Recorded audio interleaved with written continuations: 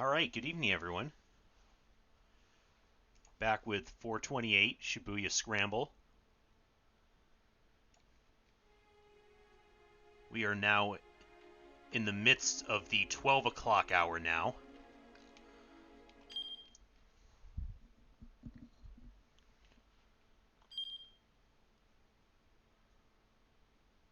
So let us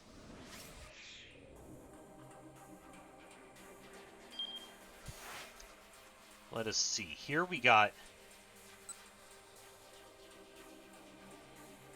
ended up with a bad end for Minorikawa and Kano.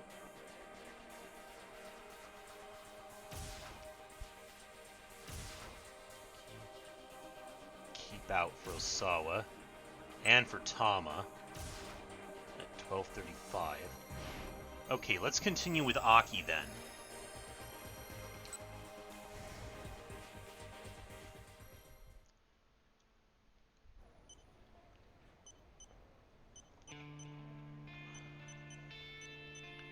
Hitomi began typing out a response. Aki watched over her, wild speculations running through his mind. There was no way a mild-mannered young lady like her could be dating one of her father's co-workers, was there? Oh yeah, that whole thing with, unless she was all about finding herself a sugar daddy. No, he was being ridiculous. Aki banished the thought from his mind. Besides, Hitomi's personal life wasn't the problem right now. The problem was that psycho with the cane and the gun.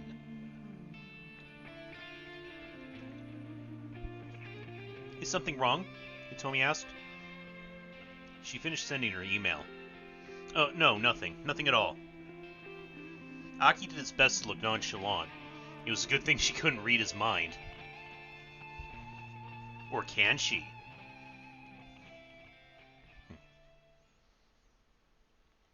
Maybe we have an Anya in our midst.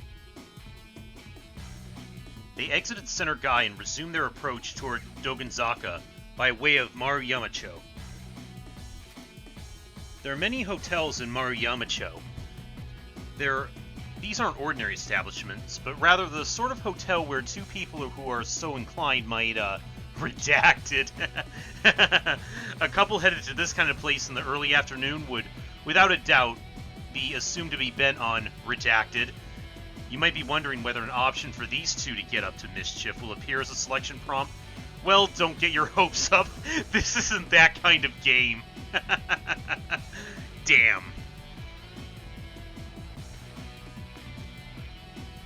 Well, no, that's probably for the better. Otherwise, I would probably get banned off Twitch. Another long detour to decrease their odds of running into the gunman. They made an unlikely pair. Scruffy Aki, limbs lackadaisically swinging to hide his embarrassment, and brisk, purposeful Hitomi. Aki found himself watching her out of the corner of his eye. He could still feel her anxiety. He wished there was some way he could ease her fears. Hey, Hitomi, mind if I ask you something? Sure, go ahead. Okay, so, I realize this might be kind of a weird question, but you put on a serious face. What does the eco and eco-friendly mean? Huh? Seriously, Aki? You're the eco guy going around picking up trash and everything. And you don't know? I know it's about helping the Earth and all, but I don't know what it really means, you know? Hitomi thought for a moment. I'm pretty sure it's short for the English word ecology, which is the science of examining the relationship between man and nature. A subset of biology that deals with the reciprocal relationship between organisms and their environment. Nowadays, the term can also refer to cultural and social effects on the global environment. The latter usage can be broad and imprecise, making the exact meaning somewhat difficult to define. Oh, right, science! Pleased with himself, Aki chattered on excitedly. A faint smile crept back onto Hitomi's face. Say, you ever hear about the clean river here in Shibuya? A clean river? In Shibuya? Really? Ask 100 youngsters outside of Shibuya Station the same question, and you'd probably get that same answer 100 times. Really, is it? Is the water ordinarily that polluted?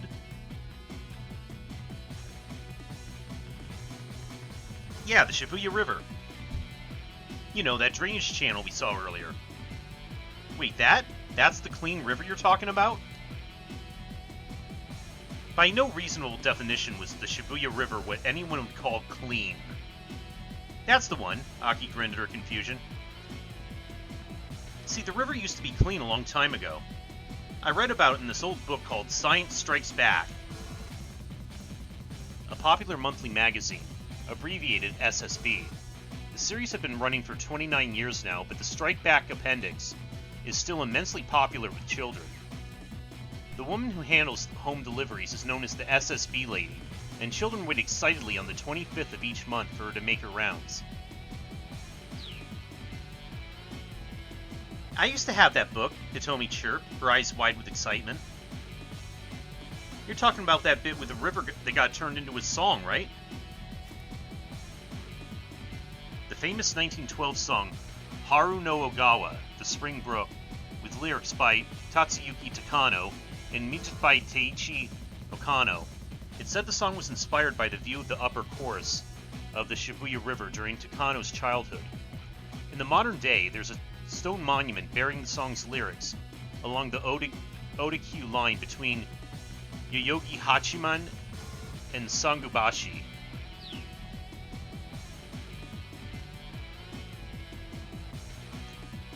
Yeah, that's the one.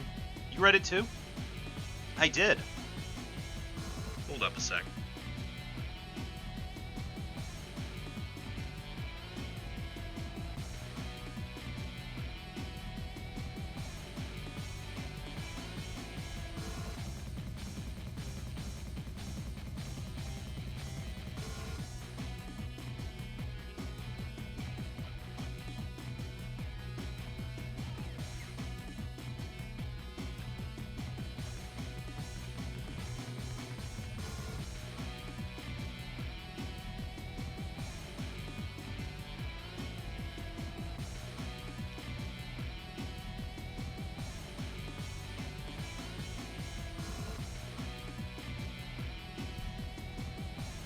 Aki felt a giddy rush at this unexpected connection they shared.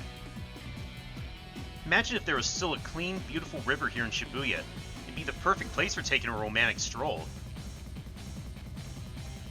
Hitomi looked up at Aki. She seemed to share his joy in this idea. Ah, so... Okay, is the ship setting sail then? Wouldn't it be amazing, Aki said, if that dirty little channel could be clean like it used to be?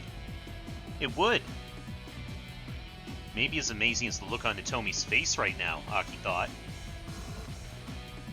Hitomi, tell me some more ecology stuff. Hit me with whatever you got. She seemed happy to oblige, and so as they walked along, Hitomi explained the bits of knowledge she picked up over the years. Aki was quiet, hanging on her every word.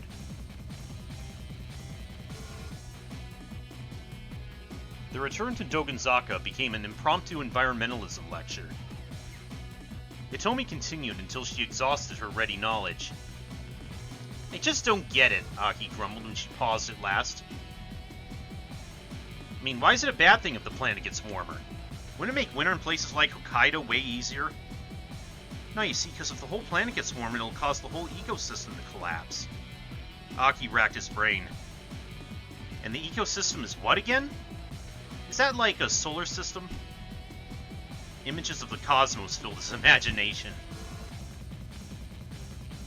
No, not really, Hitomi said. So is it more like a sound system then? Not really. Yeah, As said earlier, Aki's not exactly the brightest bulb in the drawer.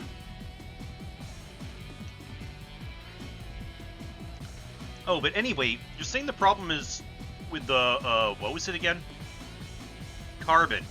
Carbon, dioxide? Yeah, that stuff. I'm gonna have to cut down on that. Sure. That settles it, Aki declared proudly. No more soda for me. Soda? Hitomi asked. Yeah, it's carbonated, right? Hitomi burst out laughing. What? I'm serious. You don't think I can do it? I'm sorry, Hitomi said, catching her breath. It's just... Her face froze, her mirth abruptly vanishing. Oh no. Uh-oh. Huh? Aki stared at her face in alarm. What is it? Oh, shit. I said it before, but for a guy that... Unless the cane is just for show... For needing a cane to get around, this guy gets around fast. He turned his attention in the direction Hitomi was looking. The man with the cane was bearing down on them. Oh, come on, you gotta be kidding me. He grabbed Hitomi's hand and ran. Off-screen villain teleportation, I guess. This time he headed for the main road, hoping to get lost in the crowd. Hitomi struggled to keep up. She was exhausted after all their earlier running. You can do it, he told her. Guy's got a cane. We can outrun him. That's what we've been saying before, but he still manages to catch up with us. The assassin was still hurrying after them. Once we get around the next corner, we'll be out on the main road. Yeah, okay. She strained to get the words out. Bit by bit, her feet were slowing down. It was another 50 meters or so to the main road. Aki realized they might get caught before they get there. Sorry, Hitomi, he explained, but I gotta do this. He scooped her up in his arms. Oh. By the time the squeak escaped her mouth, Aki was already running full out. Aki? Please, put me down. Don't worry, you're super light.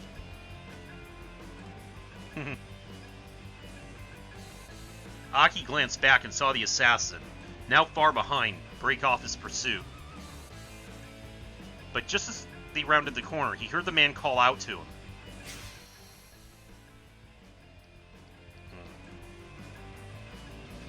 Aki almost stopped on reflex. Hold on, did he just shout my name? How the heck does he know my name? Oh. Quaking with unease, Aki slipped into the crowd. Interesting.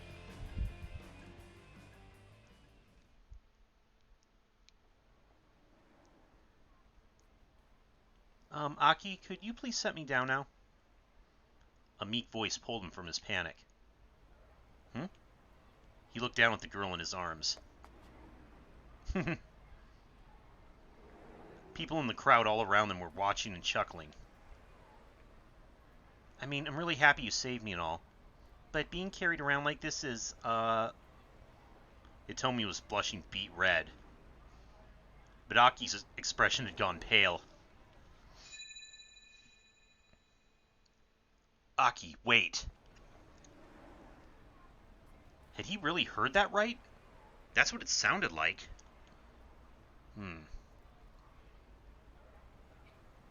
So how does that guy know him?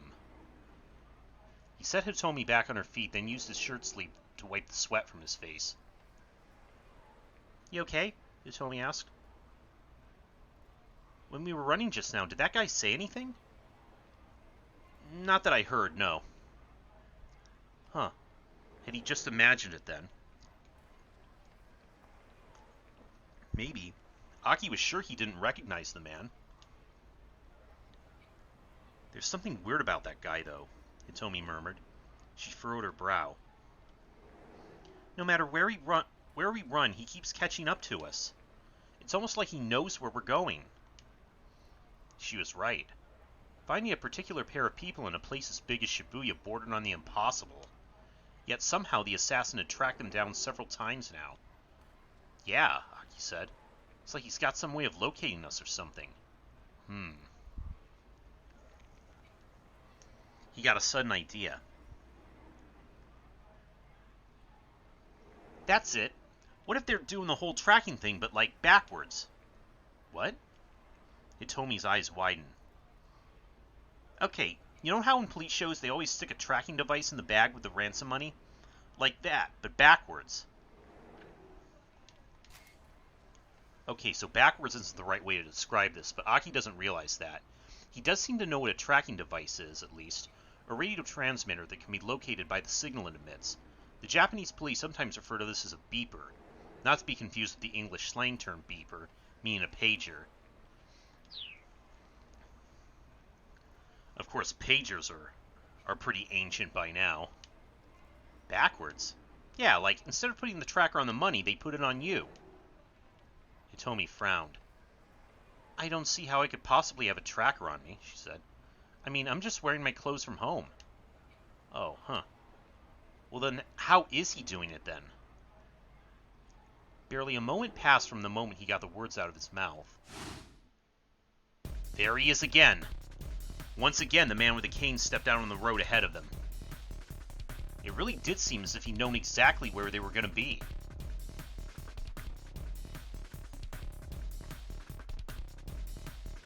How the hell is this happening? Aki groaned. He reached for Hitomi's waist, ready to pick her up again. It's okay, I can run by myself. Aki took her by the hand instead, and they raced into another alley.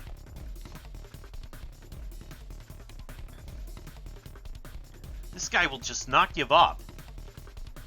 At the far end of the alley, he could see a forklift parked beside a pile of cardboard boxes. Aki decided to...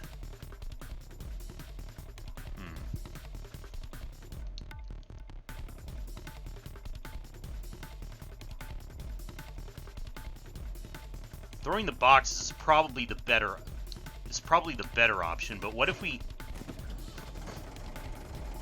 This ends now! Aki leapt into the forklift and hit the ignition. The engine roared to life. He lowered the forks and stepped on the accelerator, picking up the pallet of cardboard boxes as he charged toward the man with the cane.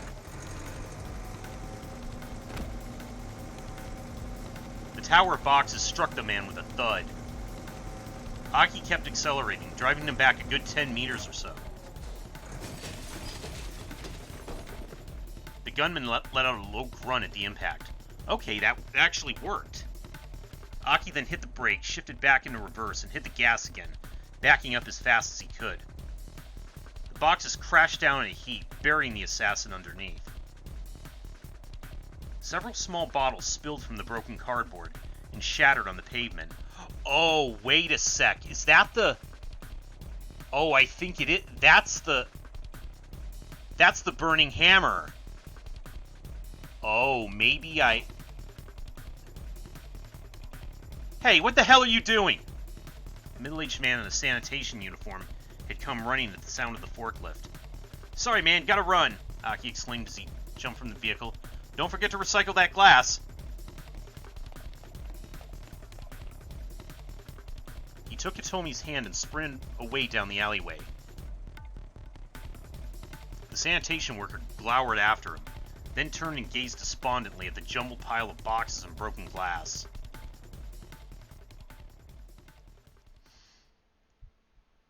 Is this gonna affect Tama's storyline then? Actually.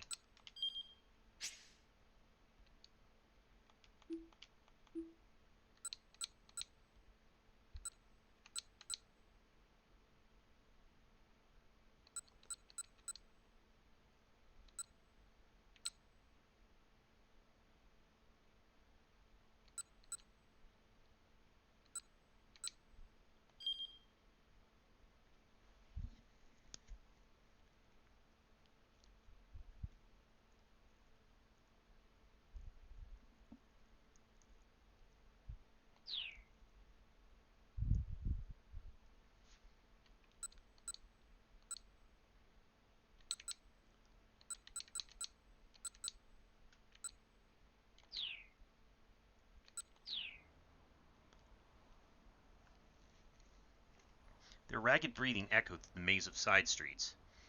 All that work just to wind up fleeing for their lives again. Aki ground his teeth in frustration. There are two main types of teeth grinding. The subconscious act of gritting one's teeth together while asleep. Gritting one's teeth together is a response to anger or frustration. Here we have an example of two. At roughly this same time, Minoru Minorikawa is grinding his teeth while trying to keep his schedule.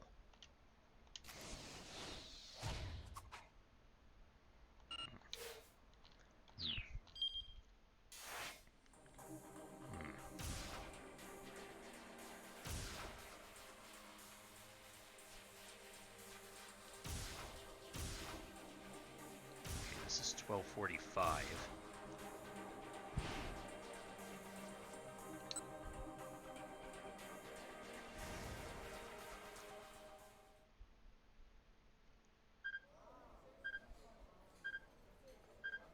Seriously, what the heck is that?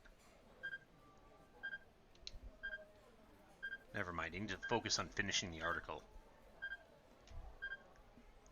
Minorikawa immersed himself in his writing again. Before long, he stopped worrying about the curious sound.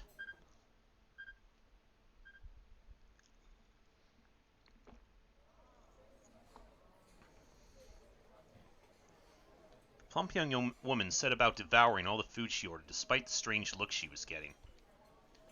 Now that was an appetite to be reckoned with. Cheery.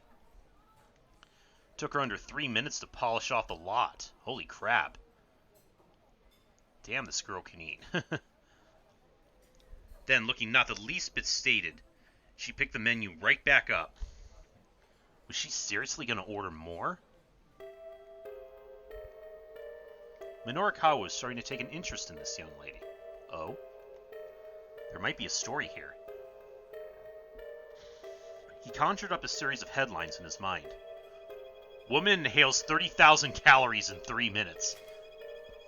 This is the equivalent of 100 pieces of shortcake, 300 glasses of milk, or enough steak and rice to feed about 30 people.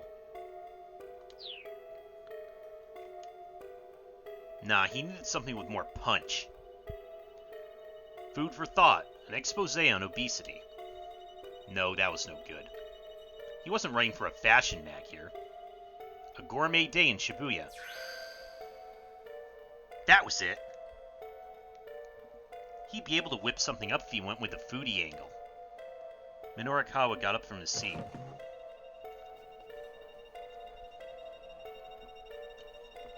That's pretty impressive, he said to the hungry diner. Do you always eat that much? The young woman glared back at him. Not always, she said. Suddenly tension filled the air. Oops. Was that way too blunt of me? I mean, she is a young lady after all. Maybe I should change my approach. Who the heck are you anyway? The woman asked. I'm a freelancer writer. I was hoping I could do an interview with you real quick. You want to interview me? The suspicion was plain on her face. I do. I mean, girls all over the world worry about their diets, right? I hear that, yeah. So, would you be willing to share your secret, or your technique or whatever, for how to eat without getting fat? What, me? Sure, I mean, look at the figure you're maintaining despite eating all this food. The young woman's expression brightened up. Oh, you noticed. There's actually a lot that goes into all this. Yeah? The basic thing, though, is to eat 10 meals a day. Minorikawa struggled to keep his jaw from dropping. 10 meals a day? She flashed him a chubby-cheeked grin. You don't know how diets work, do you? She chuckled. Eating only 1 or 2 meals a day? That's what'll make you fat. You gotta space your food out into smaller portions throughout the day. You call that a smaller portion? That's the fundamentals of dieting right there. Right, but what happened to the smaller portions part? Minorikawa had to bite his tongue. Ah, I see, he said. Any other pro-dieting tips you could share? Well, for the basics, I'd say always drink protein instead of tea, yeah? Drink protein all day, seriously? Once again, it took all of Minorikawa's willpower to keep his thoughts to himself. Let's see, what else? Oh, there's the stuff called Burning Hammer, too, but... She trailed off with a little wince. Wait, Minorikawa perked up.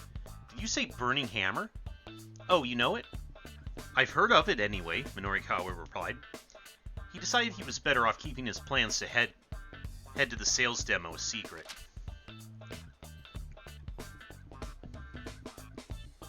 There's a sales demo later on, if you're interested, the woman said, as if she were reading his thoughts. Though, full disclosure, I'm working for them right now. She handed Minorikawa an advertising pamphlet. There was a more detailed map for the venue included. What a stroke of luck! Now he didn't need to rely on the crummy map on the project proposal anymore. He'd have no trouble finding the venue with the building's various floors all broken down for him. Actually, I gotta get back to work, the woman said. Sure, thank you so much for your time. I'm gonna hang back and finish up my copy here. The woman left the cafe, and Minorikawa went back to his laptop.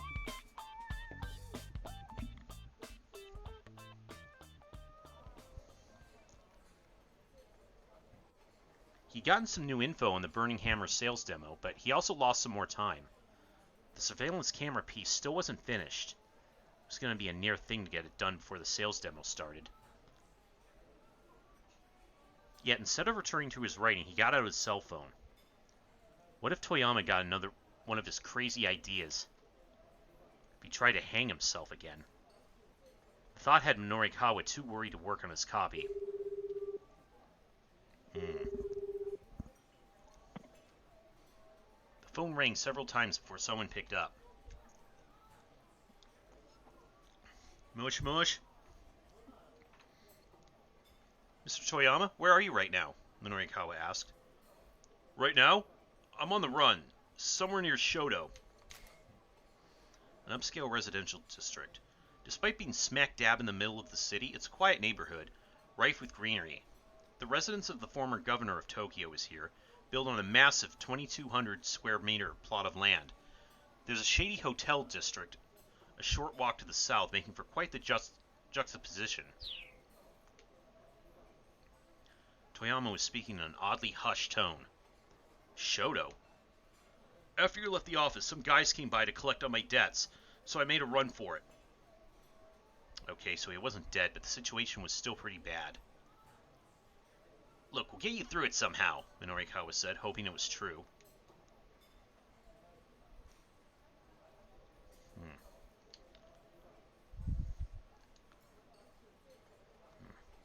Just keep your head down and stay out of trouble. Stay where you are now. Stay where I am? But what am I supposed to do? Toyama's voice dropped in and out. It sounded like he was moving quickly. Find some place to hide and just lay low for a while, Minorikawa told him. All right, Toyama said weakly. He hung up.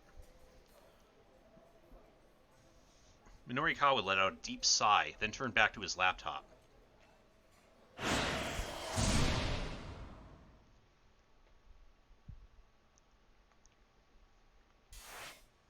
Okay, another key. Okay, now we can head back to...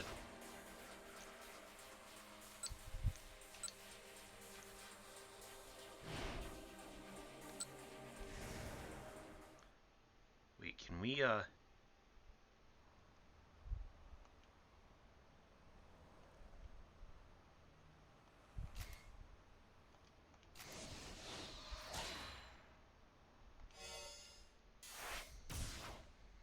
Okay.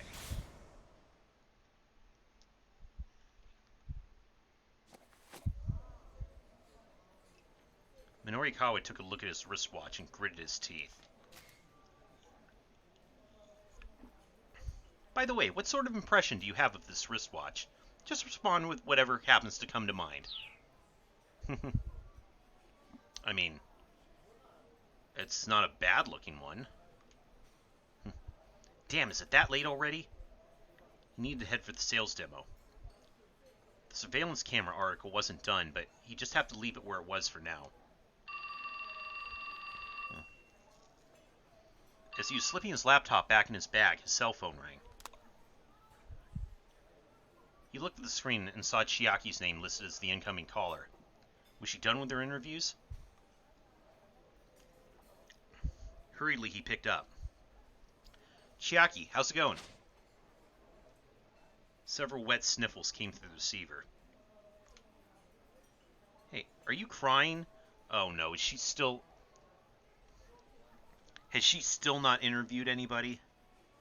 It's no use. Chiaki's voice was, indeed, punctuated by sobs. People won't stop to talk no matter how hard I try. Oh, come on! This again? Really? I can't do it. Don't worry about paying me. Please, just let me go home. Minorikawa was already operating on a too-tight schedule. He didn't have time to worry about Chiaki on top of it all. Look, just slow down and take a breath. Try and keep at it a little longer. He should have seen this coming when he first called her. Her shyness was practically pathological. But if he cut her loose now, all this frustration would be for nothing. But I can't do it, Chiaki whined again. I'm sorry, I really am. Look, just calm down. Minorikawa was practically screaming into his phone. Just stay where you are until I get there, okay? Got that? Whatever you do, just don't move. Leaving the money for his coffee on the table, he strode out of the cafe.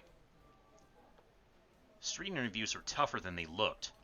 Not many random passerby were willing to stop and do a back and forth. Still, being able to talk to people on the street was a fundamental skill for a freelance reporter. All Minorikawa wanted was for Chiaki to put in a little effort and make it happen. Although he found her personality frustrating, he actually quite liked her writing. Reading her words, you never guessed what she was like in person. If she could just break the right story, he was sure readers would be quite taken with her. There was no time like the present.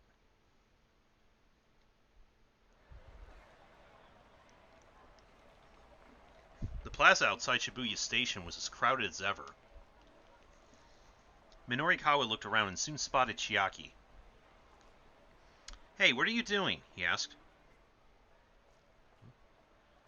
She was hunkered down in front of the statue of Hachiko, squatting in an odd position. Oh, that's the girl that was... That's the girl that Kano encountered before, who was showing the...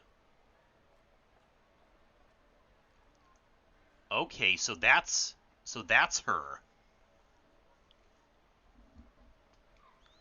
A group of kindergartners was gathered nearby, peering at her with sadness in their eyes, like she was a stray dog or something. A pair of girls from Midoriyama Academy's kindergarten. They always hang out around the train station after school. They're quite fond of killing time out inside the Tokyo 5000 series display car, the new landmark by the Hachiko entrance. The beat cop at the station's police box has nicknamed them the Kinner Partners. What's this all about? Minorikawa asked. This is how I end up when I lose all my self-confidence. I just want to hide. Oh, for crying out loud, get up, will you? I don't wanna. Stop crying! Chiaki sniffled and wiped at her eyes.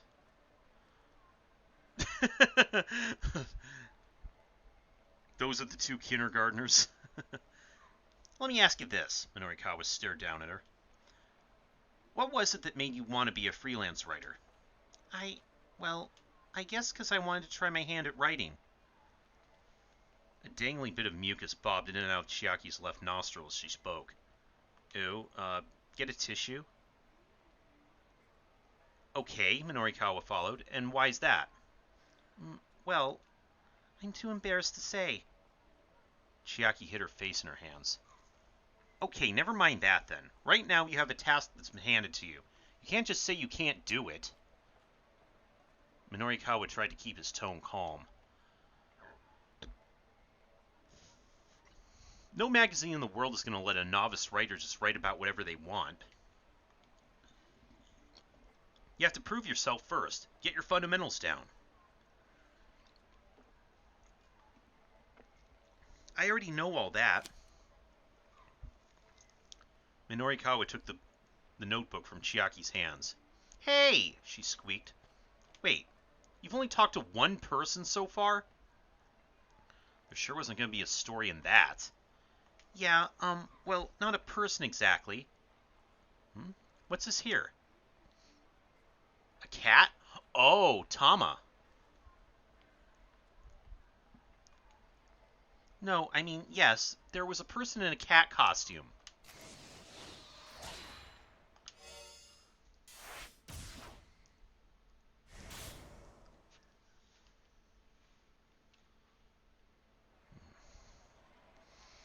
What should I do? Where could the truck that took the burning hammer possibly have gone? I'm standing here racking my brain when I hear a voice call out from behind me. Excuse me? Yeah, there's... Are you, happy? With your life right now? I turn to see a woman holding a notebook. Huh? I mean, just... Sorry, do you mind if I ask you a couple questions? I do not have the time for this right now. I'm more than a little busy. Oh, no. I mean, I understand if you can't. She's giving me this hyper-intensive stare. I can't tell if she's trying to be intimidating or if she's actually afraid of me. Something about her's definitely off. Way too jittery and suspicious for my liking. Whatever she wants, I'd rather not get involved. I'm actually pretty busy, I say. Oh, but, I mean, just real quick. It'd be a huge help. Please? But, please? I really... Please? She bows so many times she looks like one of those drinking birds.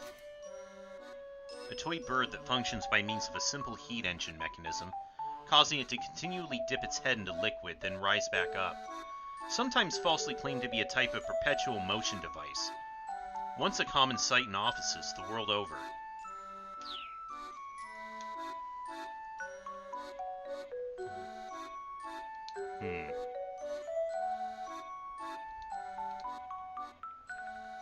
What happens... Okay, what happens if we do ignore her? This girl's kind of creeping me out. I decide to ignore her and move along. She refuses to back down, however. But thou must! Hey, wait, please, please! She's begging outright now. She's got tears in her eyes. I really am super busy. Just one? Please, can you answer just one question? People are shooting us some weird looks as they walk by. Maybe it would be simpler to just answer her question. Then I'll get out of here as quick as I can. Alright, go ahead, I say. Oh. Right.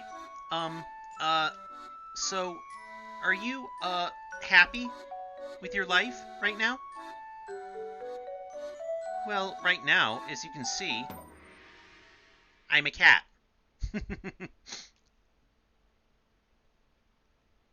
Oh, a cat. Yes, I see, a cat. So, yeah, I'll put down cat. She just writes the word cat in her notepad. Okay, thank you so much. Sure, I murmur. Wow, great interview. Great.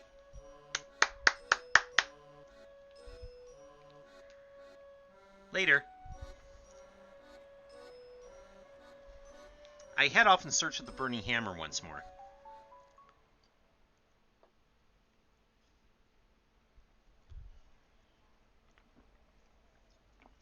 No matter where I wander, though, I don't spot the truck anywhere. Now there's only 15 minutes before the demo's supposed to start. Better make my way back to the venue. Maybe Cheery had better luck in her search. No, she was just pigging out.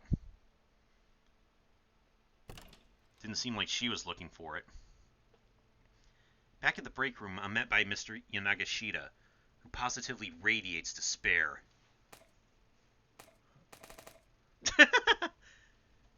Did you find it? I'm sorry, I tried. Yanagashita's shoulders slump further at my response. Have you heard from Shiri? I ask. No, nothing yet. I guess she's our last hope. All of a sudden, Mr.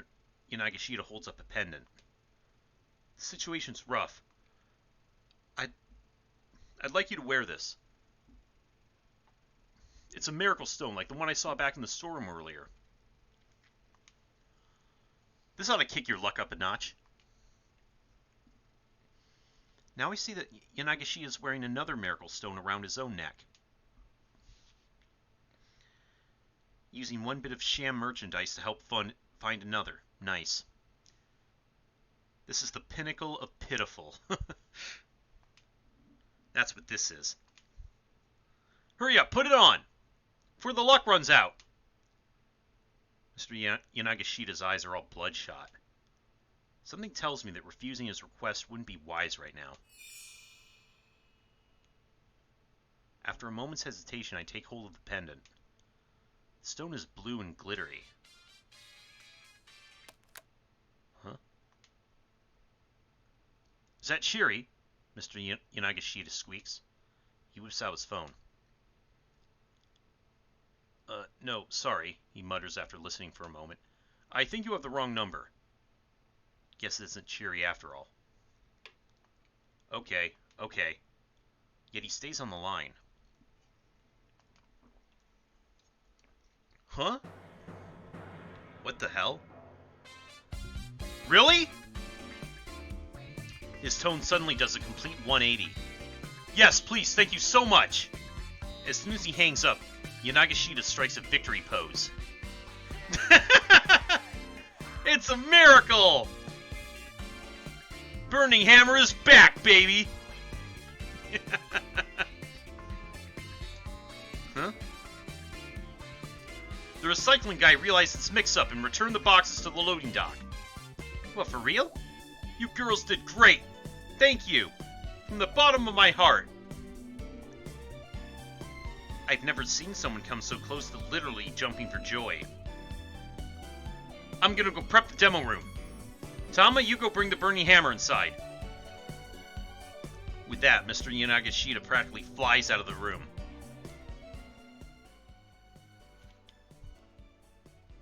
No way, I murmured to myself. This thing didn't actually work, did it? I examined the miracle stone more closely. Just looks like some kind of toy jewelry. I wish I actually got paid my 20,000 yen. Hey, it's worth a shot. With the miracle stone still clutched in my hand, I hurry out to the loading dock.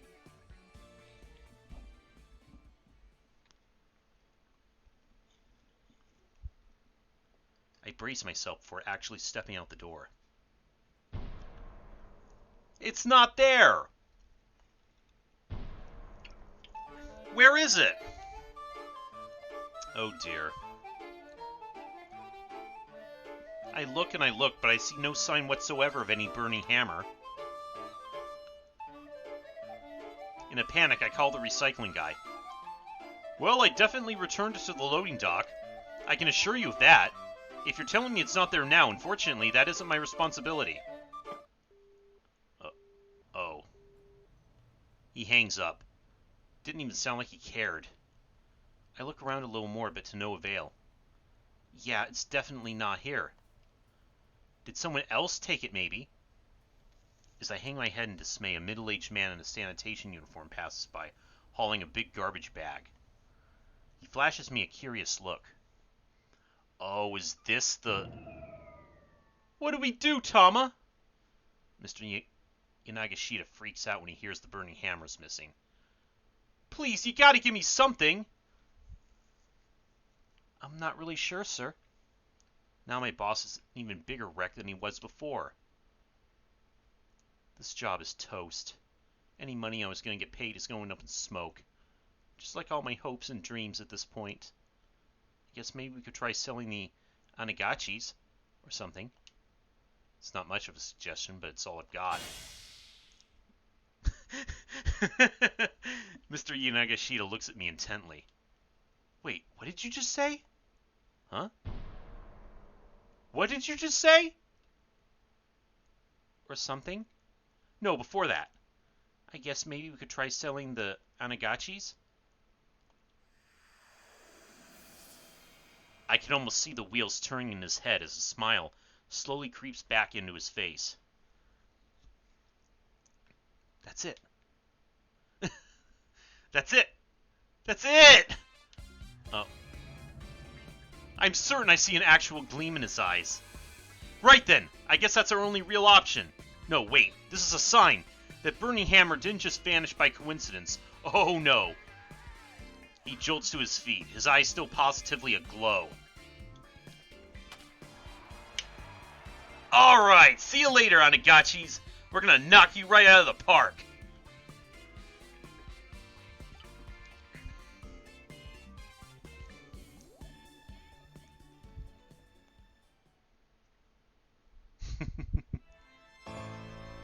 Oh.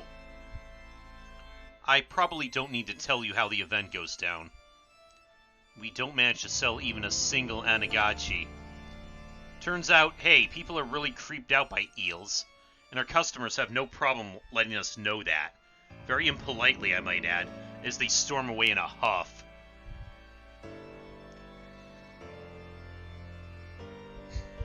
But Shiri said she liked eels salt-broiled and in sushi. I hear Mr. Yanagashita mutter to himself as I got ready to leave. If only we hadn't lost the burning hammer, things would have gone so much differently. Or no, maybe they've gone pretty much the same. You know, I probably should have listened to my gut earlier. Agreeing to take on this job has brought me nothing but trouble.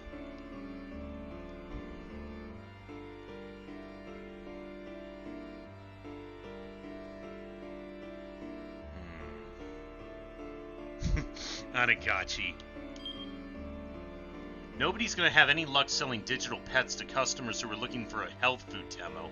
But why did the burning hammer disappear anyway?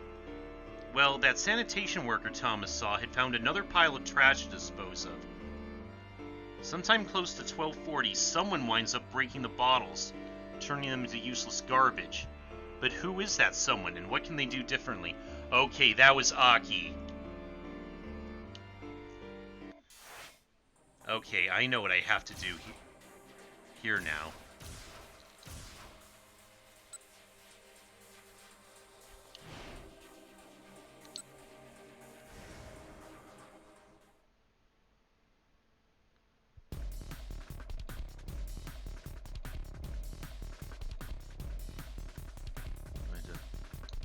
Okay, this time, throw the boxes instead.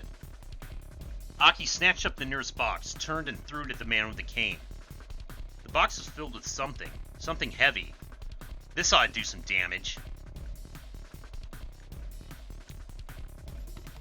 He watched with satisfaction as it struck the assassin in the face. The man staggered sideways. Here, have another! One by one, Aki hurled every box in the pile. And one for the road. The last box wasn't properly sealed. It broke open as it struck their pursuer, sending several bottles flying. They shattered as they crashed onto the street, splashing red liquid. The assassin dropped to one knee, scrubbing at his face with his hand. Aki looked on in surprise. He couldn't possibly have hit the guy that hard. Peering at the man more closely, he saw he was splattered in red liquid. Apparently the stuff in the bottles had gotten in his eyes. Oh, and it... Right, it burns, doesn't it?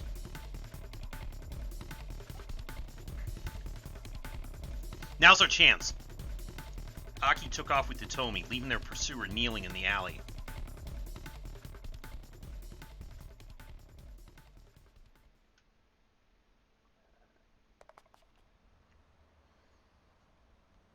Their ragged breathing echoed through the maze of side streets. All that work just to wind up fleeing for their lives again. Aki ground his teeth in frustration. Hitomi, he groaned when they slowed down to catch their breath at last. I'm so sorry. Hitomi was nonplussed. Sorry? Whatever for? I keep saying how I'm going to help you, but instead I just keep putting you in danger. Aki, no. If you hadn't been with me, I'm sure I'd already be dead. No, Aki hurried to cut her off before she could finish. Don't go there, please. He sighed, then spoke again more quietly. I just want to help you. Clenching a fist, he looked up at the sky. A tiny sliver of blue was visible through the narrow gap between the buildings. Hitomi hung her head. Honestly, I can hardly believe how much you've done for me, and I do appreciate it, but still. The lengths you've gone to. Aki looked at his feet, then drew himself up. Well, I admit it's not just because of some gut instinct or your love for the environment, he said. There's another reason I'm doing this. There is? Yeah, because he's totally got the hots for you. Aki paused, searching for the right words.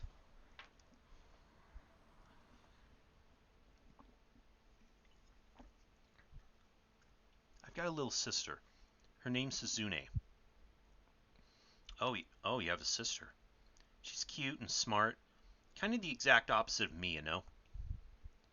His voice took on an uncharacteristic solemnity. But she's got a weak heart, so she's in the hospital. Oh. Oh, I'm so sorry to hear that. But what does that have to do with wanting to help me? Back when Suzune was first admitted, I'd go and visit her every day. But she...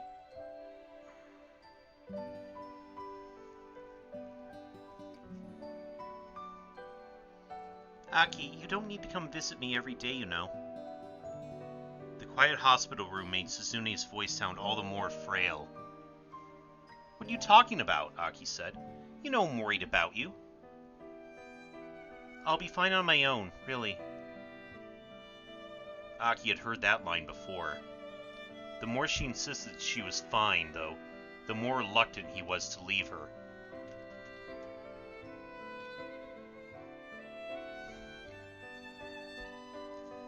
Besides, aren't you the amazing guy who helps hold Shibuya together?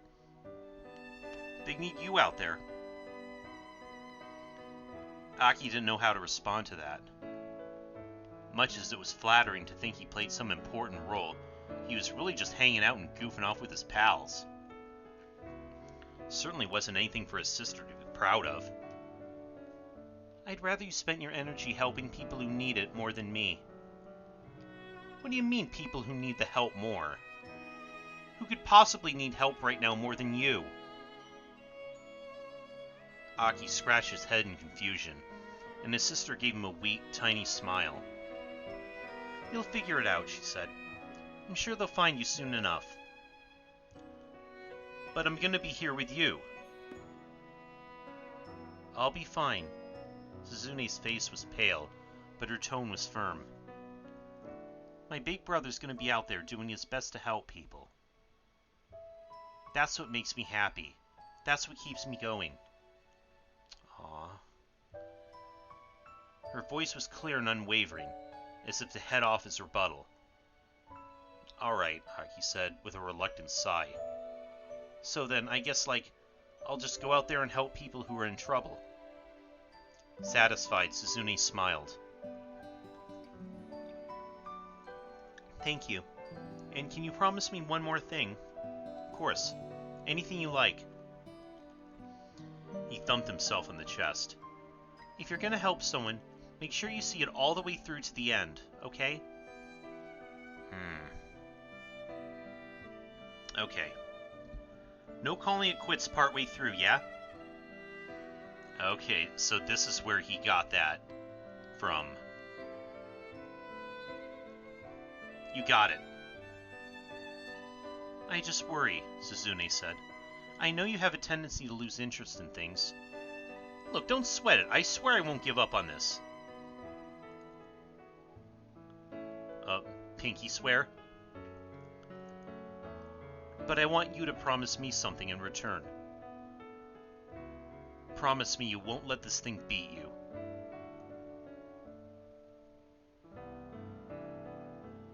Suzune hooked her little finger around her brother's. Her sad smile fragile as glass. Aww.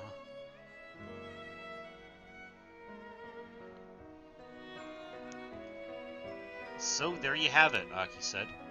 Kind of a rubbish story, I know. Not very funny. So your sister's heart condition, it's pretty bad? Aki nodded. You know, she called me amazing. There's nothing amazing about me. Suzune, she's the amazing one. She's been in the hospital so long, in so much pain, but she never complains. All I do is hang out and goof off with my friends. He gave a shrug. But I just kept thinking about how happy she'd be if I really did help people. It turned out that finding people in need hadn't been all that simple. The only helpful thing Aki had been able to think of was going around picking up trash. And that's why Suzune's idiot brother left SOS to be Shibuya's garbage man.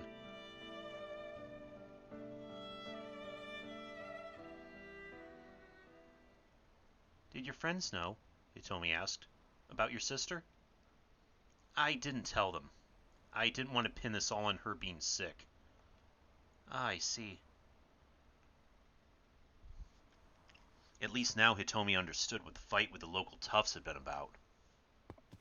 The sound of approaching footsteps jerked them back to the present. You again? God, this guy just doesn't quit.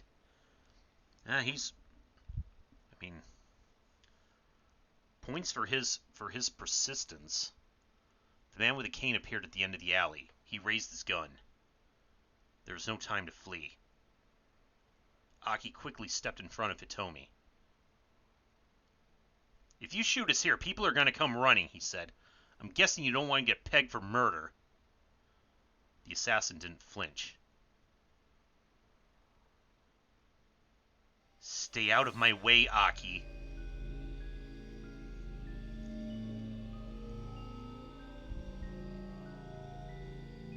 This time there was no doubt. The gunman had spoken Aki's name loud and clear. How do you know who I am? The man stared at him through the sights of his gun. She has to die, Aki. It's for your own good. What does he mean? Hitomi whispered. Aki, what's he talking about? Aki's mind was a whirl. Things were coming at him too fast for him to process.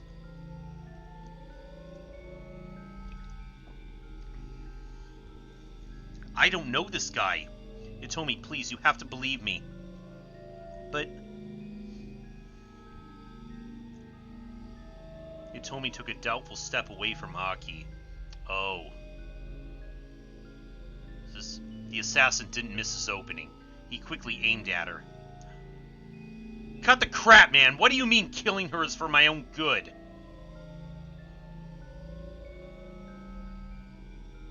When she's dead, you'll understand.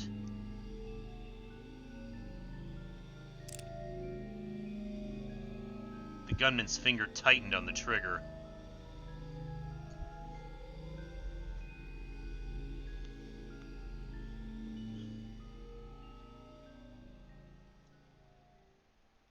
Oh, damn.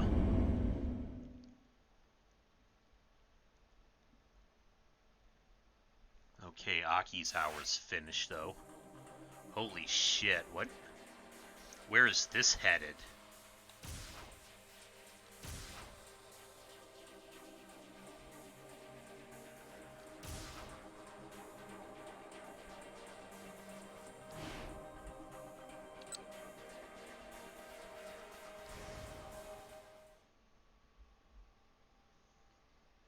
Okay, Minorikawa with... What's here? A cat? Yeah, person in a cat costume. I thought since I couldn't see their face, it would be easier to ask them stuff. Fine, whatever. Now get back out there and get me some more. Minorikawa steered Chiaki toward the passing crowd. What, now? Yes, now. We got no time to waste. I'll even stand by and watch for a minute. Now, enough with the excuses and get out of here. Even the two kids there are pointing too.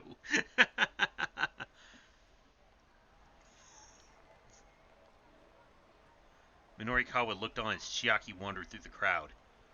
Her anxious demeanor seemed to repel everyone around her. On the rare chance she did manage to flag someone down, the way she stammered through her initial questions made them take right off again.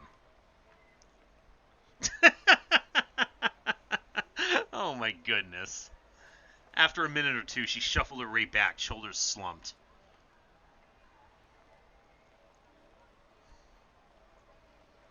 See, it's hopeless.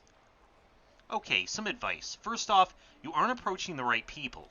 Some people are clearly in a rush, you know? You're not going to have much luck trying to flag down a businessman who's visibly in a hurry.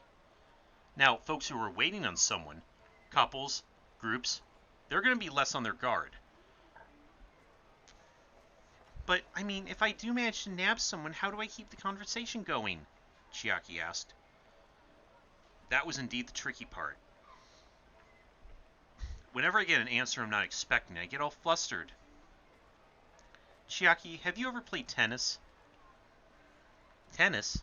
Well, yeah, I was in my school's tennis club. She struck Minorikawa as being more the manga club type, but that was neither here nor there. Okay, that'll make this simpler. What's more fun, rallying with an opponent or hitting the ball off a wall? Rallying with someone else, of course. Okay, hitting the ball off a wall, isn't that squash? Squash, right? I think that's a different ball with a different type of racket, though. Minorikawa gave a hearty nod. And why is that? Because when you hit the ball off a wall, you already know where it's going to come back to. Revelation dawned on Chiaki's face. Oh. It's the same with interviews, Norikawa said. Don't get flustered. Enjoy the rally. But I don't think I'm composed enough to enjoy it. Don't overthink things. Just let yourself enjoy the small talk. Small talk? Oh, I'm sure I'm not any good at that. She was starting to waffle again. Okay, let me ask you this, Minorikawa said, taking a step closer. Are you happy with your life right now? Giving her the same question she's been asking others. I'm not happy with my life right now, no, Chiaki muttered. She hung her head in dismay. Okay, so start with that, Norikawa said. Huh? Chiaki blinked a few times as she lifted her head back up. I'm not happy with my life right now, but what about you? Like that. Oh, okay. A sliver of liveliness had crept back onto Chiaki's face. Minorikawa jabbed his finger right in her face. Right there, he said. Put on that face when you flag people down. Chiaki's smile widened. I'll give it a shot. Thank you so much. Sure thing. Good luck. Chiaki strode enthusiastically into the crowd and tried to flag down a Westerner who was walking hurriedly past. Did she even listen to a word I said? Minorikawa felt his short-lived triumph melt away. Am I just going to have to teach her everything again from scratch? Then he paused again in surprise. Hold on. Okay, good. Whoa. Chiaki snatched the man by the arm in an attempt to get him to stop. To Minorikawa's amazement, the gambit worked. Before long, it looked like the two were engaged in some kind of animated conversation. Maybe she would get an interview out of this after all. Heck, the look on her face was actually somewhat confident. Sometimes people can surprise you once you got past their surface issues. Now Minorikawa could head to the Burning Hammer sales demo with a little more peace of mind. Speaking of which... Crap, what time is it? With a panic, Minorikawa checked his wristwatch. Think about this wristwatch. This will tell you how you think about the opposite sex and whatnot. What, really? What? Okay, still telling us to psychoanalyze the wristwatch. Is that going to be important? The demo was set to start in less than 5 minutes. Uh-oh. He really was cutting it close. Minorikawa sprinted through the intersection, heading for Center Guy.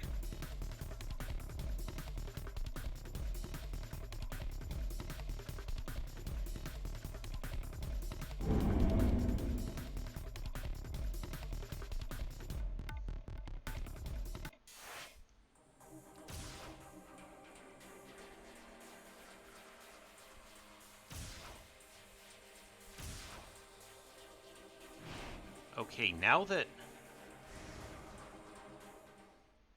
Hopefully I changed things for Tama's storyline.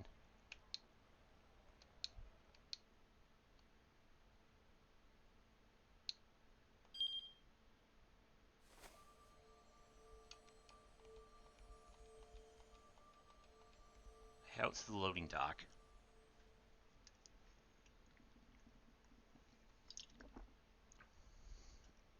I brace myself for actually stepping out the door. It's there! It's really there! The cardboard boxes are scattered all around outside. Wait, scattered all around? What happened to them? I suddenly have a very bad feeling about this. Apprehension gnaws at me as I open up one of the boxes. No! I shriek and my vision dims.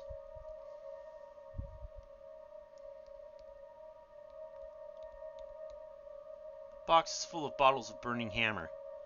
All of them smashed to pieces. But at least this time we were able to save some of them.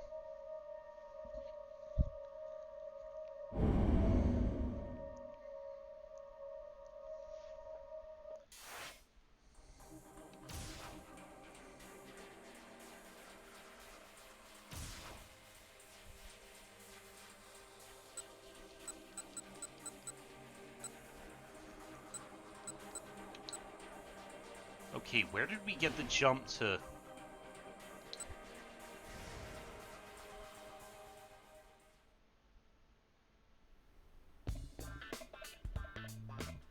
Oh wait, no, this isn't it.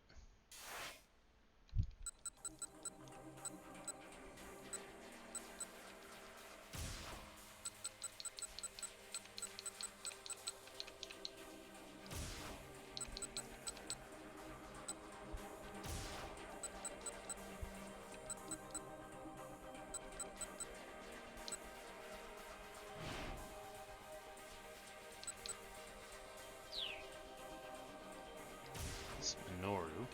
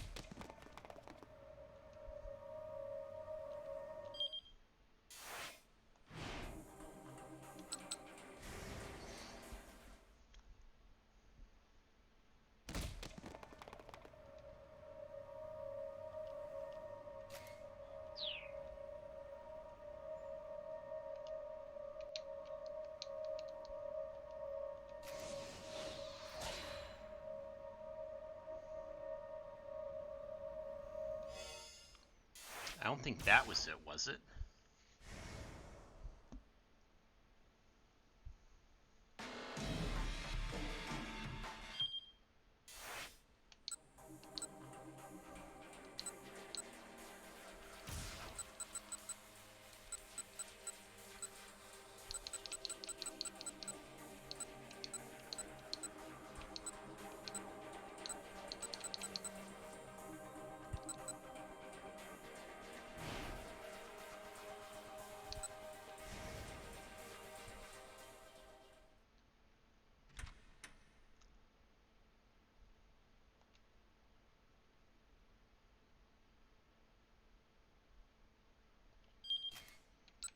Okay, that wasn't it either.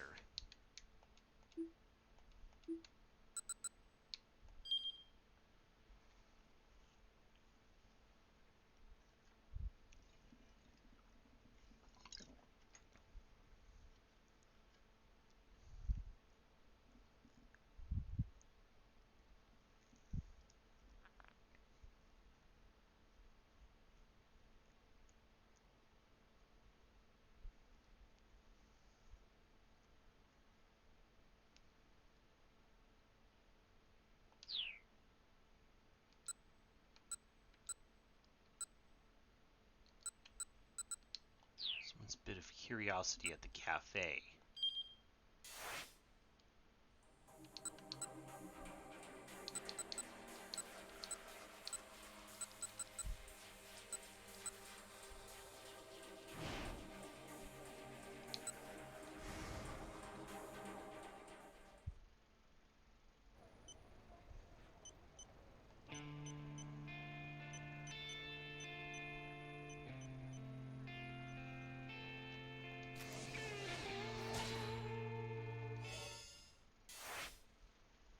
Okay, here we go with Osawa.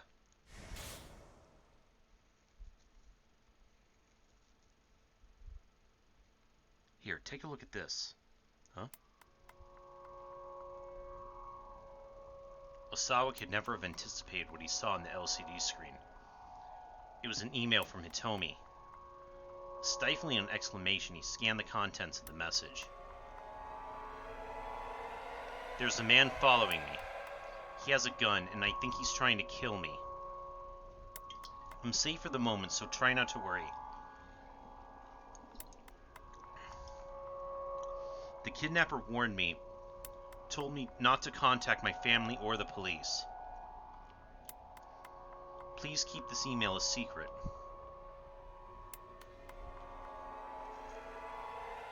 But didn't Hitomi give the kidnapper the ransom? Osawa said. What could anyone want with her now? Tanaka shook his head, uncertain. He wouldn't know any better than I would, I suppose. The police know about this. And if so, why haven't they said anything? He felt himself start to tremble as he searched for answers in Tanaka's silent gaze. Do you think this could be related to that other thing? I doubt it. If it were, why would they go after Hitomi? I suppose you're right, but... Osawa was shaking outright now. Tanaka laid a hand on his shoulder. First, just calm down. Let's think about what we know about the kidnapper. His composure helped Osawa keep himself under control.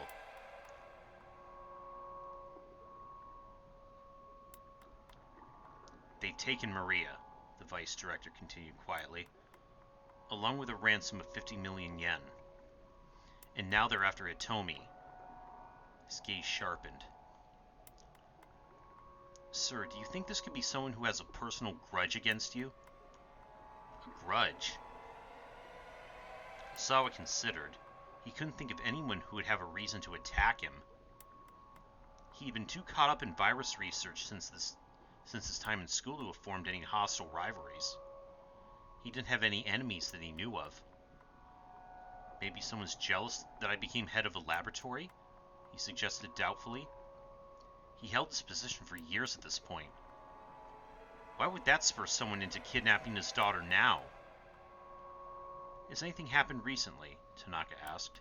Anything strange since you got back from overseas? Since I got back? Osawa's heart skipped a beat, then started pumping faster. First thing that came to mind was the solicitation he'd gotten from the American laboratory. If he accepted the offer, it would put Akoshi Pharmaceutical in quite a bind. Possibly enough to warrant someone holding a grudge over it. But the only other person who knew about the potential transfer right now was his wife, Ai. Oh. No, Osawa said. Nothing. Not that I can think of. He couldn't bring himself to discuss the transfer with Tanaka. He felt a surge of guilt for contemplating leaving his trusted assistant behind. If he did make the move to America, he planned to recommend that Tanaka replace him as department director. Still, he didn't expect to make up for his abandonment. Alright, I'll see what information I can find then, Tanaka said.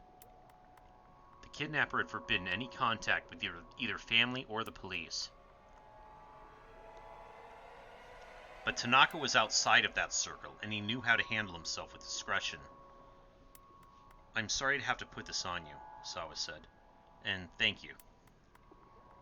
For now, let's see if we can get Hitomi to exchange some more emails.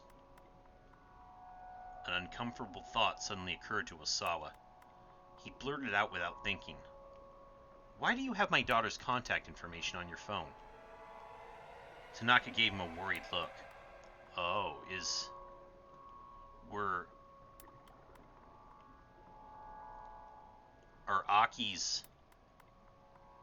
Are Aki's suspicions true? Sir, I promise I can explain once this is all over. And with that, he stepped out of the bathroom.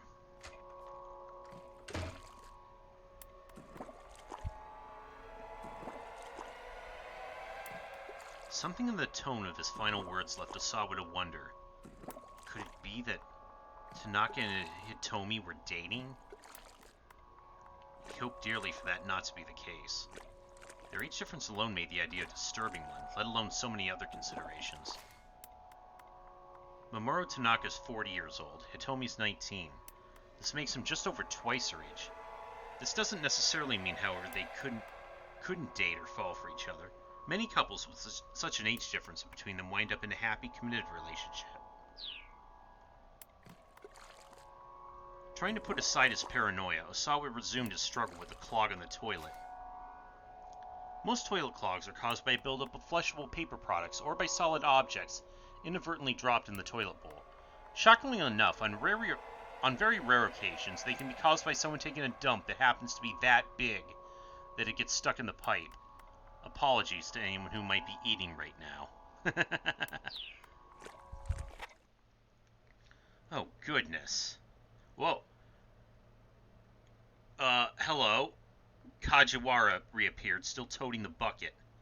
You seem to be having a lot of trouble here, sir. He made it sound like the whole mess was Osawa's fault. Of course I am. I've never had to do this before. Really, I think the research you do would be a lot more difficult than this.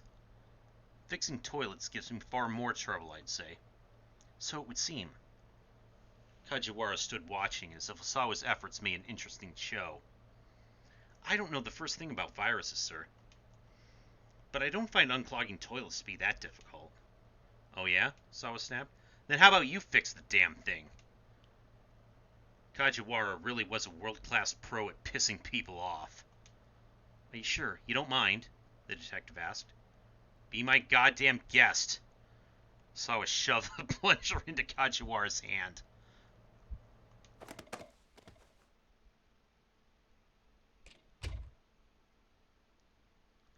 Leaving the detective to handle the toilet, Osawa marched back to his study.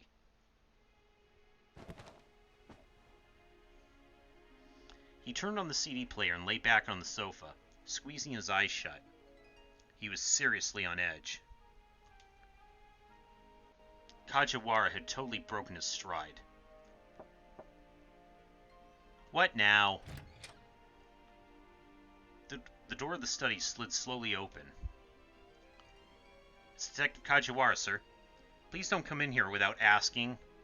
My apologies, Mr. Osawa. I just wanted to inform you the toilet's been fixed. Right, fine. Osawa hardly cared. He just wanted this guy to give him a little peace. Oh my, is that really all you have to say, sir? Nary a compliment or encouraging word? Maybe a good job, Kajiwara, or you're getting a promotion, detective? Sawa blew out his breath in exasperation. How are you a detective? Not sure I get your meaning, sir. You are completely clueless. I'd like to ask your superiors to replace you with a detective who knows how to take his job seriously. Mr. Osawa, with all due respect, it's unusual for the precinct detective like me to be stationed here at a victim's home. What's your point? Not to brag, sir, but I happen to be an exceptional detective. Kajiwara beamed with pride. In fact, I made an excellent showing in the Superstar Detective contest we had on our police social media service. An online platform whose primary feature is allowing people to connect with one another. The police-exclusive social media network that Kajiwara belongs to, Poxy, is very strictly regulated, with any abusive language, slander, sexual content, or lame jokes deleted almost immediately. Jeez. What fun is that? For a moment, Osawa thought the bolt of incredulous anger that shot through him was the onset of a stroke. How could a single person be so utterly infuriating? And you can't tell anyone about this, Kajiwara went on obliviously. But this summer, a new detective manga is starting up, based on me. Planned for serialization in the MPD's monthly PR magazine. The chapter titles have already been decided. Chapter 1, The Fabled Detective Kaji. Chapter 2, Kaji Howls at the Sun. Chapter 3, Kaji Rides the Rails. Chapter 4, Kaji at Daybreak. Chapter 5, Detective Kajak.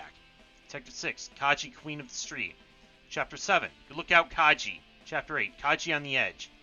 Chapter 9, Dance Kaji Dance. Chapter 10, Space Detective Kaji. And so forth and so on.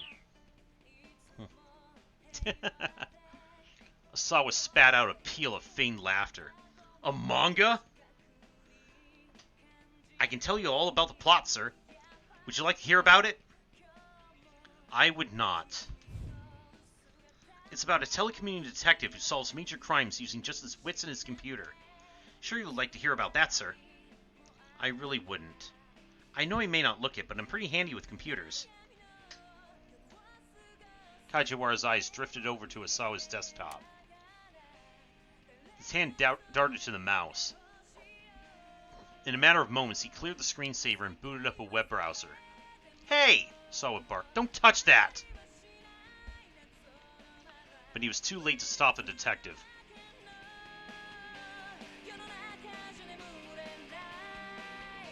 The monitor showed the page for Ayanet, a fan page devoted to Aya Kamiki. Osawa's immediate rage stroke was beginning to make his vision grow fuzzy. You come to this site regularly, sir? Oh dear. Regularly? Well, I'm not sure Osawa trailed off, feeling the heat of a blush flare in his cheeks. There's a lot of stuff on this site. Is there a section you primarily spend time on? Well, I mean, for my part, I really only go to the fan forums for folks 40 and over. Aha! With a twinkle of curiosity in his eyes, Kajiwara peered at the computer screen. Having his privacy invaded to this degree was the ultimate disgrace. Alright, Osawa huffed. You're an amazing detective, Kajiwara. Just incredible. I see you in a new light now. Now, would you please...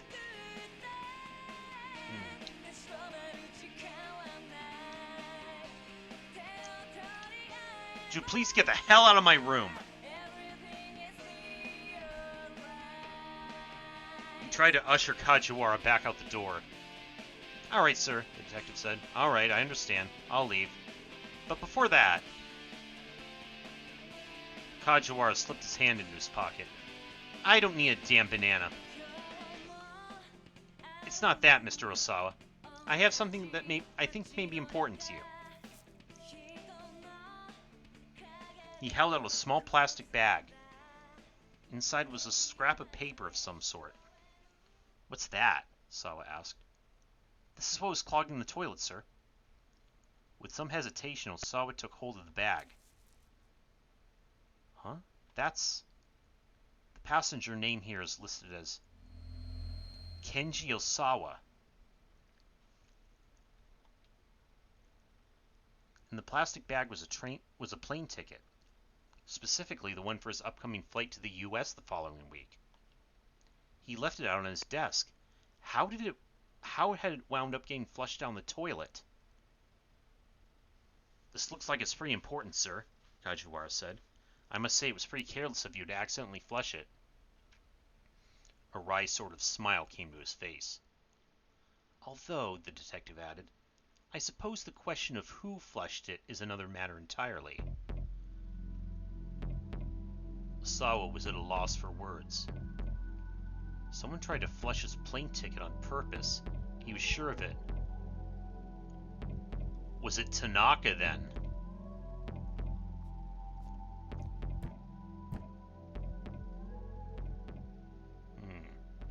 He knocked on the door. Yeah, maybe it was her. He knocked on the door to Ai's room, but there was no response. It didn't look like she'd gotten back home yet. Osawa let himself in.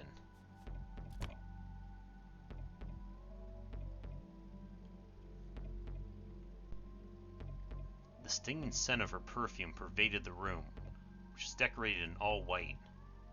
Clothes were strewn about, as if to put her slovenliness on display. She'd been like this ever since they'd gotten married, and Osawa had long since stopped caring. It must have been Ai who tried to flush the ticket. He knew she didn't want him going to America, but still, couldn't she have found a better way to get rid of it? Thanks to her, he'd been stuck hunched over the damp toilet, fighting with a plunger. Osawa sat down on the bed amidst the brand-name clothing. Then he spotted something odd down by his feet. It was a gold cigarette lighter. When had Ai picked up smoking? Osawa picked up the lighter and set it on the shelf next to the bed. He started out of the room, but stopped as he noticed a scrapbook on the bookshelf. The rest of the shelf was filled with fashion magazines, so the scrapbook definitely drew his eye. Curious, he took it down and opened it. The book was filled with articles and write-ups about the results of Osawa's research and the company's various achievements. Flipping through the pages took him on a trip down memory lane. There was even an old company memo welcoming Tanaka on board as his new vice director.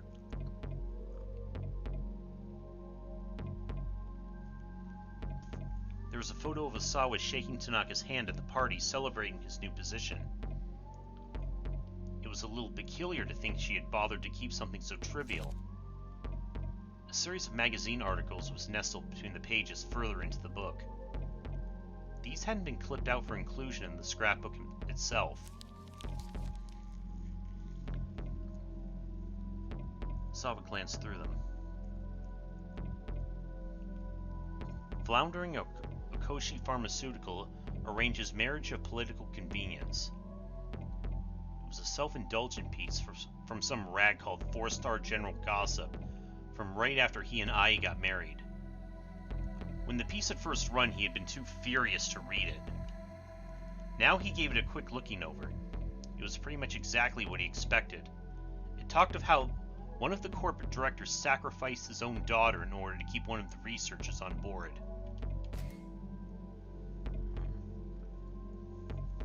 In this case, the term is used figuratively, not literally.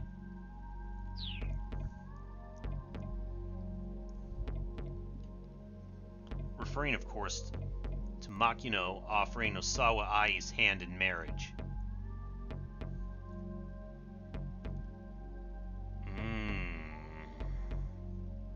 Rumors abound of marital strife between the newlyweds. The article went on to talk about how Ai had been dating another man before she and Osawa had gotten married. The whole thing was a bunch of puerile rubbish. Any marriage involved some kind of calculated self-interest, after all. Whatever the reasons for the reunion, nothing changed the fact that Ai was now his wife. With a faint sigh, Osawa put the scrapbook back on the shelf.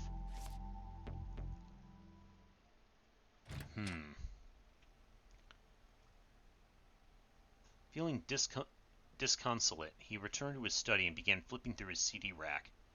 His eyes scanned for Aya Kamiki's album, For Tomorrow, Forevermore. A lot of her more experimental numbers were on that album. Given how discombobulated he felt right now, this was what he needed to hear. Again, Osawa reflected on how there had been a time when he didn't care about music at all. He simply purchased copies of the most popular CD of the moment as birthday presents for his two girls. And that just happened to be an album by Aya Kamiki. Hitomi was thrilled by the gift, but Maria hadn't seemed terribly fond of it. The next day, she tossed her copy back on her father's desk. Figuring throwing it away would be a waste, Osawa stuck the CD in his computer to give it a listen. He was immediately bombarded by an intense beat bolstered by bold, uplifting vocals. Aya Kamiki wrote her own lyrics, which did a fine job of conveying the emotions of a teenage girl. Osawa could hardly believe it. After listening to just one track, he was well and truly hooked. Before the day was out, he had purchased her entire discography. Huh? He muttered. For Tomorrow should have been in the CD rack, but there was no sign of it. Where the heck is it? Why isn't it here? For a moment, he wondered if he was going crazy, and then he remembered. It was at the lab. He wanted something to listen to on break at work, so he brought the album there. Damn it. Damn it. Damn it. Not being able to listen to it made him want to hear it all the more. It wasn't like he could just go out and buy another copy right now either. He'd just have to borrow the copy he'd given to Hitomi all these years ago.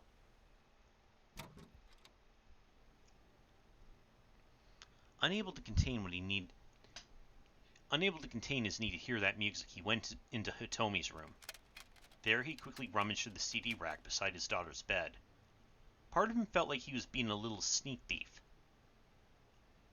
According to the email Tanaka had shown him, someone was trying to kill Hitomi. Under the circumstances, he knew that what he was doing was ridiculous, yet he still couldn't resist the impulse to find the CD. But his efforts were to no avail. There were no Aya Kamiki CDs in the rack at all. Osawa pulled out every CD on the rack, but they were all classical music. He slumped back in disappointment.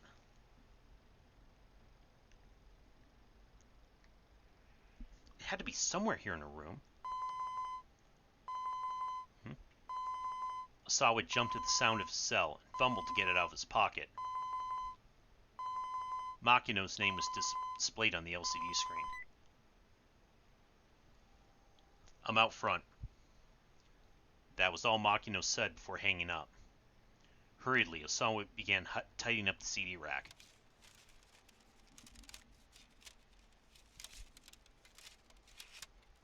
As he worked, he thought about what he was going to say to Makino. To think that someone had violated corporate policy to such unethical ends. It sullied his research. Osawa wasn't about to let anyone get away with it.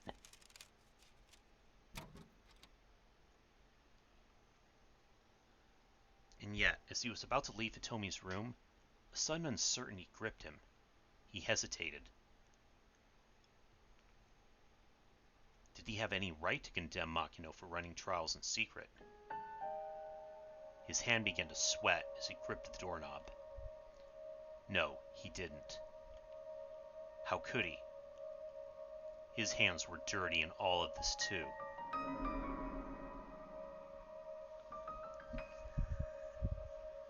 We need to keep this a secret, just between us. It'll be fine. We've already cleared animal testing.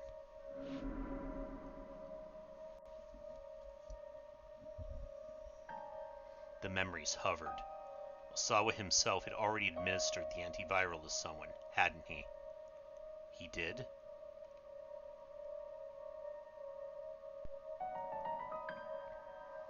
It was the only way.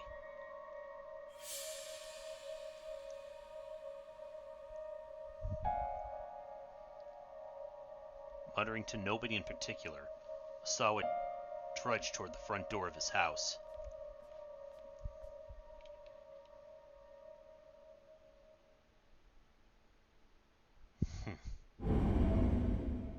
Dang.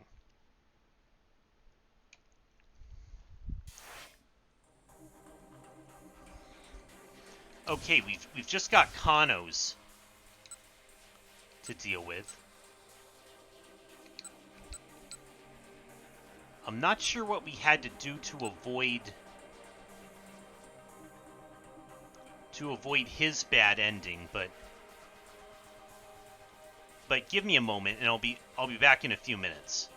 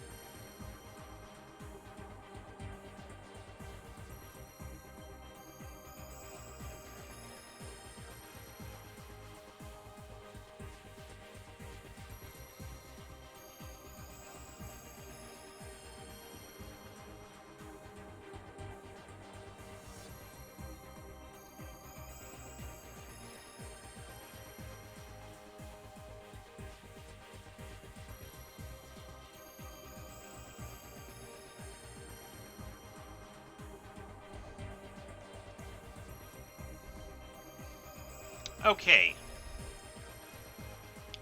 Let's see if anything we've done before,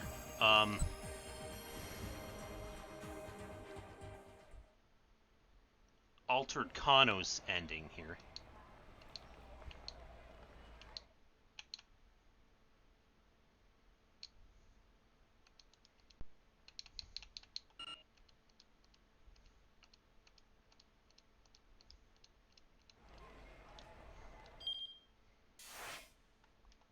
No, I don't think it has.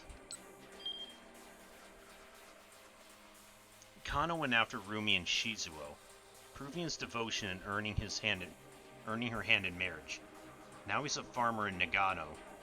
Crime in Tokyo is someone else's problem. But hang on a sec. Why weren't Rumi and Shizuo waiting at the cafe like they were supposed to be? There's no way for Kano to know this. To know about how one man's bit of curiosity at that cafe led to this strange twist of fate. Okay, the only other...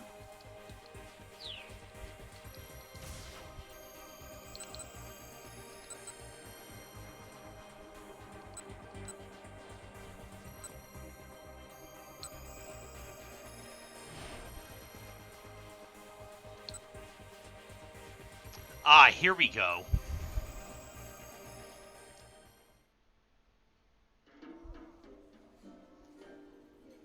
It was rare nowadays to see a father behave so imperiously toward his own daughter. How sheltered had he been trying to keep her? Minorikawa couldn't see her face from where he was sitting, but his interest was piqued.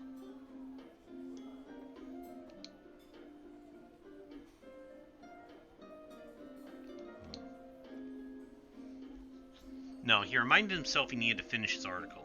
Besides, if this young lady looked anything like her father, he'd just as soon pass.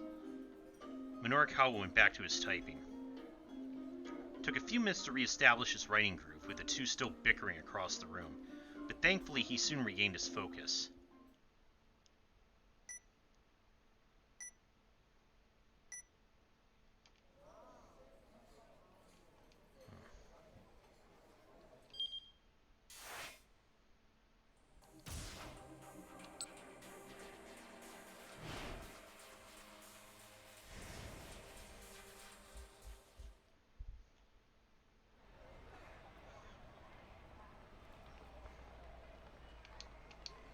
Thinking back to the day Tatsuno had put his life on the line to rescue a bunch of strangers made Kano feel all the more raw about just tailing those syndicate members.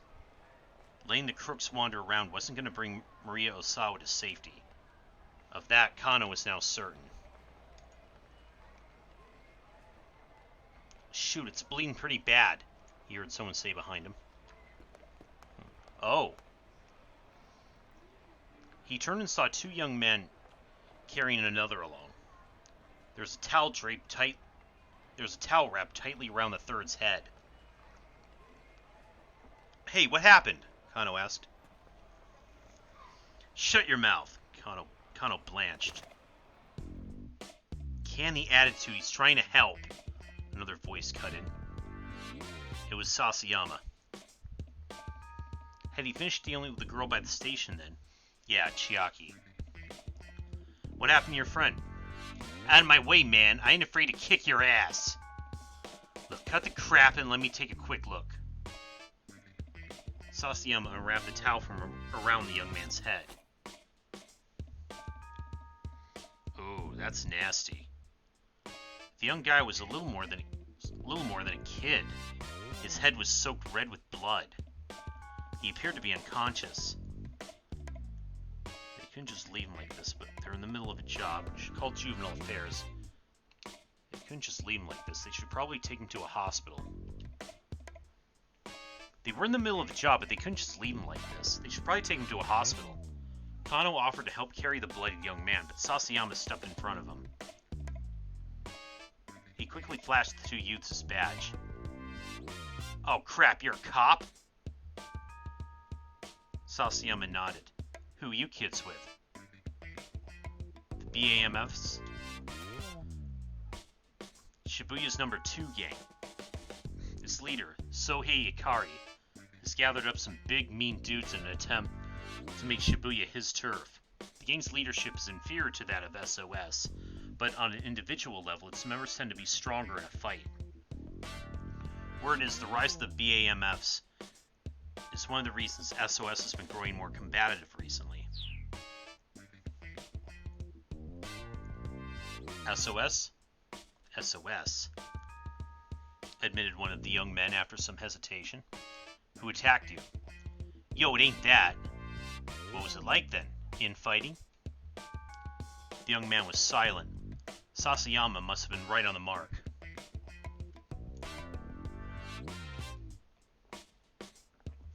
In the course of his police duties, Kano picked up a fair amount of street gossip from the young people in Shibuya.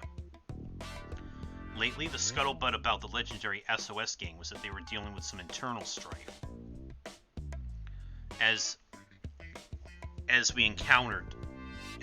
Such as what we saw during Aki's path. Look, don't worry about it. I get it. There's a hospital just down that way. Hurry up and get him there. The young man batted off Sasayama's offered hand, then quickly hauled his friend away. Sounds like SOS is on the verge of breaking up with all this infighting, huh? Kano asked. He kept his eyes on the young men as they handed off. Yeah, seems like it's been pretty rough. You know, with the original leader leaving and all. The detectives in juvenile affairs were well acquainted with SOS's original leader. That would be Aki Endo. Initially, SOS was nothing more than a small group of like-minded young people who hung out together, but as its membership grew, the general public began referring to the group as a gang. Word has it that back when Aki was in charge, gang members never started any conflicts themselves, but simply responded in kind when others brought fights their way.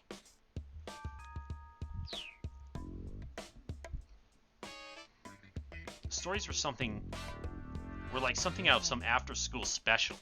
There were tales of them tracking down gangs who sold drugs to kids, or breaking into Yakuza front offices to save their friends. The detectives with juvenile affairs took these stories with a grain of salt, but if there really were young people like that out there, Kano hoped to meet them someday.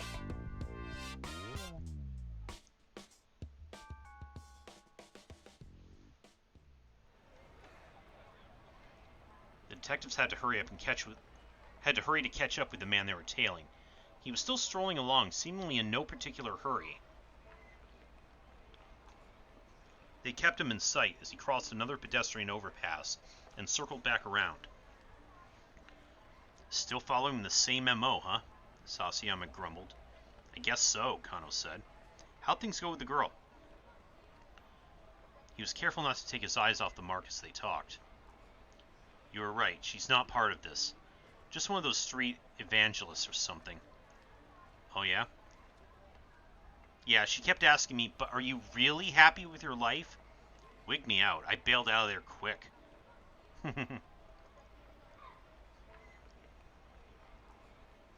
So, Sasayama, I'm thinking the attaché case is going to get handed off again any minute now.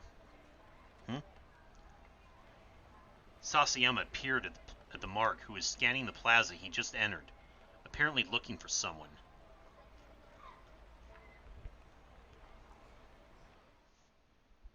I take one side, you take the other, Kano suggested. Sasayama's eyes went wide. Say what now? That way we apprehend both perps involved with the handoff. Sasayama didn't reply. Look, HQ isn't thinking about the hostage's safety, Kano said, but that needs to take priority here. Sasayama's face took on a rare solemnity. Disobeying a direct order is not something to do lightly. A detective's behavior is governed by the Local Public Service Act. Article 32 states a detective is to faithfully follow the orders of his superior in the course of his duties. Violating this is punishable by a warning, reduction in pay, suspension from duty, or dismissal. In the event of a warning, not only is the individual expected to submit a formal letter of apology, but pay raises may be delayed or performance bonuses cut.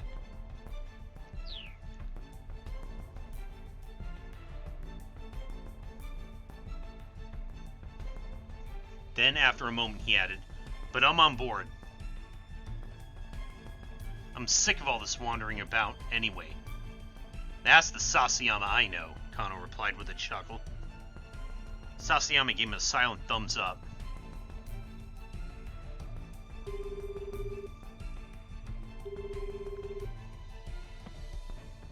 The two detectives took up position on opposite sides of the plaza. Kano caught up Sasayama on his cell phone. You ready? He asked. Just give the word. There were only two non-Japanese people in the nearby crowd. Both were eyeing their surroundings anxiously. Kano was certain the handoff was about to take place. And then? Well, well, well, if it isn't Mr. Toyama. Toyama? Kano's ears perked up at the sound of an aggressive greeting, the voice dripping with feigned cheer.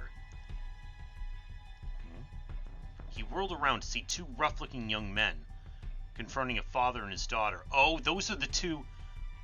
Oh, those are the two Yakuza guys. Are they the same ones? I wondered if they were the same people that had...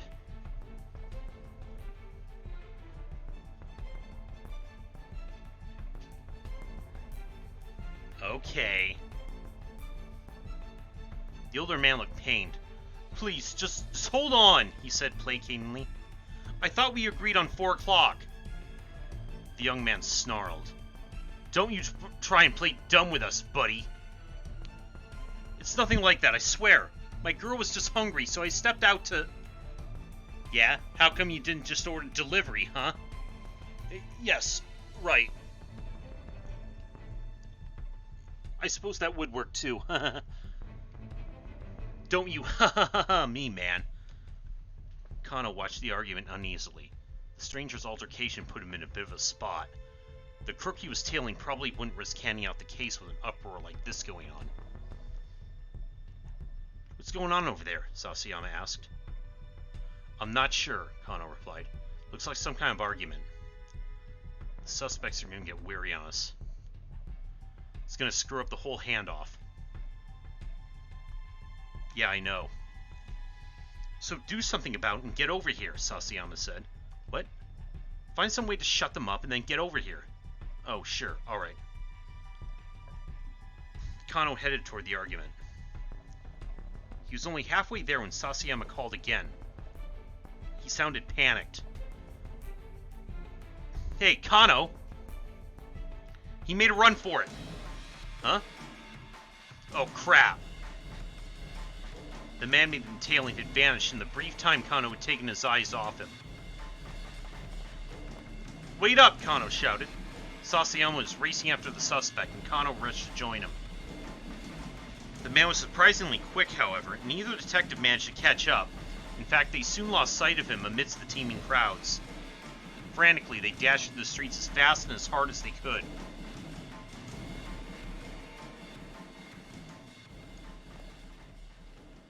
We lost him, Sasayama admitted at last. Damn it. He stamped his foot on the asphalt in disgust. Director Kuze, Kano gasped over the wireless. Sorry, but we lost the man with the attaché case. There was a heavy sigh on the other end of the line. Kano braced himself. He wasn't going to be able to weasel out of this one with just a, I'll do better next time. Sasayama, Kano, get your asses back to the precinct. Kuze out. With that, Kuze switched off the line. Back to the precinct. Kano knew full well what that meant. They were off the case. There was a gnawing in his gut. Those two punks hadn't shown up. No, if that father and his daughter hadn't turned up, he might have been able to apprehend the suspect.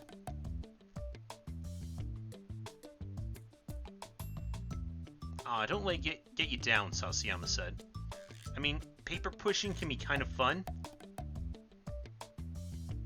The look on his face, however, suggested he didn't think it was fun at all. Not one bit. With the air of two men heading to an execution, Kano and Sasayama trudged back toward the Shibuya precinct.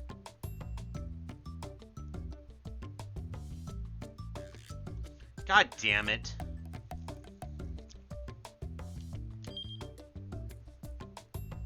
Kano was taken off the case because he lost track of the suspect thanks to a random altercation nearby.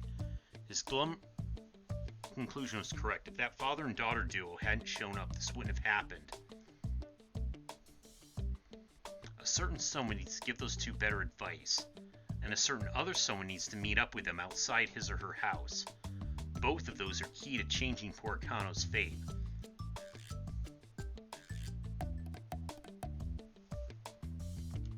Okay, so we have to go back to...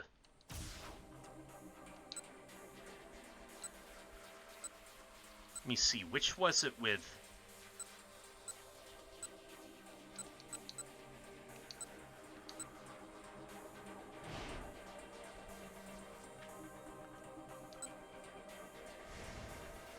Okay.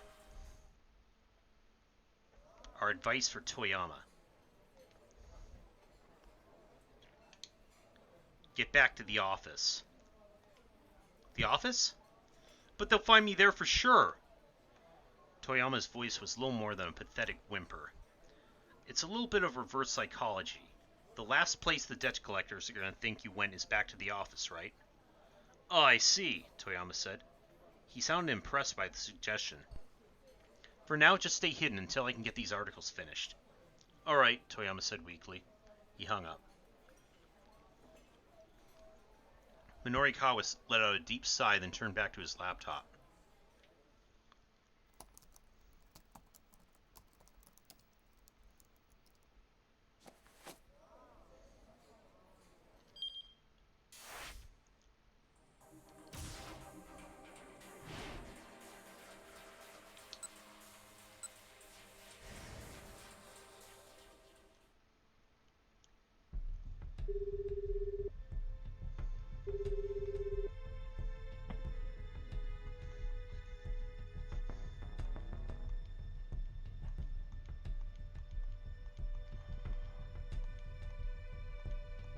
Huh?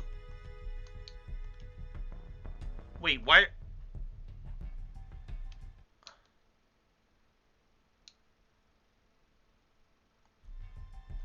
That didn't affect anything.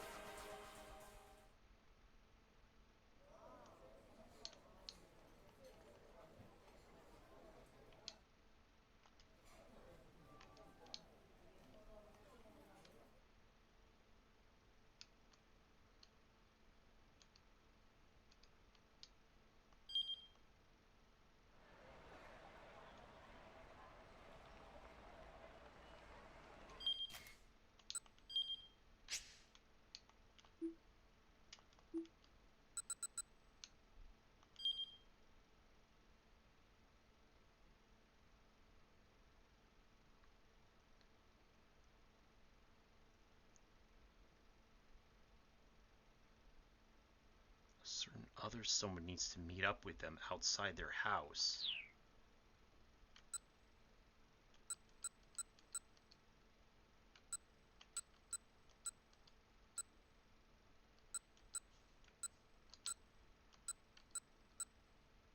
I don't know who this is, though.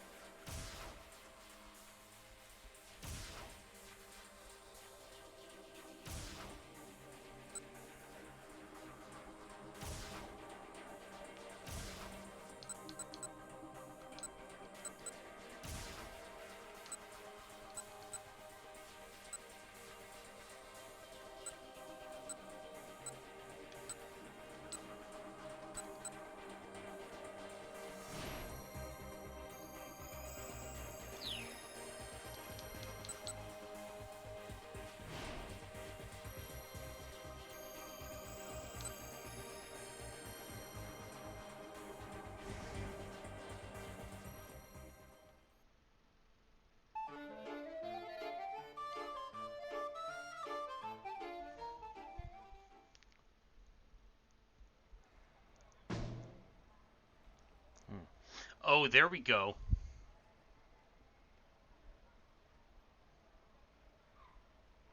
I accidentally bumped right into a man who's out with his daughter.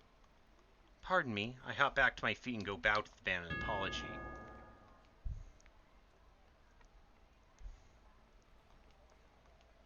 Sorry. As her dad drops to his knees, clutching his head, the girl begins to wander off. Hana, wait! The man lurches to his feet and rushes after the girl.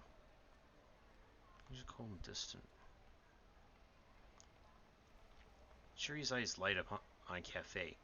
Man, I am super hungry, she mutters. Not now, we have to find that truck.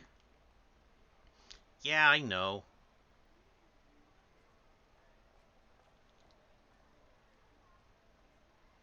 Stride purposely along, and though Chiri flashes the eatery a long, lingering look, she falls into step behind me.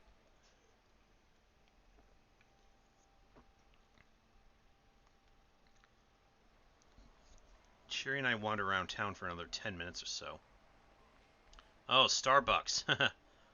More product placement. We don't see any sign of the truck, though. Ugh, I sigh. Really is good and gone, huh? I turn to look back at Chiri. She's gone.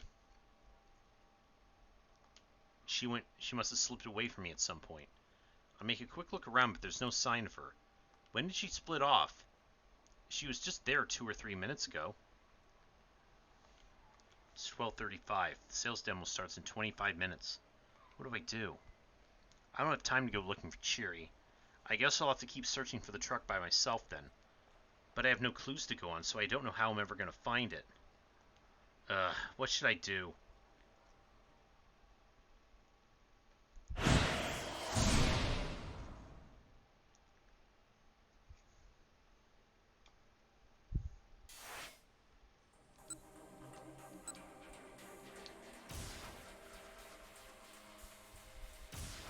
Wait, we're really putting another keep out?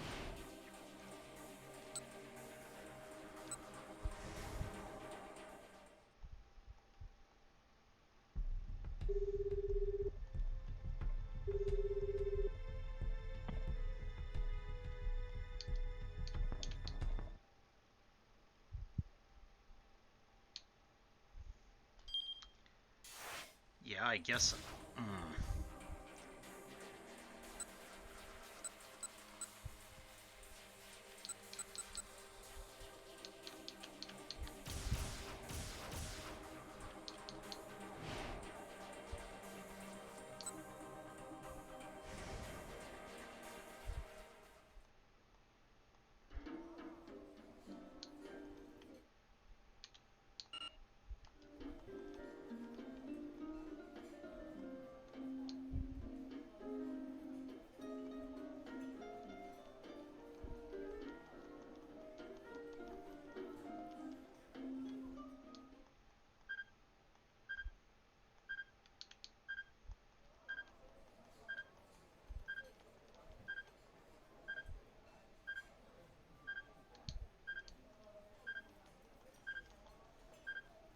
Where's that sound coming from?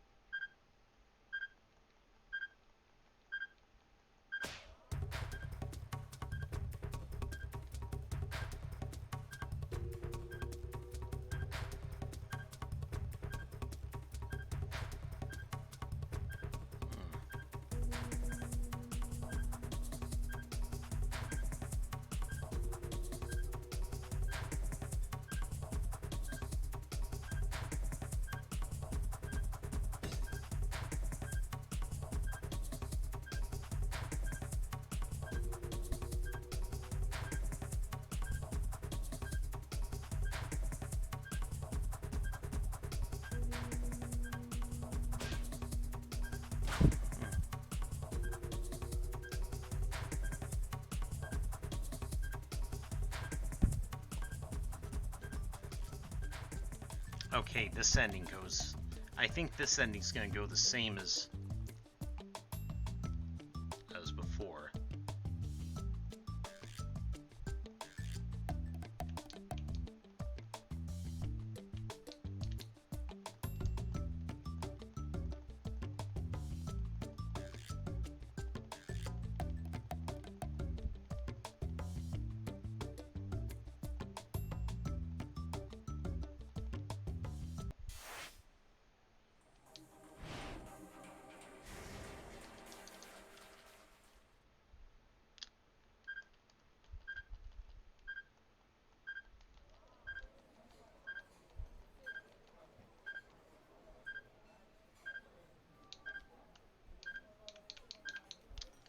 Oh, I have to... Do I have to go through all of this again? Manually, without... I can't skip it?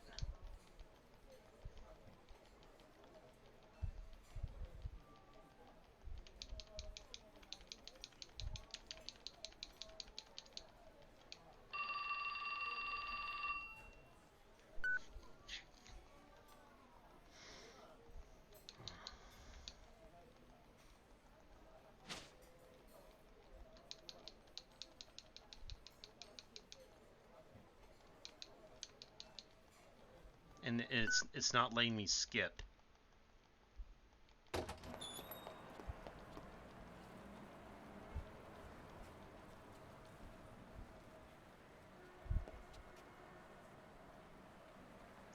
Stopped when I caught sight of a particular multi-tenant office building. A whole stream of women were filing inside. All of them looked a little heavy, too. Pater, this had to be the health food company's sales demo.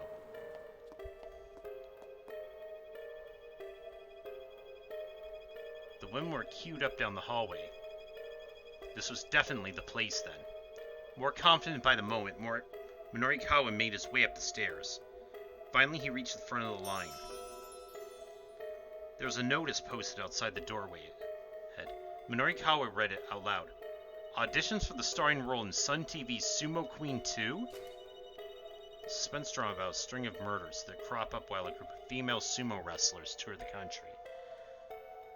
The Megashira, Komusubi, Sekiwake, and Ozeki, the 5th through 2nd place wrestlers from both East and West, are all filled in sequence, leaving only the 2 top-ranked Yokozuna. With the real killer still unknown, things come to a heated climax in the ring during the final match, when the loser tearfully confesses to her crimes. It concludes with the victorious wrestler, who also been playing the part of the detective, sorrowfully looking the culprit in the eye and saying, "It's off to the big house with you."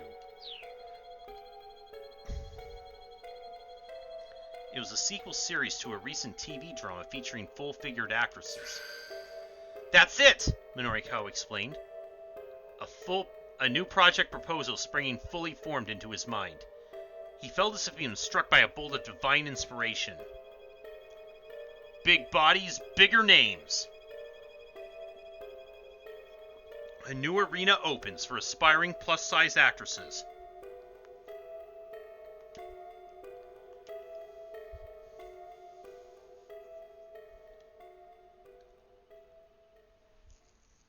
Minorikawa managed to meet the deadline. The show, however, wound up being a massive flop. Sales of that issue of 4-Star General Gossip were likewise lackluster, with an unprecedented number of copies going unsold.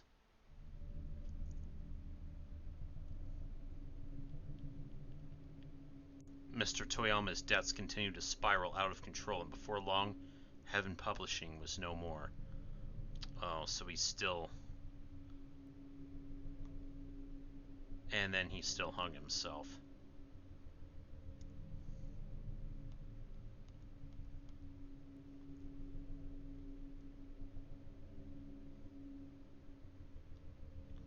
Sumo show does massive belly flop.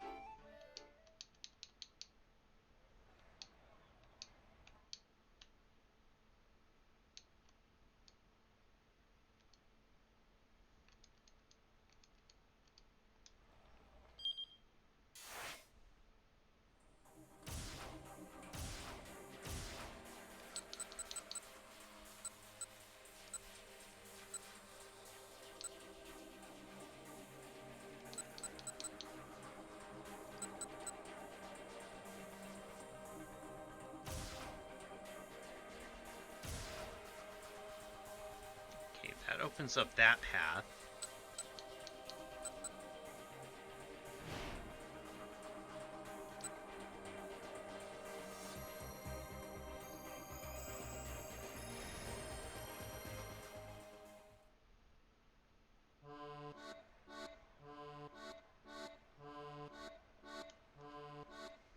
I can't help but feel bad for this poor girl.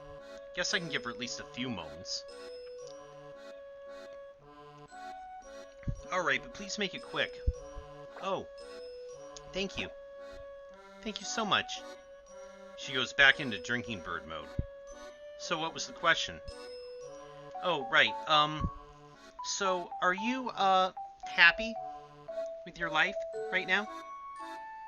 Right now, as you can see, I'm a cat. Oh, a cat. Yes, I see. So, yeah. I'll put down cat. Right, thank you. Huh? Are we finished already? Yes. Can we finish right here? She hangs her head a little and looks away.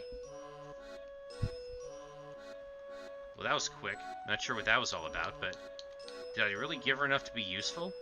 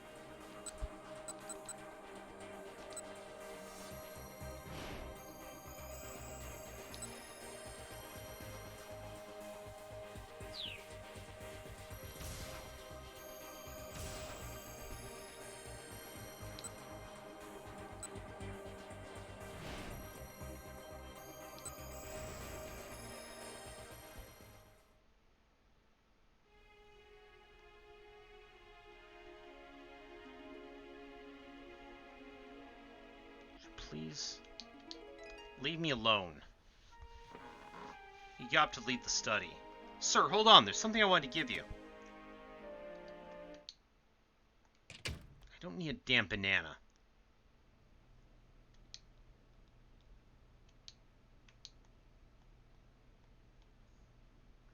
Sawa fled the room. He needed to be alone, if only for a few moments. But even if he could somehow shake Kajiwara, the other detectives had eyes all over his house. He'd reached the limits of his patience. He couldn't even think straight anymore. He headed for the back door, trying to avoid the police.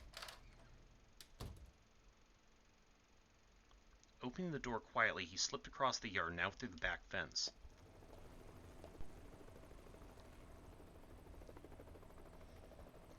He didn't want to venture too far from the house. He found a tiny alley and took cover there, thankful for a few moments to himself at last. While there, he caught sight of a man and a young girl, a father and his daughter, running past on the main road. Looked as if they were running from something. The man glanced anxiously back over his shoulder, dragging his daughter by the hand. Okay, I think that's gonna be Toyama and Hana. Osawa watched absently as the pair rounded a corner and disappeared from sight. Not long after, a pair of thuggish-looking men came running along, heading in the same direction. You there, one of them called out. See a guy and his daughter around here?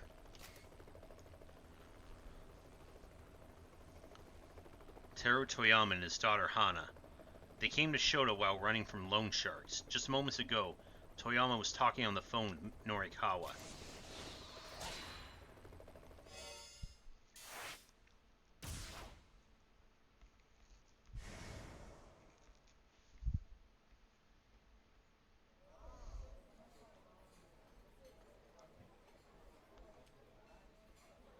Got new info on the Burning Hammer sales demo, but he also lost some more time. The surveillance camera piece still wasn't finished. It's going to be a near thing to get it done before the sales demo started. What if Toyama got another of his crazy ideas?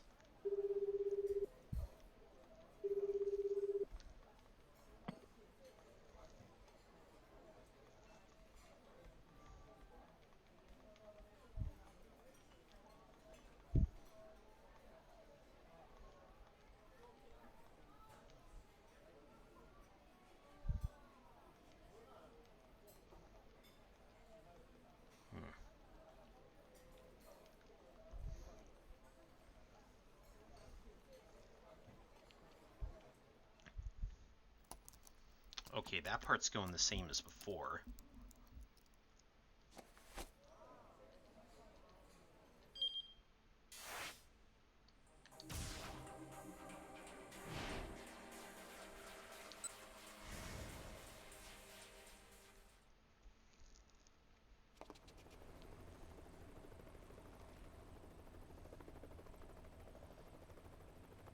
There's a hint of menace in his voice.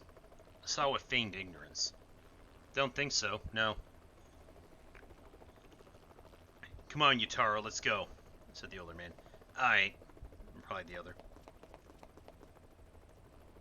The two dashed off in the direction the father and daughter had gone. Asawa took several long, deep breaths. He managed to calm down slightly, but the worry gnawing away inside him still lingered.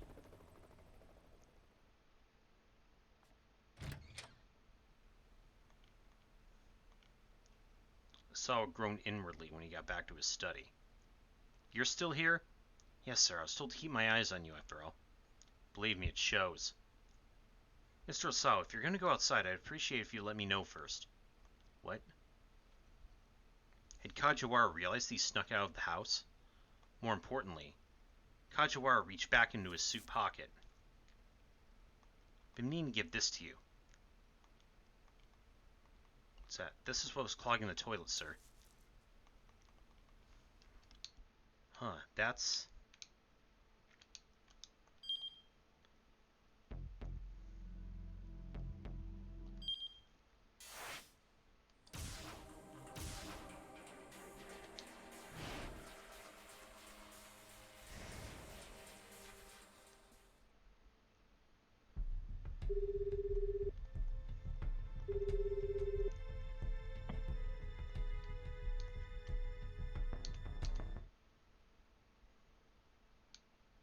Are we still...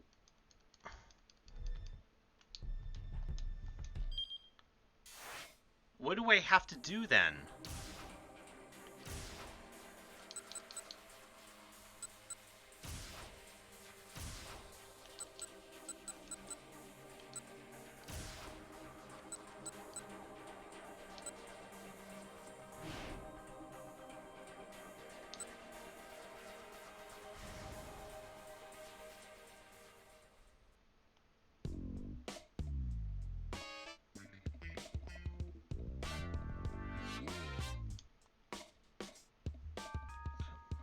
Right, called Juvenile Affairs. Per the Communal Safety Section, handles crimes pertaining to public decency, finances, pollution, and so on. Deals with misconduct and criminal activity involving minors. As many SOS members are agents of security precincts. Criminal Affairs with vision for rampant efforts to deal with the gang, although one detective in particular has been using this as an excuse to go on patrol at arcades, ignoring his duties to fuel his video game addiction. Kano took out his cell phone so he could call the precinct, but Sasayama stopped him, then showed the two youngsters his badge. Ah, crap, you a cop? Okay, so this is... So then this goes the same as before.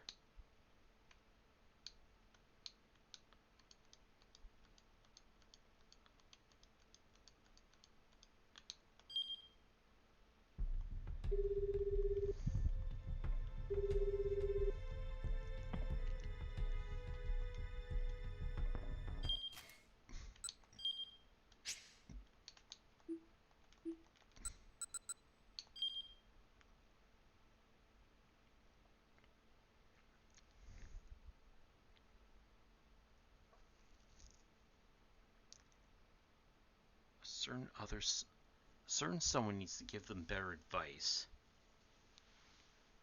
And a certain other someone needs to meet up with them outside their house. I thought that was going to be the case with Osawa, but that didn't happen.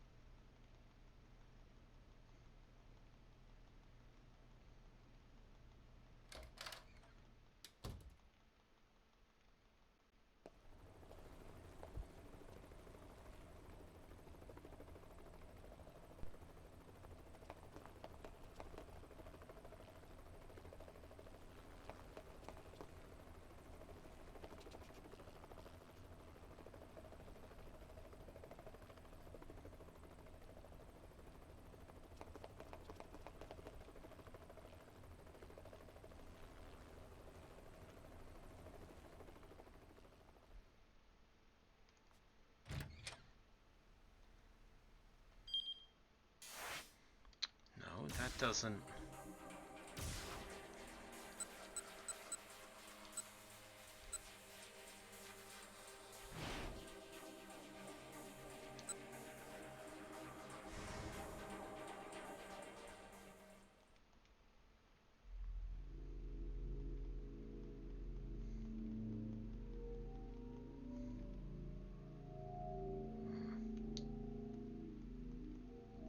Just have to suck up and ignore them for the time being.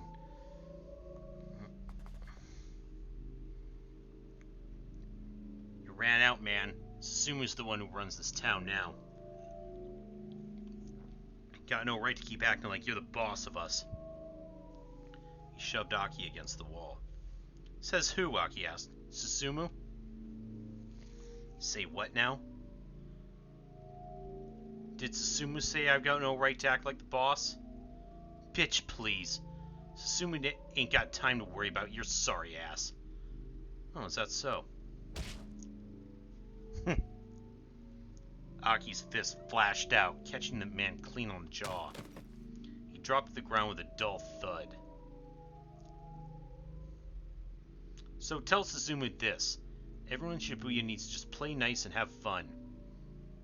Aki kept his tone light and jovial, but he eyed the other two toughs like a hawk eyeing its prey. Is he gonna be alright? Tomi murmured. She looked at the man Aki had laid out with some concern. Oh, he'll be fine. That's all it took to knock him out. He's got no right to act all badass.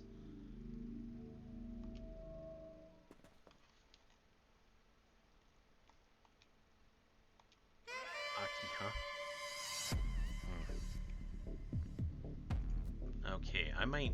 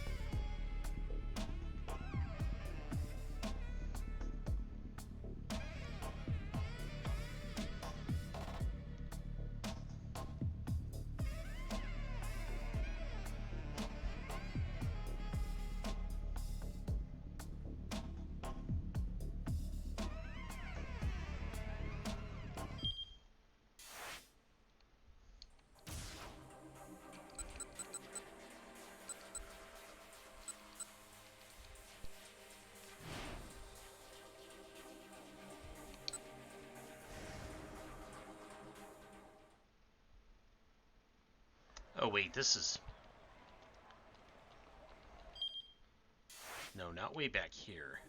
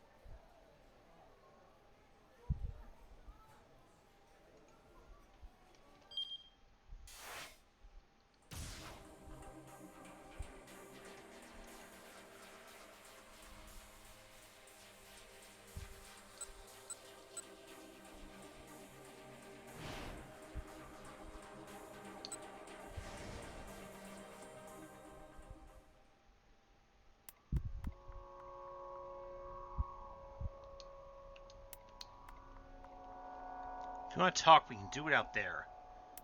Sawa shut Tanaka out of the bathroom. Hold on, wait. Tanaka reached into his suit pocket and fished out his cell phone.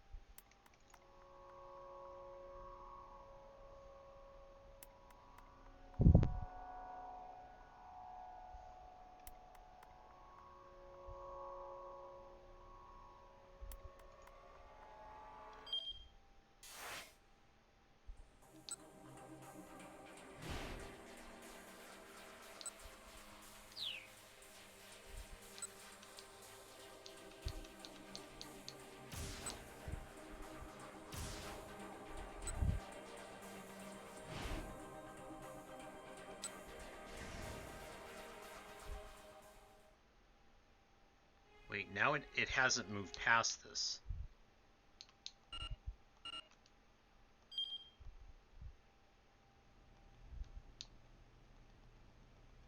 Once again.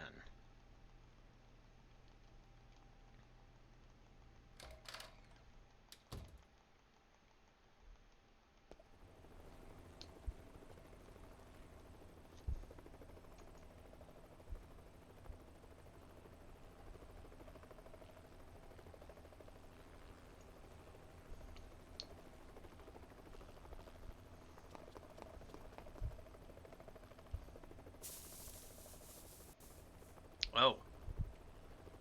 As he looked around wild-eyed, he spotted Osawa watching him from the alleyway.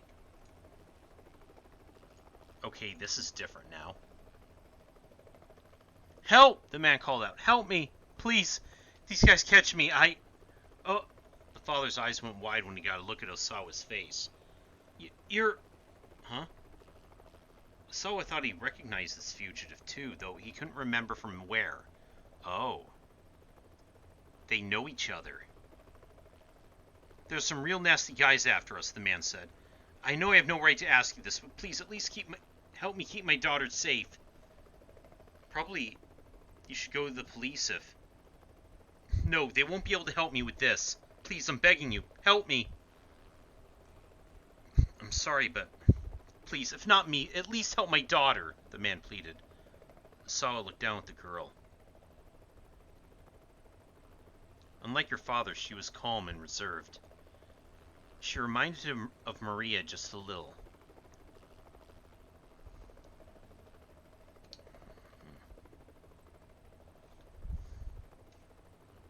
I think...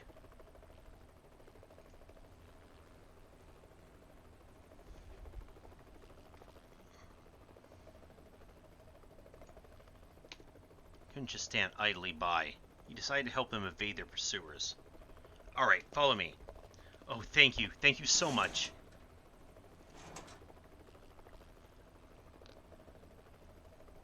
He led the two back to his house and into the storage shed out back.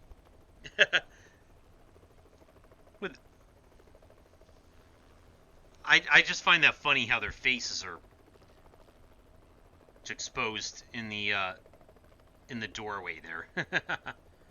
You can lay low here for a while, if you like, he said. The shed was fairly large. There was plenty of space for the man and his daughter. I'm so sorry, the man said. I'm not sure how I can possibly thank you.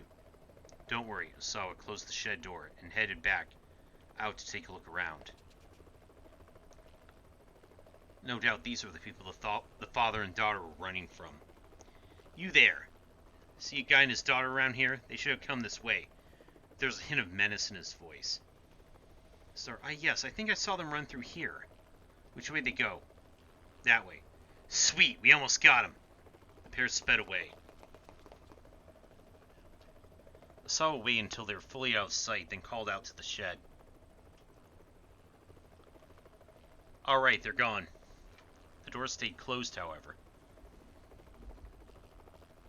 I'm really sorry, the man called back from inside. Those guys might come back this way. Is it okay if we hide out here a little longer? He sounded desperate. Pitiful, really.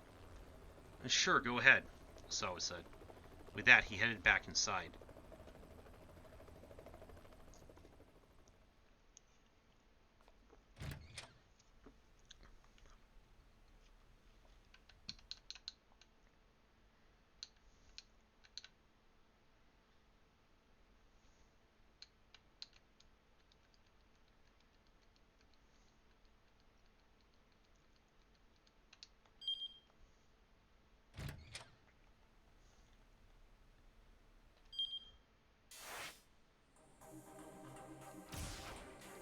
Okay, well that should change Kano's route then.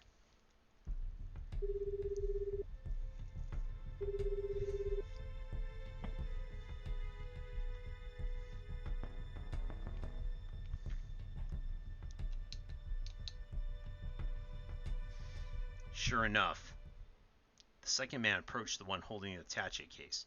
Hagrid? After exchanging a scant handful of words, he took the case and walked off.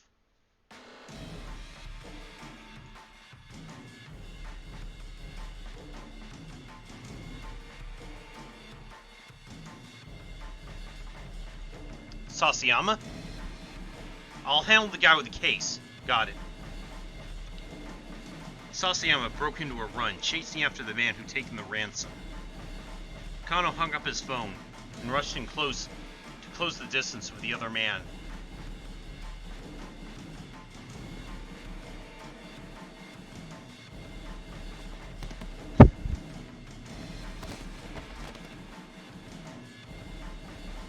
You there, stop where you are! The suspect turned and Kano recognized his face. He was indeed a member of the foreign crime syndicate that operated in Shibuya.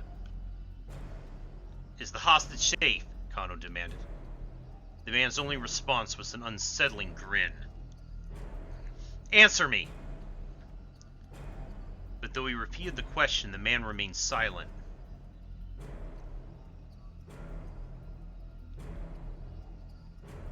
Kano.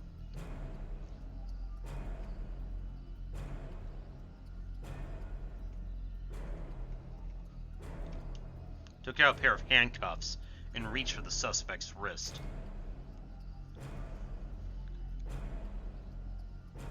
Equipment used by police officers to shackle suspects. In Japan, the belt that makes up part of the officer's duty uniform has a storage pouch for a pair of handcuffs.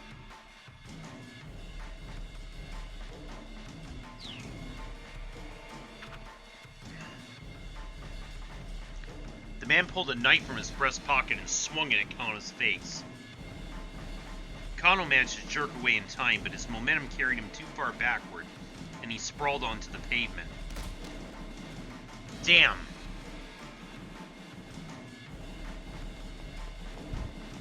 The suspect was already making a run for it.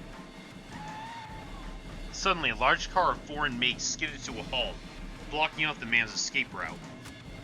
A tall Caucasian man jumped out. He wore sunglasses and a crisp suit. Now cornered, the fleeing suspect brandished his knife. Be careful! But Kano didn't have time to finish shouting his warning. There was a metallic pwing, and the knife went flying through the air. The man in the sunglasses had snapped his right foot up, sending the weapon flying. As the attacker's jaw dropped in astonishment, the newcomer proceeded to elbow him right in the face. The blow connected, and the suspect went down hard. Ow! The fallen man turned his head to look at Kano. His mouth moved as if he were attempting to say something. He never got it out. The man in the sunglasses kicked him in the face. With a groan, the perp slumped down unconscious. Hey, Kano snapped. What the hell are you doing? He stormed over to the man with the sunglasses.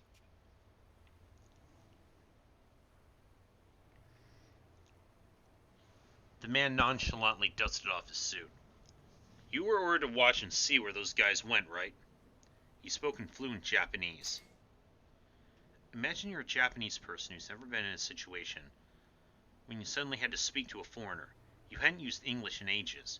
Your tension grows. You think back to English class in school, but nothing you remember is helpful.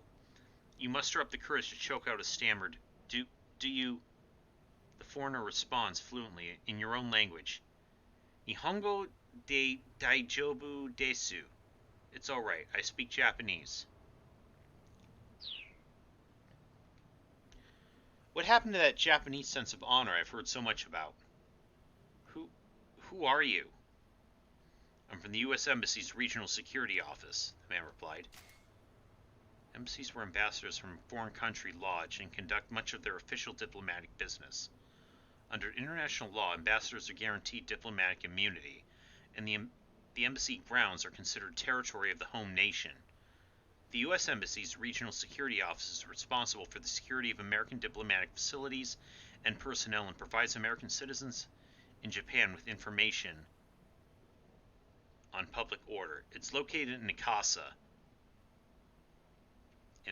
in Akasaka, in the Minato ward of the Tokyo metropolis. He presented Kano with his ID. Jack Stanley. His title was listed as Security Assistance Officer.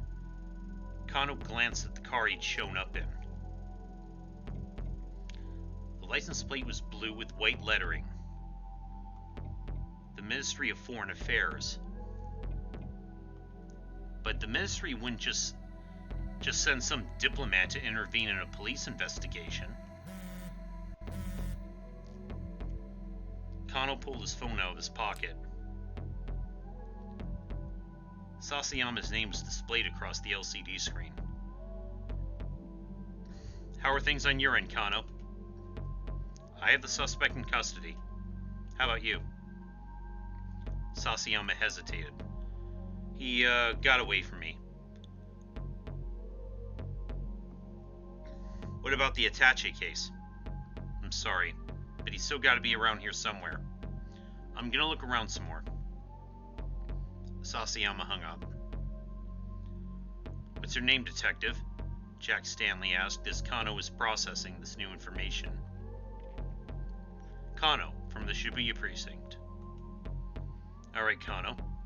I'm gonna need you to follow my instructions for the next while. Why's that? Instead of answering, Stanley took out his cell phone and made a quick call. After a few moments, he held the phone out for Kano. Here, permission from your boss, he said. What? Kano squawked. He took the phone gingerly, bracing himself. Kano speaking. You imbecile! What the hell are you thinking? It was Kuze, and he was furious. Understandably so, really. Kano had disobeyed a direct order, and for what? All he accomplished was losing track of the attache case. I'm sorry, sir. You really think sorry is gonna cut it? You're off the force, Kano. Kano slumped, defeated. He had no reply. He knew he deserved whatever punishment he got. Still, orders from up top didn't trump the hostage safety. If he could have gone back and done it all again, he was sure he'd make the same call. Maybe that meant he wasn't detective material, but so be it. That's what I want to tell you, Kuze continued. But for now, I need you to follow the instructions of the guy there, Stanley. Do whatever he tells you. Sir? Kano hadn't seen that one coming. He disobeyed orders, that was undeniable. And yes, he knew he deserved a reprimand. But being ordered to tag along with some stranger who turned up out of the blue? What the heck? May I ask why the U.S. Embassy is involved with this? No more questions, Kano. Step in line. Please, just hold on. Sir, I have no idea what's going on here. Kuze let out an exasperated sigh. That makes two of us, kid. And with that, the director hung up.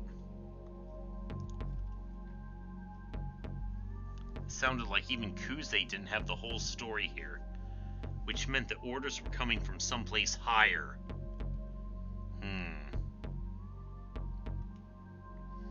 A foreign syndicate moving the ransom around.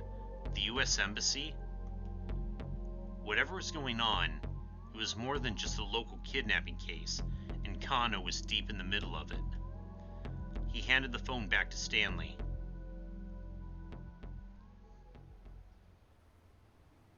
A few moments later, 2 detectives from the MPD arrived on the scene. Stanley handed over the fallen criminal to them. "You're chasing a bum lead, you know," Stanley said as he watched him carry the man away. "What do you mean?" Kano asked. "I mean, this kidnapping isn't about the money. My priority is the girl's safety. Right now, your priority is doing what I tell you to do." Kano gave him a scowl, but Stanley ignored it.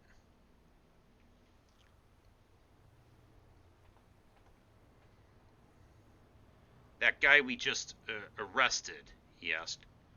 "He tell you anything?" "No, nothing," Kano said. "Really now?" All trace of emotion drained from Stanley's eyes. His gaze pierced Kano like icy daggers. It held a glimmer of something dangerous, something Kano had seen plenty of times since he joined the force. He wasn't looking into the eyes of some diplomatic liaison. No. This was a man who knew how to kill, who'd killed people before.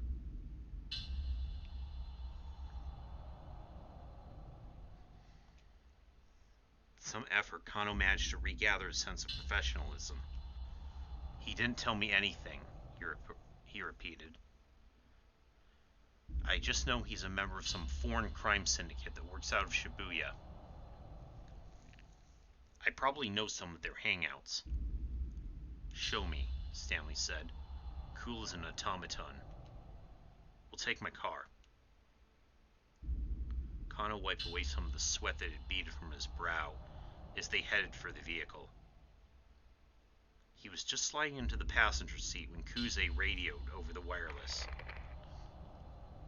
"Okie dokie, folks, listen up."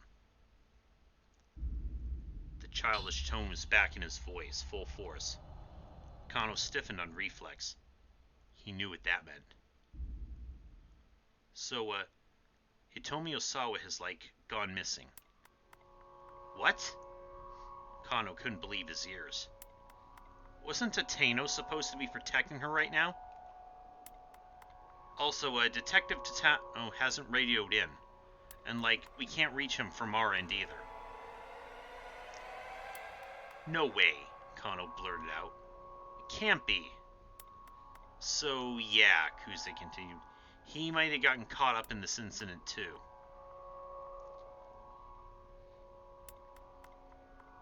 It wasn't like a detective of Tateno's stature to go incommunicado during an investigation.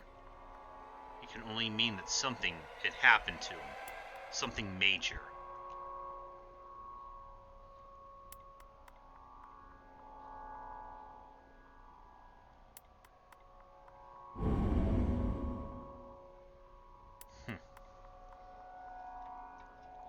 Shit.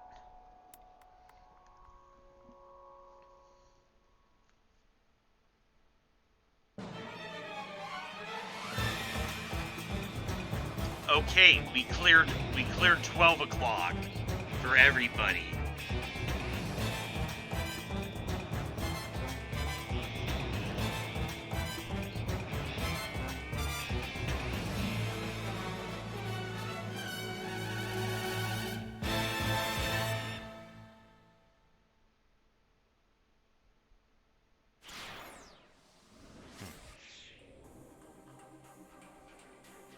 Alright.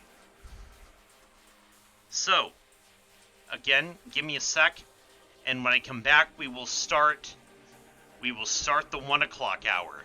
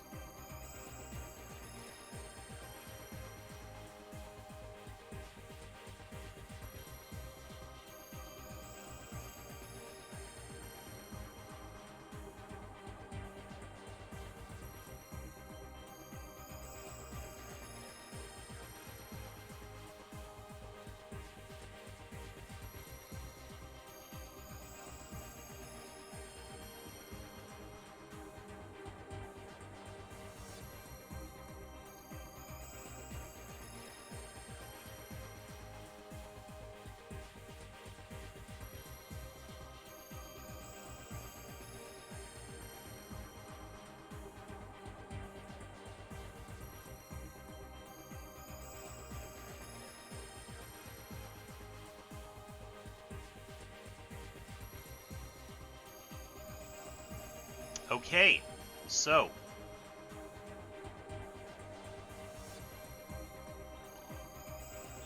So, starting at 1 o'clock now.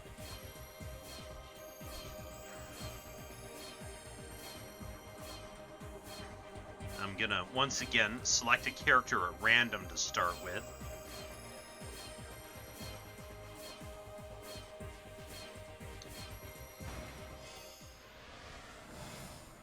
Alright, Aki it is. Yes. The man with the cane crooked his finger on the trigger. Aki stepped in front of Hitomi, shielding her with his body. If you want to shoot her, you'll have to shoot me too. The hell? Suddenly, the assassin's head jerked forward. He pitched face first into the pavement and lay still, revealing a foreign man standing behind him. Oh. Oh, is that the guy who... Is that the first guy who took the payment? In one hand, the stranger clutched a metal pipe.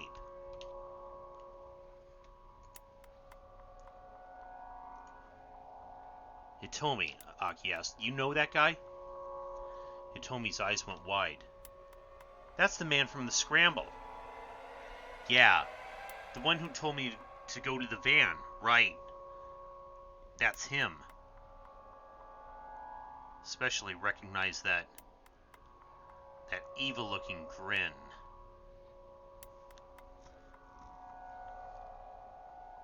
Wait, one of the kidnappers? Why would he help us? I'm not sure. Unless, I don't know, was the guy with the cane, is he with the kidnappers or isn't he? I'm starting to think that he isn't.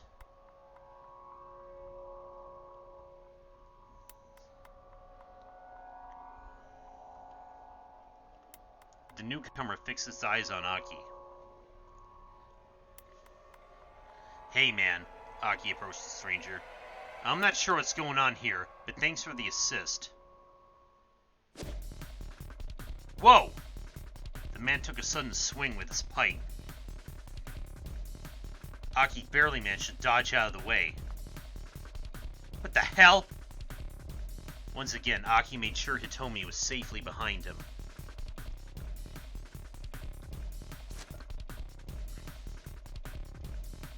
Guess I gotta let my fists do the talking. Aki quickly adopted a fighting stance. Be careful, Hitomi warned, her voice trembling. Don't worry, it's just a pipe. I'll just snatch it away from him and make him tell us where your sister is. Aki judged the distance between them carefully as he stared his opponent down. The metal pipe gave his thug considerable reach. One solid hit from that thing and Aki wouldn't stand a chance. He needed to end this in one punch. The crook sized him up for a few moments and lunged forward to attack. Now! Aki sidestepped to avoid the incoming blow and delivered a vicious left hook to his adversary's jaw. The man went down hard. Aki gazed at his fallen foe, flexing his knuckles. The thing about guys who bring weapons to fights is they always let themselves get too cocky. He looked the guy over. The man had a tattoo peeking out from one of his ratty sleeves. Come on, buddy, you can't clock out just yet, Aki said. Get up, I got a few questions for you. He knelt down to grab the man by his collar. Oh. Halfway to his feet, the man pulled a gun from his breast pocket. Whoa, didn't you know you were packing heat? Aki took a quick step backward. The man's eyes brimmed with rage. He looked ready to pull the trigger at any moment. But he didn't get the chance. Oh, the man with the cane had regained consciousness. Back on his feet, he trained his own gun on the foreigner. The foreigner quickly shifted his attention to the other gunman. Okay, so yeah, you guys... Oh, no, you don't! Aki darted forward and kicked the kidnapper in the hand as hard as he could. The gun went flying from his grasp. With a low snarl, the man took up the metal pipe again.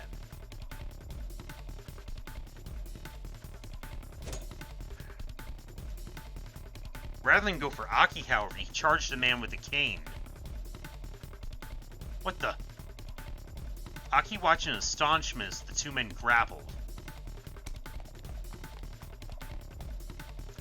Yeah, so they're obviously not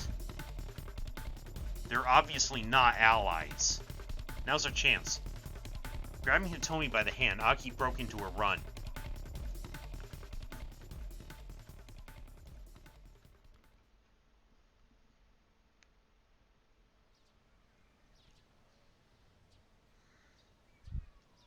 They ran for a long time, finally stopping to rest in a quiet municipal park. As they sat catching their breath, Aki sensed a new tension in Hitomi. She hadn't said a word since their latest escape. She has to die, Aki. It's for your own good. In his mind, Aki replayed what the man with the cane said. So, Hitomi... Aki hesitated. About what happened back there. Yeah? She sounded like she'd been far gone in her own thoughts. You gotta believe me, I have no idea who that guy was. I've never seen him before in my life. He must have been saying that stuff to confuse us, to trip us up. Yeah? Hitomi said again. Oh.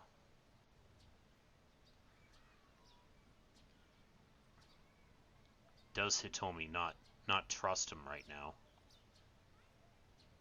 Is that what's been bothering you? Huh? Now it was Aki's turn to go monosyllabic. Well, Aki, you're kind of famous around Shibuya, right? I don't know about that. Way back when, he had been the leader of SOS. Nowadays, he was just some guy who picked up trash. That was nothing to brag about. When someone's famous, it's not unusual for someone else to recognize them and know their name. So yeah, I was surprised back there, but no matter what that man may have said, I trust you. I mean, look how many times you put yourself in danger to protect me. Aw. Hitomi sounded pretty resolute. Okay, so so her trust hasn't been shaken.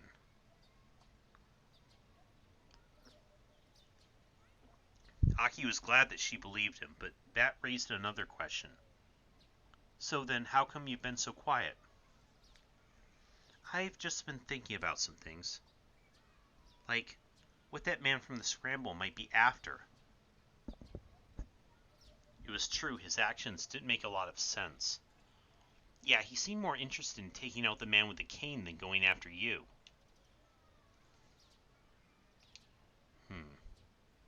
Bad blood between them? Or a case of mistaken identity? Maybe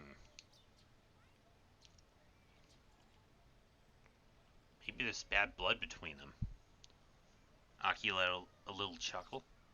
If we're lucky, maybe they'll take each other out for us. He felt a rush of relief, reassured that Hitomi didn't doubt his motives. Regardless, we have to track down that blue van. The sound of a child's cry came from behind them. Oh, them again?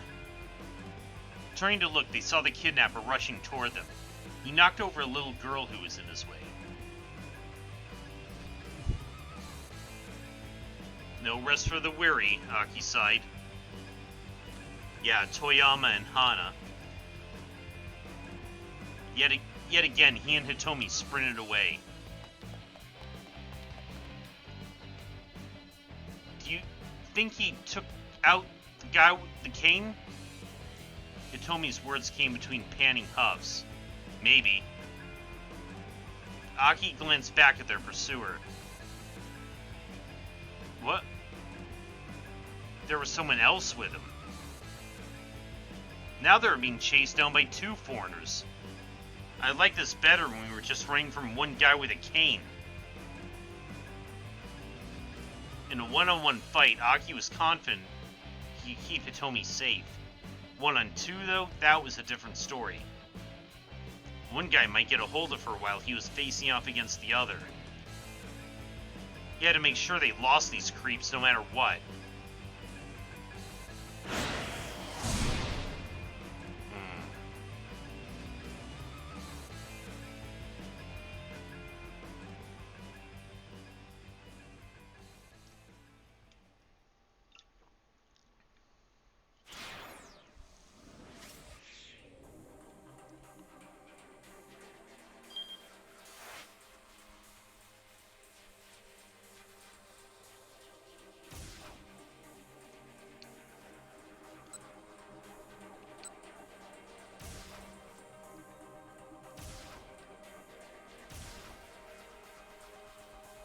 Okay, to where do we go from here then?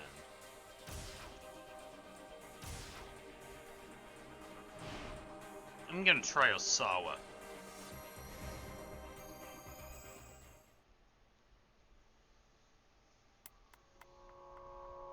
I don't deserve to be forgiven for what I've done.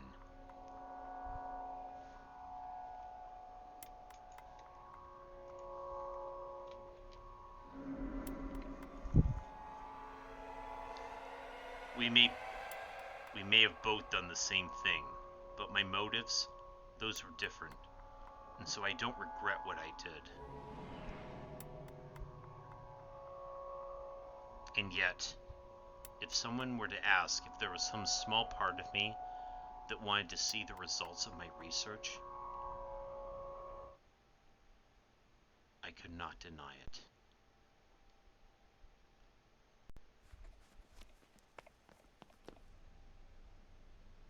Osawa grabbed his shoes from the entryway and headed for the back door. He didn't want the detectives in his living room to know he was going to meet with Makino. That pest Kajiwara was nowhere in sight. Now was his chance to slip away. Gotcha? Oh, fuck. Speak of the devil, Kajiwara had snuck up behind him.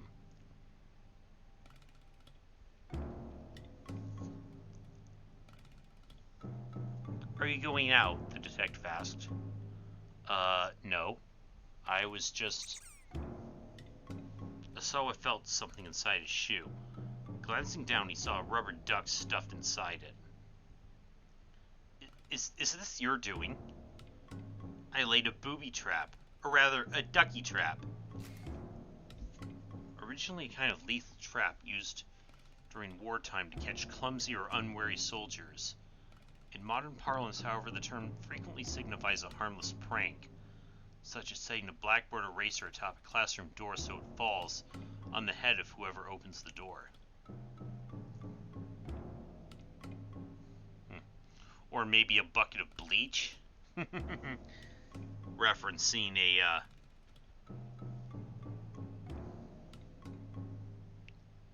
something I had done, a,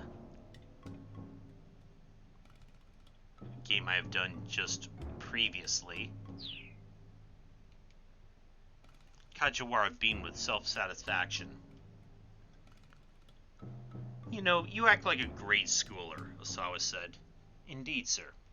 I'm a grown man with a youthful heart. Leave it to Kajiwara to yet again miss the point entirely. With a sigh, Osawa tossed the duck at him.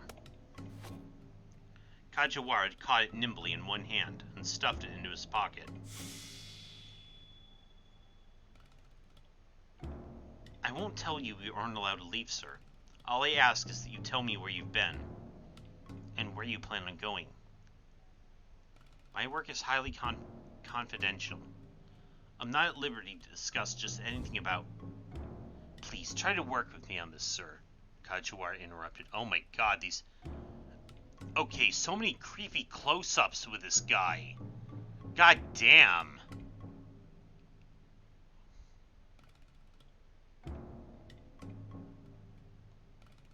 He leaned in, uncomfortably close. Do you recall what I said before? About how I'd appreciate it if you didn't keep secrets from me? Sawa hesitated, inwardly debating how much he should share.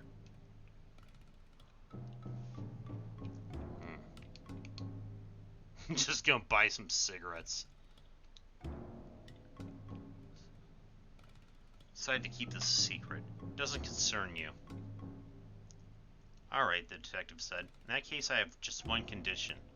Please take this with you. He produced something that looked like a small transceiver from inside his coat.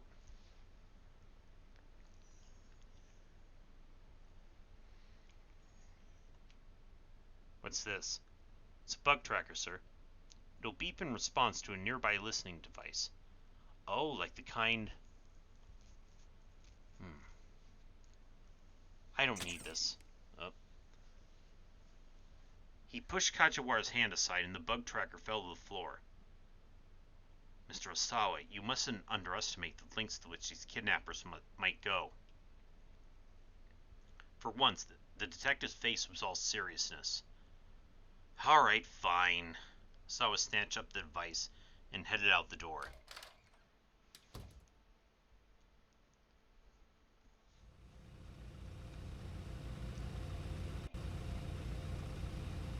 Makino's car was parked out front.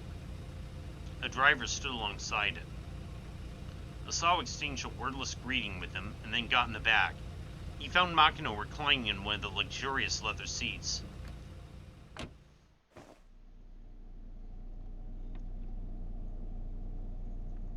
Now then, Makino said, what did you want to ask me about? Lighting a cigar, he glanced sidelong at Osawa. I was hoping you could explain the situation to me, sir. Which situation would that be? So he was still going to beat around the bush, even now. Osawa suppressed an urge to shout at him. Are you the one who let the antiviral out of the lab, sir? Yes, that was me. Makino didn't bat an eyelid. So why had he been so coy a few moments earlier? How? The fingerprint authentication system was almost unbreakable. Getting access to the storage area would... He trailed off as a thought suddenly occurred to him. It wasn't strictly true that fingerprint authentication was the only means of entry.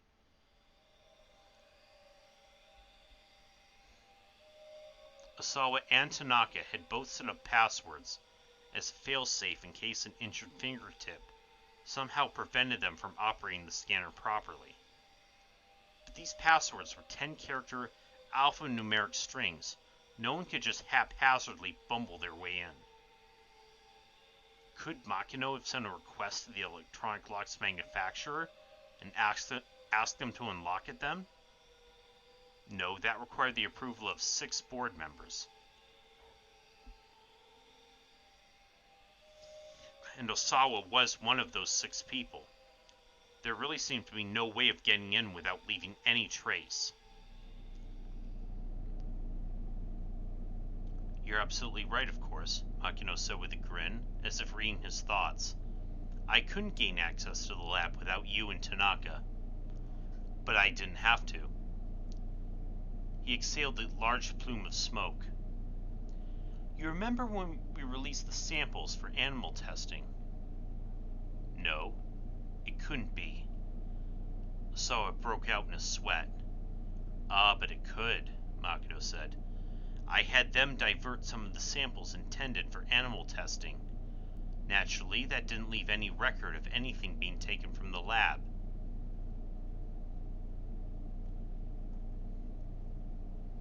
Osawa bit his lip hard.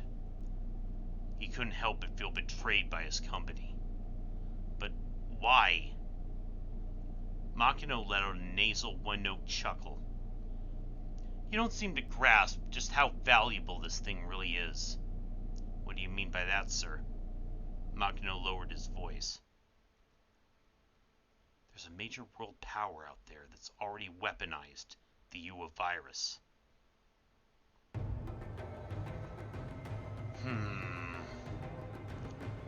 For a moment, Osawa thought this was just a sick joke, but the look on Makino's face told him otherwise.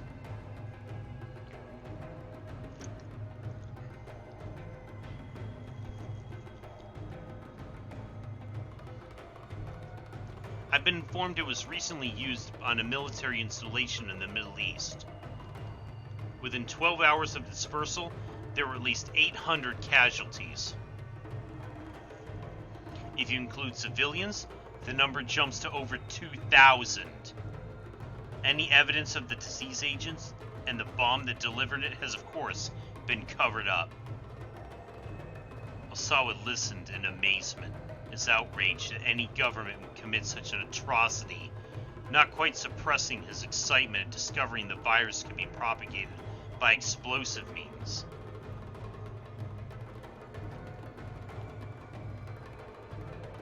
He felt a flush of guilt at his own fascination. The antiviral you created, Osawa, has the potential to render this weapon useless. Right now, Akoshi Pharmaceutical possesses the sole means to combat UA.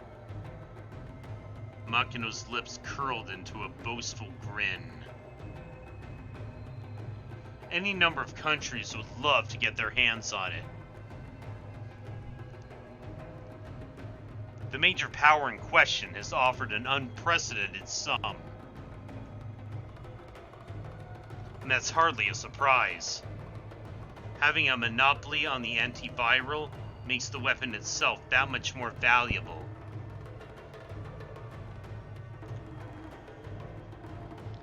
To Osawa, this was a glimpse into another, terrifying world, one that he had barely imagined previously. And so, you wanted to get human testing over with as soon as possible, is that it? He spat. Makino shrugged. I explained full well to the locals what the risks of experimentation were, and they were paid in accordance with said risks.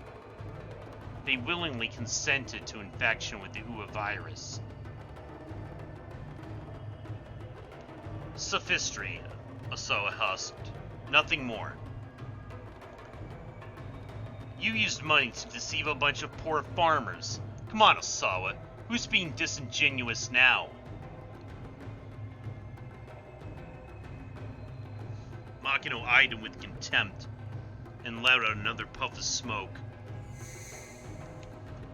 I know you, Osawa, and I know you're not really concerned for some bunch of hick farmers.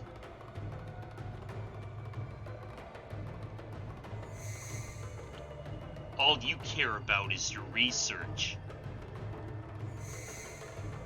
The thing that's really nagging you right now is that someone went ahead and did the final clinicals without you.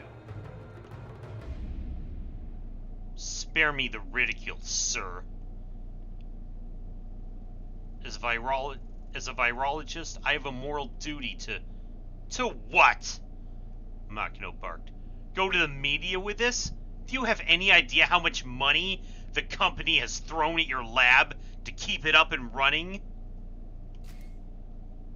Osawa's lab has incurred expenses of roughly 30 billion yen in developing the antiviral medication. Akoshi Pharmaceutical spends approximately 200 billion yen per year on research and development. Osawa's work is the single most costly element of that budget. Osawa gaped. I do appreciate all the company has done for me, sir. He spoke so quietly his voice was nearly inaudible. In any event, Makino said, now that you know about the human testing, I can't let you go to America.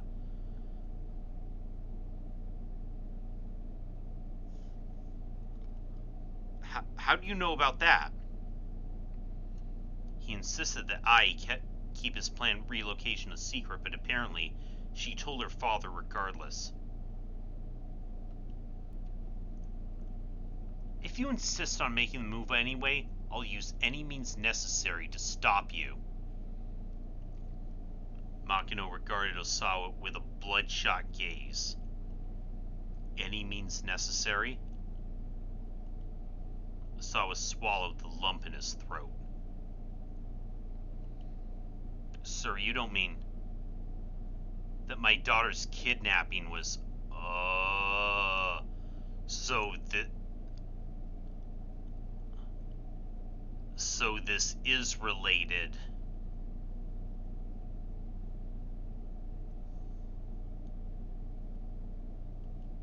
Don't be ridiculous, Makino said before Osawa could finish. Of course that wasn't me. Nevertheless, I'll do what I must to keep you in line. Remember that.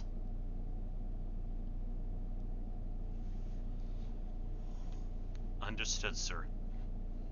I'll turn down the U.S. job offer.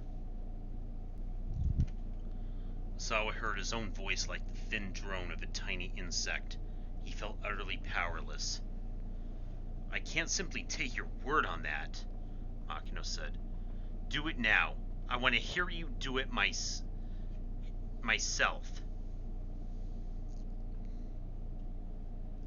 He jutted his jaw toward the phone in the backseat console.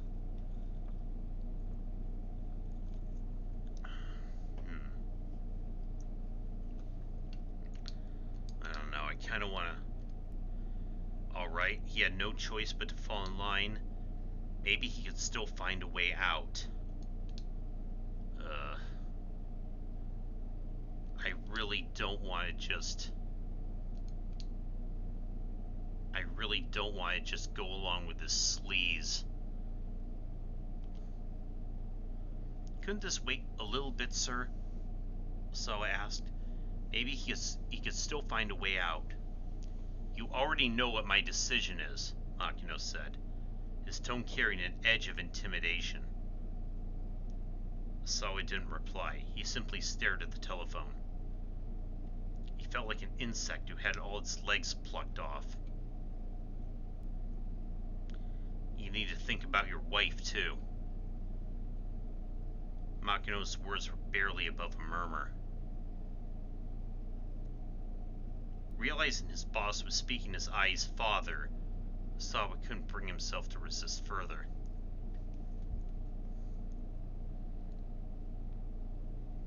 Oh, right, so, yeah, this is also his father-in-law, isn't he?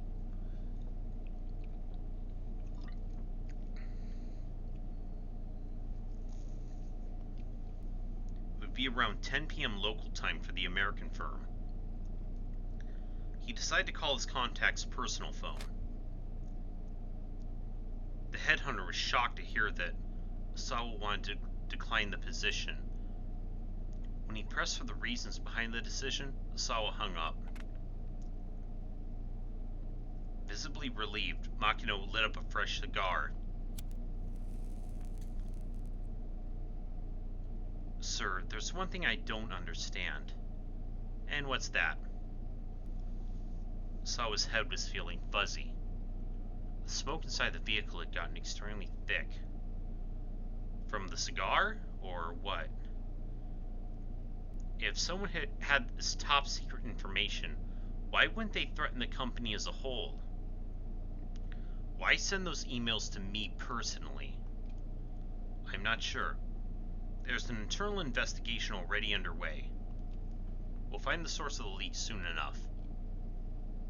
At this point, though, Osawa wasn't sure, knowing who originally leaked the info mattering much at all to him. If you beg my pardon, sir, Osawa said. He put his hand on the door handle. A sudden high-pitched chirp sounded from his pocket. The bug tracker Kajiwara had given him had picked up a signal. Is that your cell? Makino asked. Oh, yes, that's mine. He hurriedly hopped out of the car and reached into his pocket. Is everything alright, sir? The driver was still waiting outside the car. He leaned toward Osawa, looking concerned. Is it you? Osawa stepped close to the driver. Did you send me those emails? What are you talking about, sir? Don't play dumb with me, Osawa said. You're the only one who could have planted a listening device on a company car. Listening device? The driver raised an eyebrow in confusion. What are you after? Sir, what are you talking about? Who told you to do it? Tell me!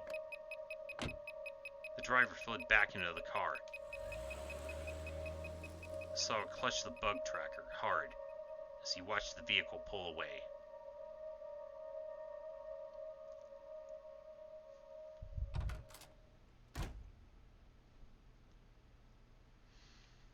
He went back to his house, still gripped by confusion, to find Ai waiting in the entryway. She must have gotten home while he was out. You were with my father, weren't you? She stared at Osawa as he slipped off his shoes. Yes, I was, he replied. And it's over. What's over? She knows damn well what. He struggled to contain his irritation. America. I'm not going, he huffed. Oh, really? Well, that is good news. She sounded sincerely pleased. Maybe a little more pleased than Osawa cared for. I need to go finish up some work things, he mumbled. He hurried to his study up on the second floor.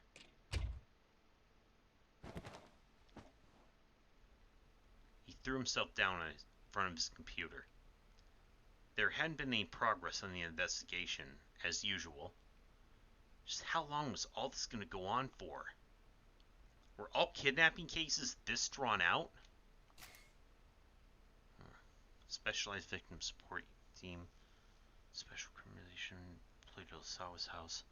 The members of this team are all specialists who received training in such skills: negotiation, high-speed motorcycle and automobile driving, running phone traces, special communications, and phone records acquisition.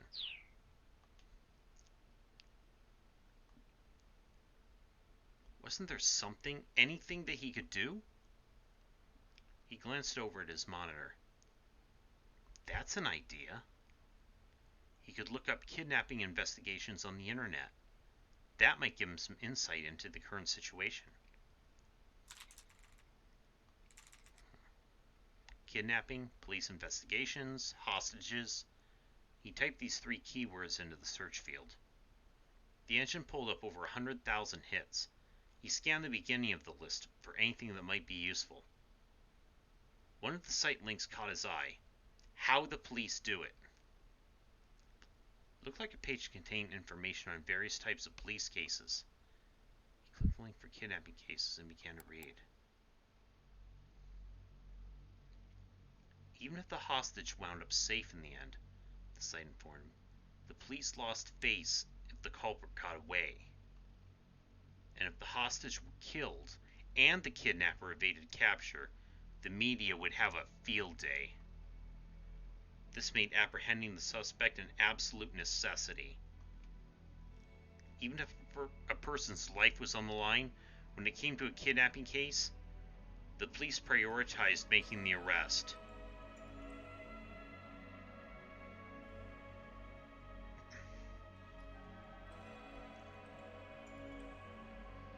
Taking his hand off the mouse, Osawa sat back and thought.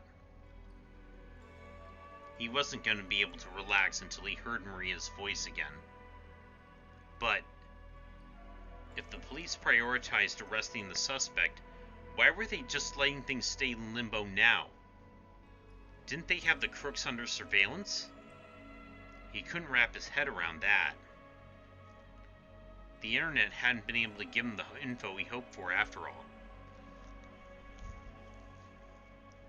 Unable to do anything for Maria but wait, he turned his thoughts to how his opportunity to transfer to the U.S. had passed him by. The research facilities in America would have been top tier. Some part of him still couldn't quite accept what had happened. He stole a quick look back at the door, then surfed the Aya Kamiki fan community for people 40 and over. Whenever something was weighing on his mind, posting to these forums seemed to turn his mood back around. He knew now wasn't really the time to be doing this, but he needed to do something to calm and quiet his mind. He started a new forum topic.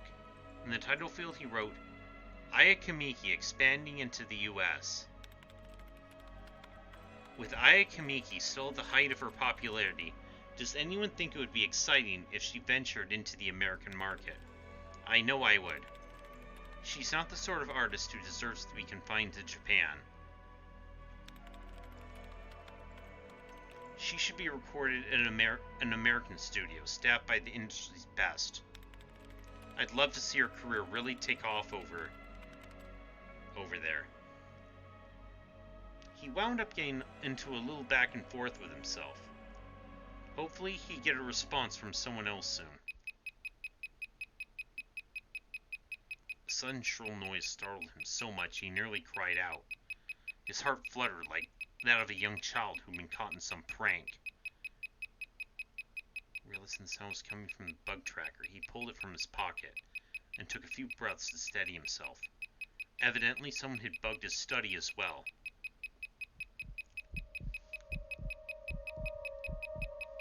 Tracker in hand, he walked toward the center of the room. What direction was the signal coming from? He tried heading toward the window. Here, maybe? Next, he headed toward the desk. Here, too? The bug tracker was picking up signals from all over the room. Had there been that many listening devices planted in here? Mr. Osawa? It's Kajiwara. Perfect timing. Osawa hurried to let the detective into the study. The bug tracker's picking up signals. Oh? Yes, from all over the room. What should I do? Mr. Osawa, please calm down. As if that's even possible right now. It feels like there must be 10, no, maybe 100 listening devices in here. Kajiwara didn't miss a beat. Let me be honest with you. That bug tracker is broken. What? Osawa was dumbfounded. Broken? But this is the one I got from you, right?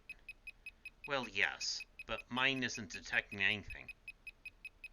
Kajiwara produced an identical bug tracker from his pocket, and as he said, it wasn't getting any signal. As I recall, Mr. Osawa, that one was dropped on the floor when I was trying to hand it to you. Oh yes, that's right. That must have been when it broke, sir.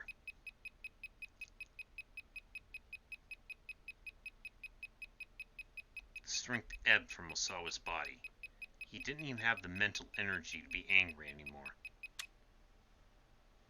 He gave the tracker a whack with the palm of his hand, and the beeping stopped.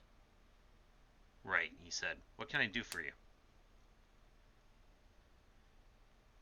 Kajiwara clapped his hands together as if he just remembered something. Ah, right, we have a big problem. The toilet again? Osawa sighed. No, it's not that. Something worse. Kajiwara's face turned grim. Something worse?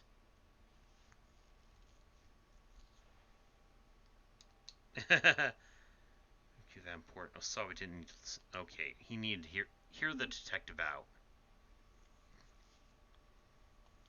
Had something happened to Maria? He needed to hear the detective out. What is it? Go on, tell me. He did his best to remain composed. Well, you see, we ordered lunches for everyone, and it looked like there were 2 still left over, so I wound up eating them.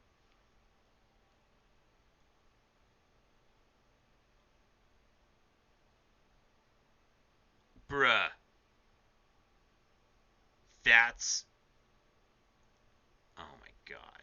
Oh my god, this guy.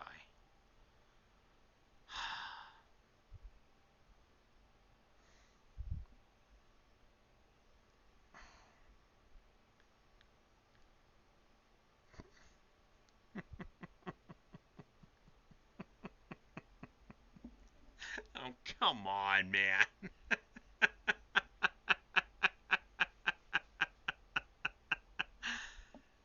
Good frickin' lord.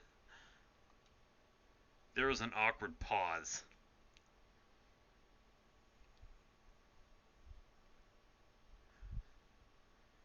So it didn't have the foggiest idea of how to respond.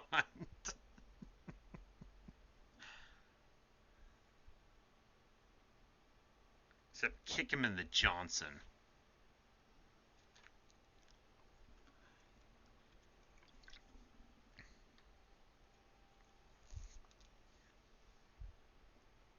My deepest apologies, sir. I ate the lunches intended for you and your wife.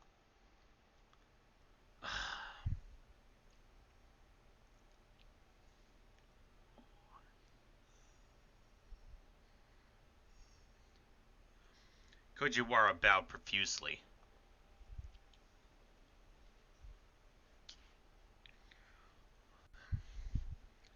And I really do need to apologize. They were tokakatsu bento boxes, and they were delicious. The meat was so tender, and the batter so crisp. With each and every bite, the rich flavor just filled my mouth more and more and more. Osawa felt a blood vessel burst in his skull. Listen, you. Get your goddamn act together, or... He didn't get to finish that thought. A pathetic gurgle sounded from his stomach. Ah, see, Kajiwara said. You are hungry. He fussed sheepishly with his hair. At the talk of food, Osawa realized abruptly he hadn't eaten anything since the night before. Shall I make something for you? The detective asked. This is all my fault, after all. You can cook? Osawa wasn't sure how thrilled he was with the idea of Kajiwara helping him. Oh, God. You mustn't judge people based on outward appearances, Mr. Osawa. Alright, fine. Go on ahead, then. His newfound hunger was making it hard for him to think. It would certainly behoove him to eat something. He led Kajiwara to the kitchen.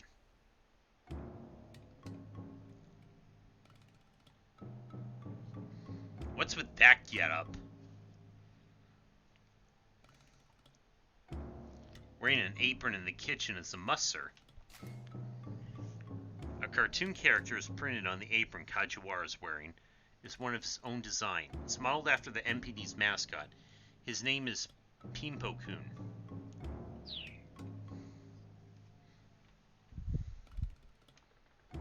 Alas, it isn't while I'm naked. Thank God. Naked? Oh, are you not familiar with the concept of the naked apron? The sight of being entirely naked save for an apron, a form of cosplay. The views from the front, rear, and sides all offer a certain appeal, but caution must be advised, as it may be difficult to stop arguing about which presents the loveliest sight once the topic is raised. There are similar, more sexualized naked styles as well, such as the naked sock, the naked shoe, naked necktie, naked ribbon, naked scarf, naked collar, and so forth. Yes, well, okay, please, let's not... Yeah, again, let's...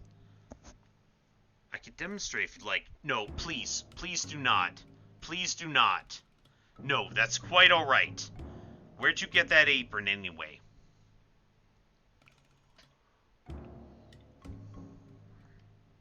It's mine, sir. Have you had it with you this whole time? Yes, in here.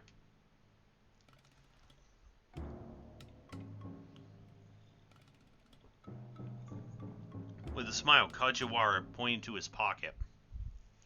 Of course, Osawa eased himself into a chair.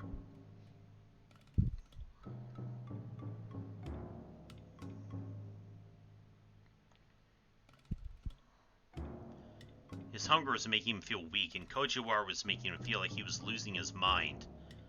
Oh, this is bad, the detective said. I need to whip something up for you fast. Something definitely wrong if you... if you don't even have a comeback. Osawa felt his anxiety mounting. Just what sort of food was this insufferable oaf gonna make anyway? Probably nothing worth eating was his bet. For now, he'd have to pray he wound up with something edible. Better to ask to not gonna make him lunch instead. Since Ai's lunch was gone as well, he should probably ask her to make something. I wonder... Okay, I'm curious as to this one.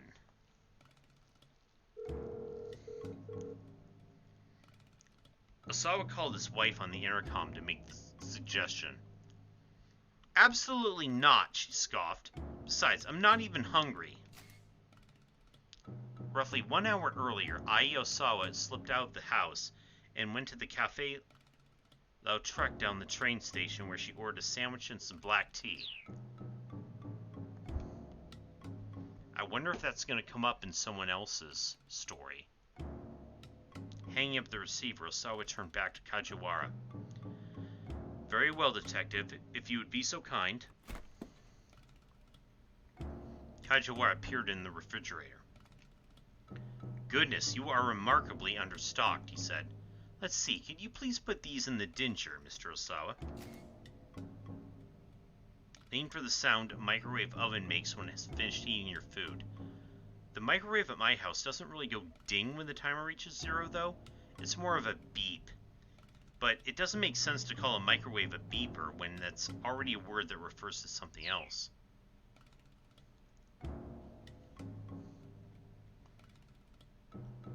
The detective handed Osawa some frozen lumps of rice. The dinger? The heck is a dinger? The microwave oven, sir. Osawa stepped in front of the microwave. Unfortunately, he had no idea how to work the controls. Should thaw that rice out as soon as possible, Kajiwara told him. I'm actually not sure how to operate this thing. What? The detective gasped. You don't know how to use a microwave? Osawa could only nod in silent shame. Should be as simple as turning the dial. Wait, which one? That one, sir. The one on the right. Osawa turned the dial, then crossed his arms with a satisfied grin. Mr. Osawa, you need to put the rice in first before you do that. Wait, you doing the rice in a microwave? I thought over there you guys all had rice cookers.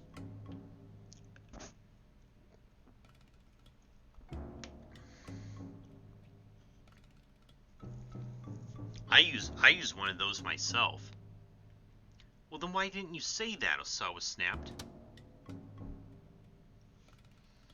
I never worked in a kitchen in my life. Don't ask me to do things that are this difficult. Very well. I'll handle this from here. Why don't you get out the bowls and the chopsticks then, sir? I have no idea where the hell those are kept. Kajiwara let out a heavy sigh. All right then, please just sit and wait, sir, he said. And here, take this. Kajiwara pulled out a sheet of bubble wrap from his pocket. Use your fingers to pop the bubbles. That should help you calm down.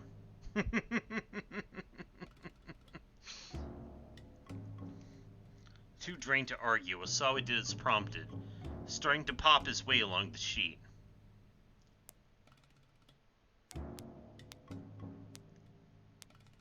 Rather than calm him down, though, it was making him incredibly cross. This felt more like a ridiculous punishment. They say you can learn a lot about a household by looking in the fridge, you know. Kajiwara was cooking something in the frying pan. And, Osawa asked, just what have you learned about mine? I'd rather not say, sir. You might take offense. Osawa snapped another bubble between his fingers. Ah, the rice finished thawing. Kajiwara topped the steaming bowl of rice with a fried egg he whipped up in the pan. Then, as if it were an afterthought, he added some pickled vegetables. Here you are, sir. Your fried egg on rice is complete. Kajiwara grinned from ear to ear. Go ahead and eat it while it's still warm. one of Kajiwara's simple recipes. Others include his white spaghetti, which is simply spaghetti that's been flavored with butter, salt, and pepper after it's been boiled. Both are a bit too basic to be properly called cuisine, but it does take a certain skill to bring the best flavor out of the ingredients with such simple seasonings. Sawa received the bowl with a dubious look. You aren't very good at cooking, are you? He said. All you had in your refrigerator were eggs and pickled vegetables, sir. I assure you, it's quite delicious. I recommend breaking the yolk and mixing it together. Reluctantly, Osawa brought a bite to his mouth. That's good. The words came out almost unbidden. Isn't it just egg yolk and pickled vegetables pair quite well? Osawa couldn't help but stuff his face, slipping it into a rapturous daze as he did. The more he ate, the more it stirred his appetite. I had no idea fried eggs could be this delicious. I know you probably have a long ordeal still ahead of you, sir, but please keep your chin up and hang in there. Kajiwara gave Osawa an amiable smile. And that's right, he continued. As for dessert, we have bananas. Of course, bananas. No, thank you. Kajiwara grimaced as Osawa held up a hand in refusal. Right then. When you're finished eating, would you please wash the bowl? Me? Wash dishes? Osawa exclaimed in surprise, sounding like a petulant child. If someone else cooks for you, you should do the cleaning up. It's only polite. Fine, okay.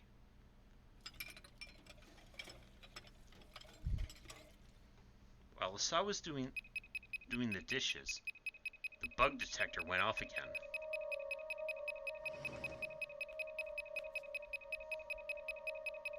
Director, if you have a moment. Tanaka poked his head into the kitchen. I've got something urgent to discuss with you.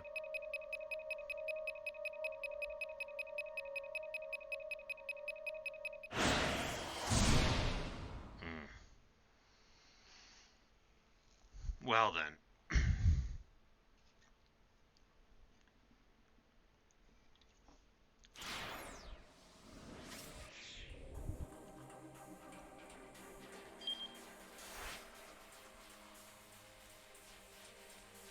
Oh, and that's at 1:55, so that's almost at the end of Osawa's chapter for 1 o'clock.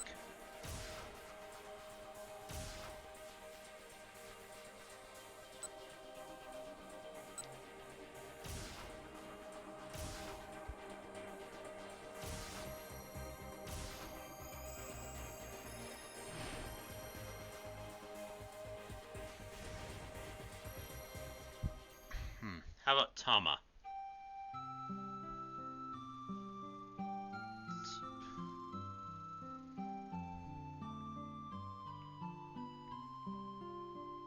Bottles of burning hammer litter the pavement, shattered into tiny bits of glass. Even if the recycling guy was really careless with the boxes, it shouldn't have caused this much of a mess.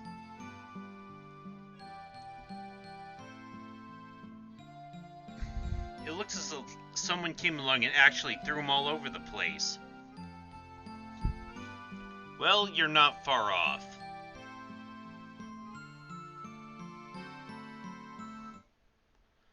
The heck with this thing! I toss away the miracle stone, which has clearly only brought me bad luck. We can't have a product demo without a product. Which in turn means I won't be getting paid for this whole fiasco.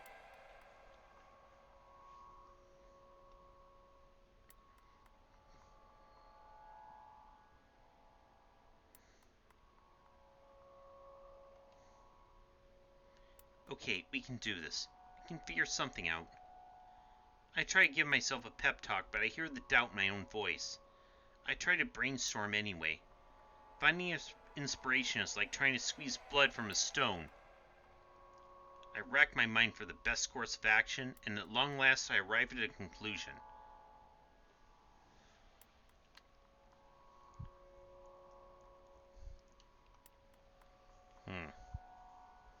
Somehow or another, I'm gonna have to sell some burning hammer. The flyers have already been handed out. Yeah, we saw what happened when we tried to go for the Agatama.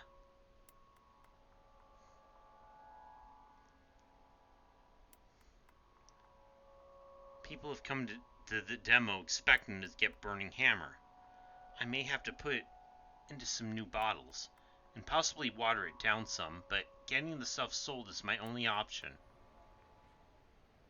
My eyes are lit on one of the cardboard boxes, and I notice an odd mark stamped on it. Wait a sec. I've seen this before. Something Cheery said earlier. This is the sort of thing they sell in 100 yen shops or something.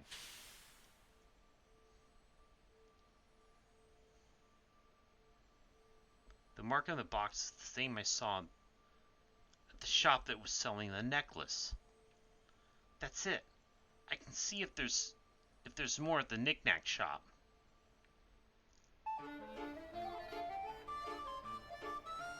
Guided by this ray of hope, I head for the knick-knack shop as fast as I can. Point is, there's not much.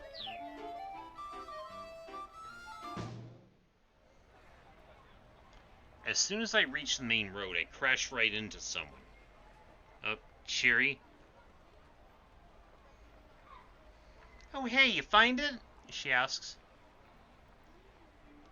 She makes it sound like it's not really her problem. Not yet, but I think we can stock up at the 100 yen shop. The words are as hard to get out when I'm panning as hard as I am. For now, just stay calm and go let the boss know. Got it. Leave it to me. Shuri nods and breaks back into a run.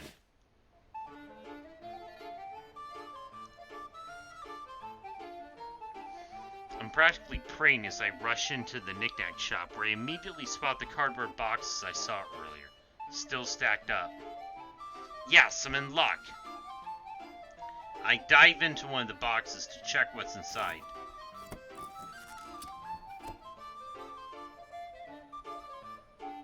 It's packed with tiny bottles. There's no mistaking the noxious red liquid inside. That's burning hammer, alright. 50 bottles per box, and there are 4 boxes total. Assuming each bottle is 100 yen, including tax, I can buy the whole lot with the 20,000 I've got in my wallet. Mr. Yanagashita said he was selling the bottles at the demo for 15,000 yen apiece. That way, if we all sell 200 bottles, he'd be able to pay back his debts, no problem. Whoa, what's the deal with you?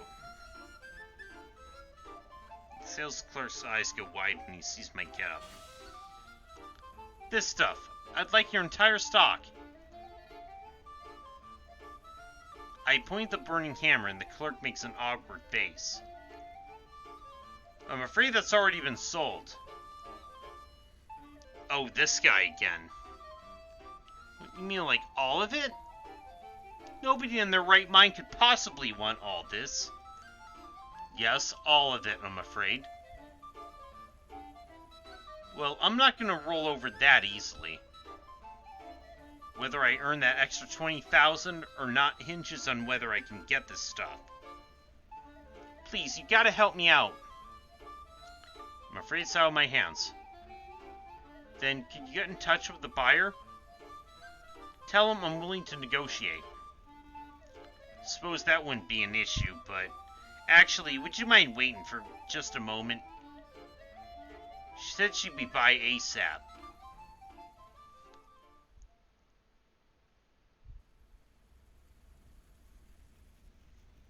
After 5 minutes of waiting, the buyer still hasn't shown up. I don't think she's coming, I say. That's odd, the sales clerk murmurs. She said on the phone she'd come by just after 1 o'clock to pick him up. I really need this right away. I understand that, but please, it's out of my hands. By now, the sales demo's already started. If I came back empty-handed, what was the point of all this effort? Gimme. I already said I can't do that. Gimme! Will you please wait a moment? Why did I spend all that time trying to hand out samples? Why did I put this stupid costume on? Why did I miss out on lunch? Why? Who was it all for? Look, over there, it's the Chupacabra! It's the Chupacabra!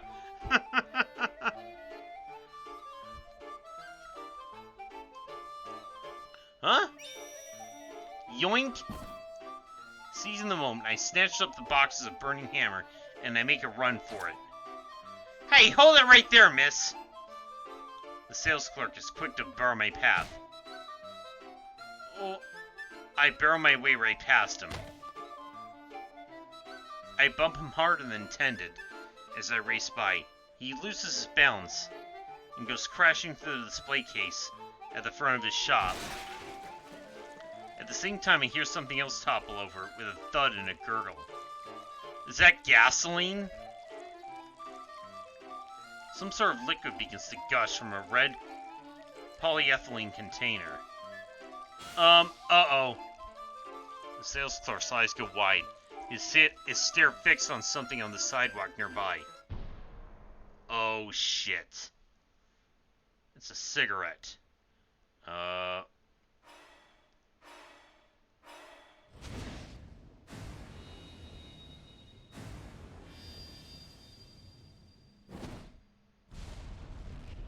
Bon voyage. The burning butt ignites the liquid.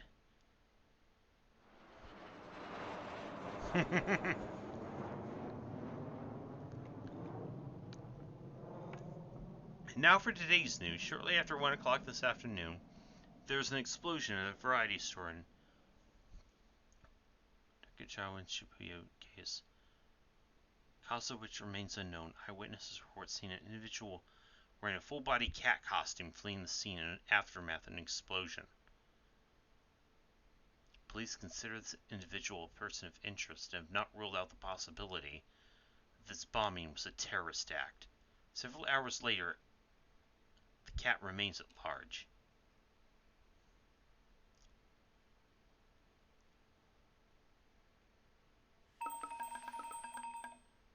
Oh.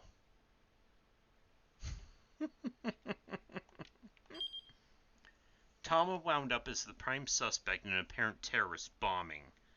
If the buyer had shown up earlier, Tama's argument with the sales clerk might never have happened. To say nothing of the rest, as a matter of fact, the buyer was just outside the shop at the critical moment. She was just held up when she happened to run into someone. That someone's actions at 1:05 are the key to changing Tama's fate.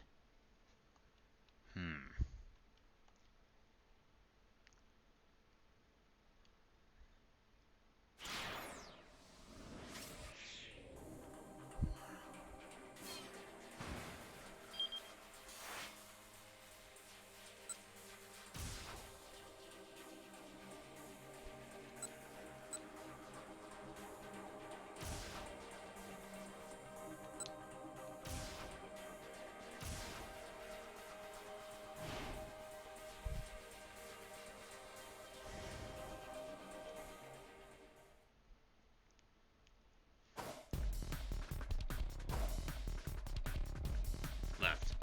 Minorikawa sprinted down center guide, dodging between oncoming pedestrians. Out of my way! Can't you people see him in a hurry? He stole a glimpse of his watch as he ran. It was just after 1 o'clock. The Burning Hammer sales demo would be getting underway any moment now. He could probably get an interview even if he showed up late. Still, he wanted to get to the venue ASAP to get a feel for things before they get started. Best time to scope out an event was before it started and after it started. And after it ended. This was something he'd learned from Toyama. Everything he knew about journalism, the publisher had taught him. It had been a combative education. Minorikawa learning despite himself, as the two men consistently butted heads. Oh, give me a break. What's wrong with my article? Minorikawa shouted. His voice was loud enough to carry throughout the editing department. Shut up. I told you to rewrite it, so rewrite it. Toyama sticking to his guns. Minorikawa recalled the scene in the days when the two men had worked at the same newspaper, and Toyama was his boss. Toyama was the copy editor for local news, known as the Red Pen Gatekeeper.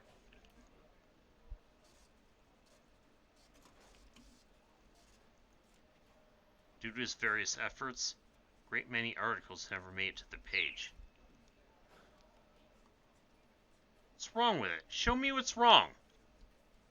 All of it. How can it be all of it?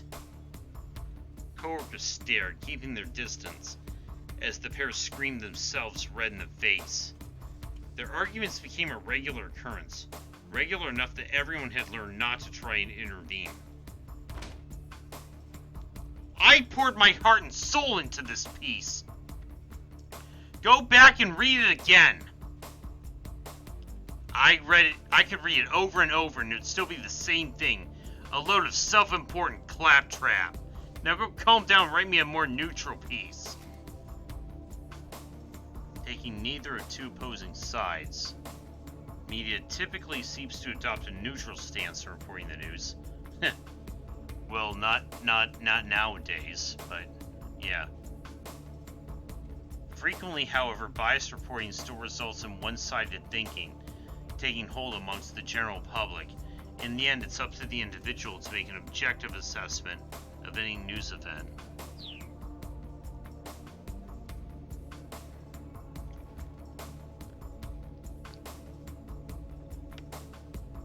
Calm down, you must be joking. I write what I feel in my heart. That's the one thing I refuse to back down on. That's the one thing that'll keep getting your copy rejected. Aren't you the one who told me to be bold and daring with my writing? Yeah, I did, but I don't remember telling you to write me garbage. By now, Minorikawa and Toyama were practically at each other's throats. Still, despite these almost daily shouting matches, Minorikawa never resented Toyama. Not really. How could he write a piece in a way that would shut Toyama up? Trying to figure that out was how he had developed his skills as a reporter. Up until he quit his position at the newspaper to start his own publishing company, Toyama had been a stubborn old man in the finest sense of the term. Now a dying breed in Japan, the sort who'd be inclined to use knuckles before words to remedy a child's bad behavior, inflexible but still emotionally brittle. Their signature move was to drive out a wayward kid from the house with the exclamation of, "You fool, you're no son of mine, I disown you," only to wait a while, go find the son who's crying down by the dry riverbed, and calmly murmur, "Come on, your supper's getting cold."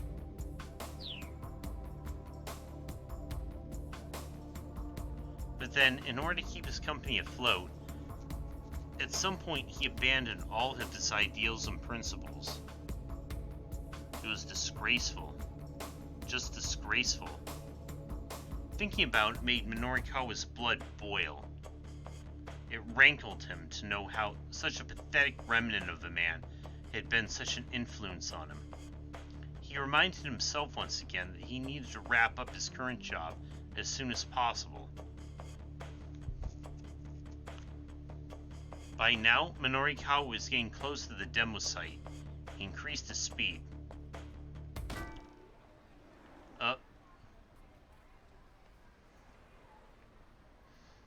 He wound up barreling right into someone who was walking into a knick-knack shop.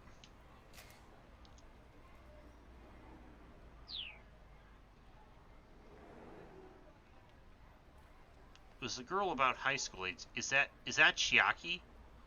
She jumped to her feet, then snatched Minorikawa by the collar. Hey, watch where you're going, she snapped. Her upper body strength was impressive, to say the least.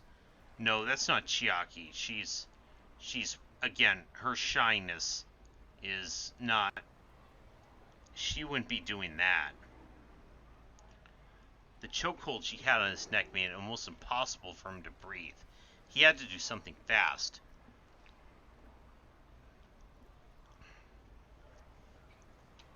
Okay, just... Take this! He drove a punch right in the girl's flank. To his amazement, the girl shrugged off the blow as if it were nothing, her grip on his collar tightening further. Oh, you want to throw down, huh? She sneered. Shifting position suddenly, she snatched Minorikawa by the hair and dragged him out into the road.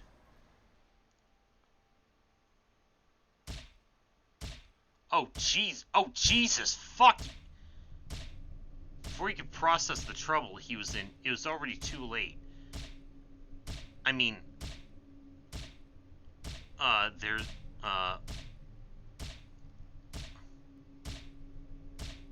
There might be some, a little bit of S&M for this, but I don't know,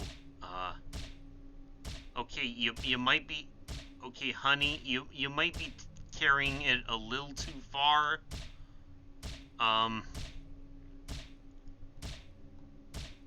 He cowered away from her, shielding his face with his arms, only to feel the impact of a rain of punches and kicks on his exposed back and sides. Pain shot through his body as each blow landed with a perversely satisfying thump. Then the pain continued to intensify. Oh crap, I'm gonna die here, aren't I? Never thought my life would end so soon. I mean...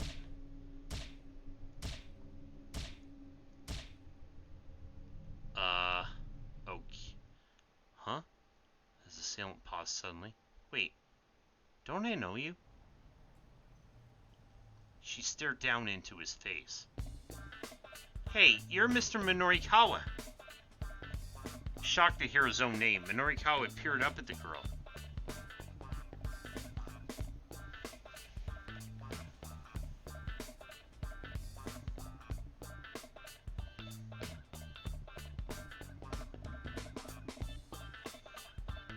Miku? Yeah. Wow, so you do remember me. Her tone was bubbly, as if the beating she'd been dishing was all fun and games. Sorry, I didn't realize it was you. She held out a hand to help Norikawa back to his feet. Oh, so, how long's it been? She asked. About 5 years, I think, he said, cautiously. You, still doing your bonsai stuff? Nah, she replied. I gave that up. Miku had been Japan's bonsai champion back when she was in middle school.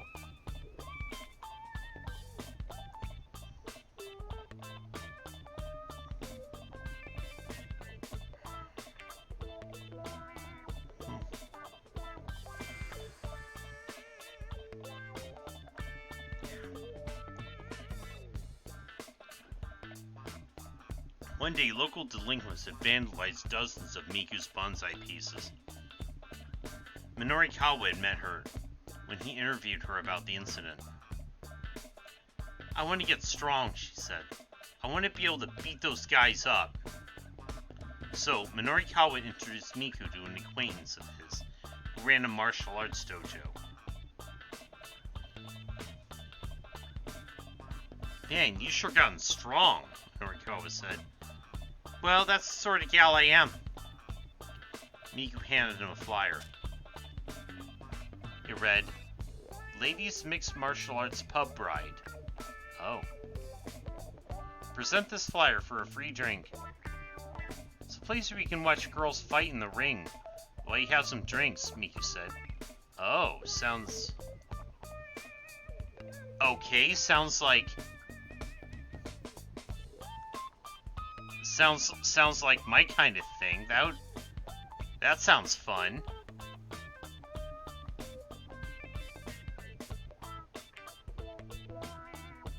That sounds pretty fun, actually. Yeah, I know, right? Minorikawa could feel himself being pulled in all the wrong directions by the prospect.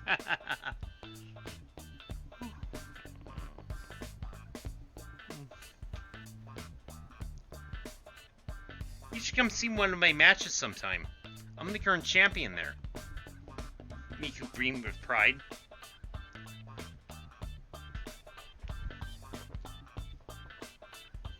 Wait, you're the champion?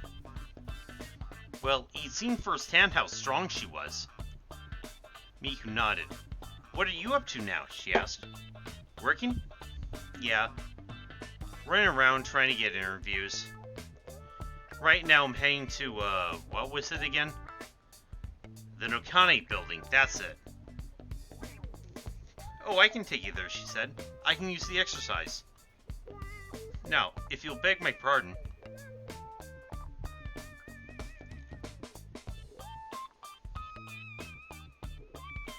Miku casually hefted Minorikawa up on her back and broke into a jog. Cute. Before long, they arrived at the Nokane building. Minorikawa thanked Miku as she set him down the sidewalk, and the two parted ways.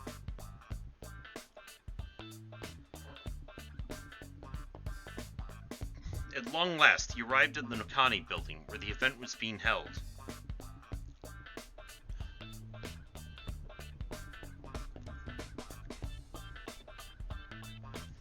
The wall by the elevator was plastered with posters about Burning Hammer. Get it or regret it, as seen in magazines. 100% weight loss guaranteed. This is blatantly false advertising.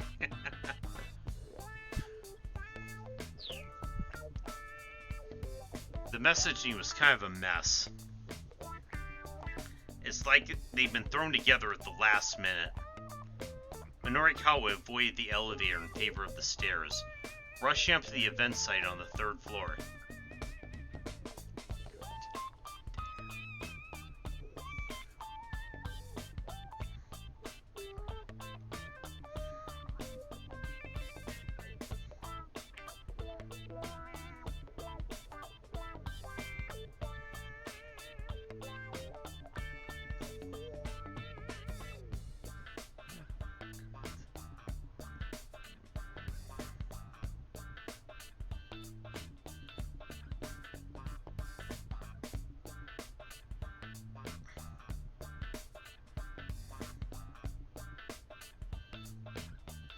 Minorikawa avoided the elevator in favor of the stairs, rushing up to the event site on the 3rd floor.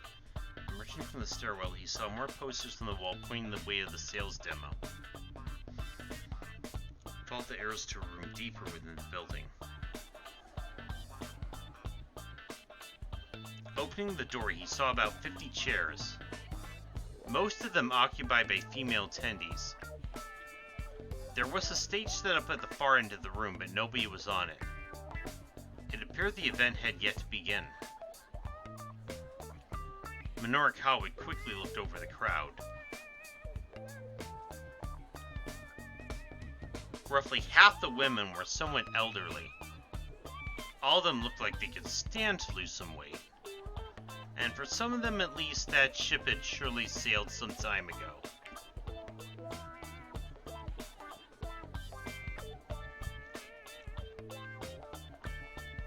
The crowd gazed at the stage with rapt anticipation. A beverage that allowed you to eat plenty and still lose weight was definitely an appetizing proposition. Could something like that really exist, though?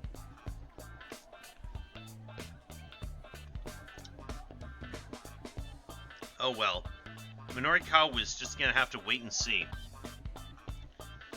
He did his best to get his mind into journalism mode. Time passed, but the demo didn't start.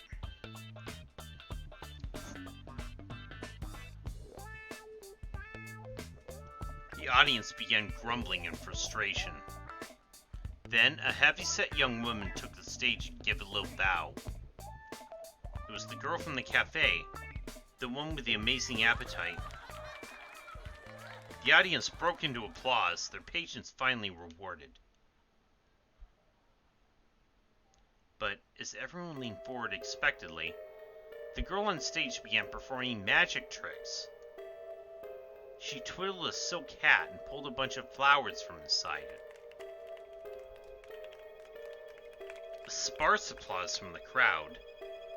The young woman immediately went on to perform another trick, and then another. Ta-da! Oh, is she...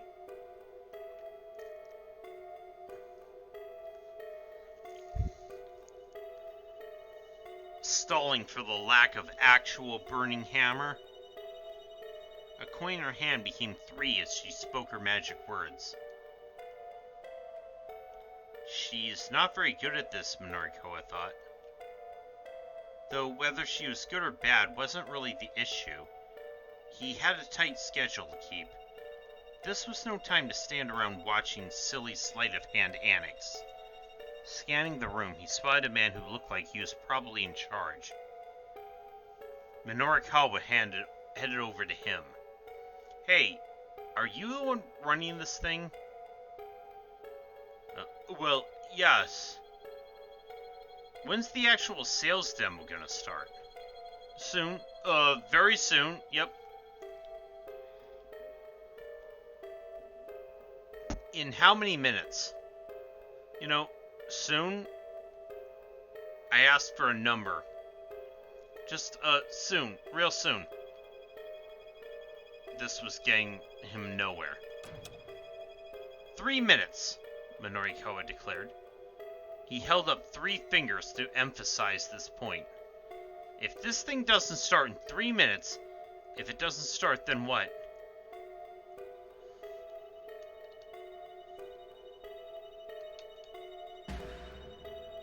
I'm gonna start a ruckus. He kept his voice firm, his words short and clipped. Hey now, no need for that, sir. Just settle down. Who doesn't like a silly little magic show now and then? You got 2 minutes. Hey, a minute can't have passed that. Can't have passed already. 1 minute. Whoa! Just what kind of watch you got there? Just tell me why the demo isn't starting. Well, no real reason, really. The man was getting seriously flustered. I just, I want folks to get to see a little magic show first. Nope, try again. 30 seconds. Okay, alright. What happened is, the required merchandise, what happened to the merchandise? He gave the guy a dagger stare. Well, it's just, time's up. What? The man's face went pale.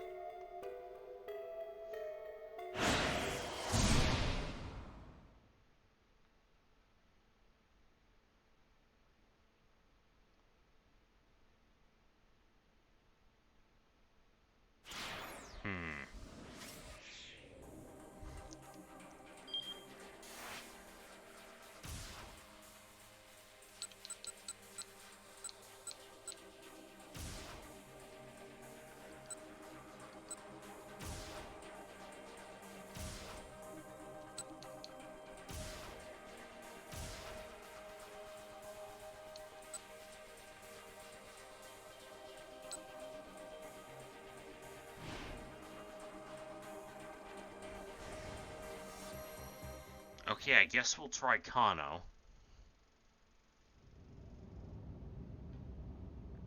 Following Kano's direction, Stanley drove toward the Crime Syndicate's hangout.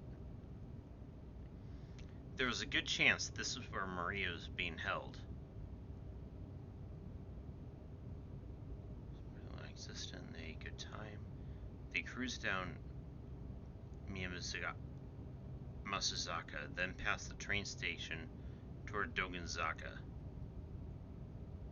All the while, the two men stared out the windshield, neither inclined to make conversation. They arrived at the Shinsenko intersection. "Take a right here," Kano said. "You nervous?" Stanley asked as he made the turn. His own tone was calm and level. Kano gave no reply. If the syndicate really was holding Maria hostage up ahead, he and Stanley might wind up putting her in danger by showing up here. If it came down to it, Kano wondered, could he count on the man next to him taking the hostage's safety into account? He doubted it, but there was nothing he could do about it now.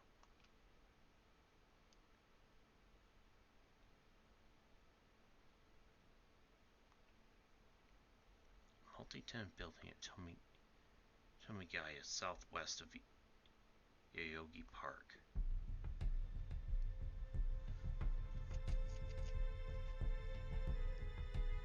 The Black Lodge sign out front looked deliberately ominous. Kano knew the place as a bar frequented by expats from various countries as well as a hotbed of criminal activity. "I'll take point," Stanley said. "You back me up." He pulled a handgun from his suit pocket. It was a compact Glock, a model frequently used by the FBI or CIA. Glock 17, a semi-automatic pistol developed in Austria for police and military use. Notable for its incorporation of large amounts of polymer for its design. A certain Hollywood film included a line of dialogue claiming that the Glock would not show up on airport X-ray machines, but since the gun barrel itself is made of metal, this is assuredly not true.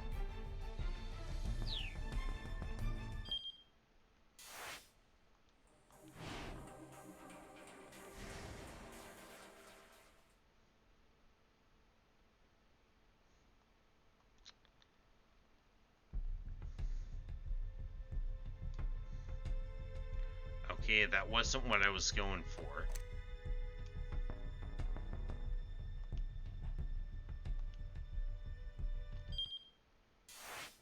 Oh, come on, that's... You goddamn piece of...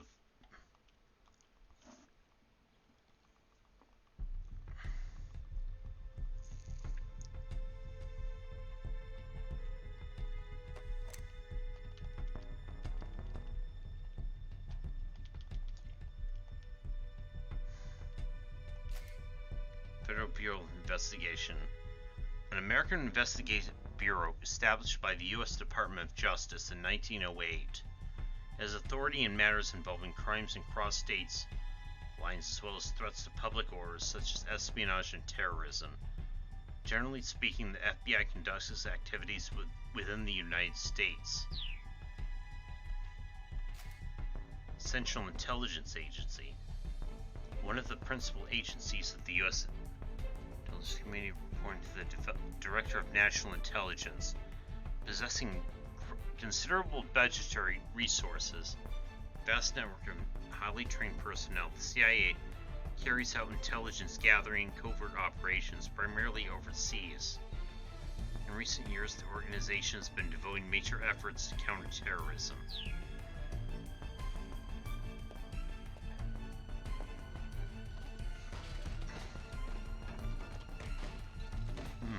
They immediately heard some sort of ruckus from beyond a wooden door at the far end of the hall. Don't let this be what I think it is, Kano thought to himself. Sweat beaded on his hand as he gripped his gun tighter. He heard the sound of glass shattering. Then came the sound of something heavy falling to the floor. Maria.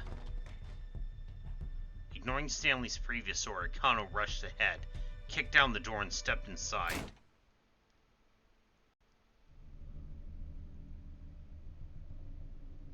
He walked right into a massacre. There were nearly a dozen bodies sprawled out across the floor.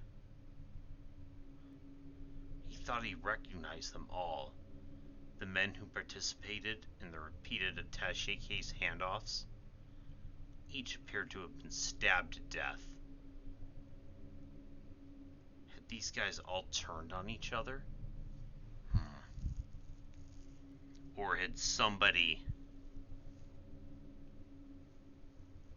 offed them all once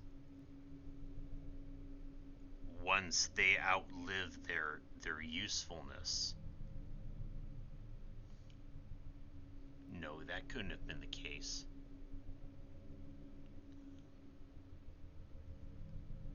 None of the victims was holding a knife, which meant whoever killed them must still be hiding nearby. No sooner had Kano come to this conclusion than he heard a muffled cry behind him. Stanley! The American was sprawled on the floor, face down. Kano rushed over and knelt beside him. Stanley was dead, stabbed through the back. Without an instant's hesitation, Kano stood up again, gun at the ready. He scanned his surroundings, but there was no sign of the killer. But that was impossible. Stanley had been killed mere moments ago. Someone had to be here somewhere.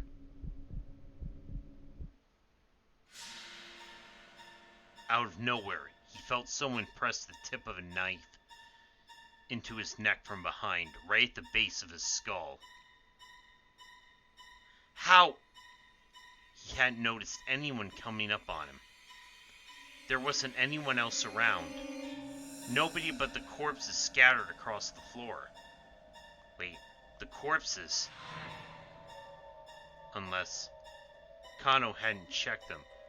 Oh, somebody was one of them playing dead? Was someone playing possum?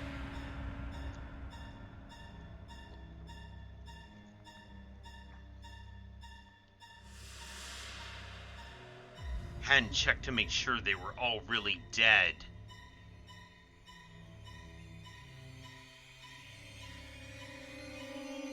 With his last thought, he realized that had been his fatal mistake.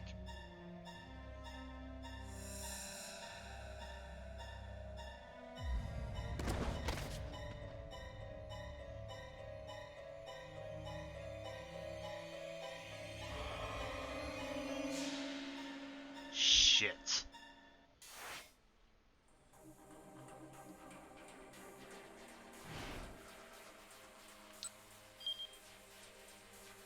Alas, there's nothing to be done for poor Kano now. He wasn't prepared for whoever was wielding that knife.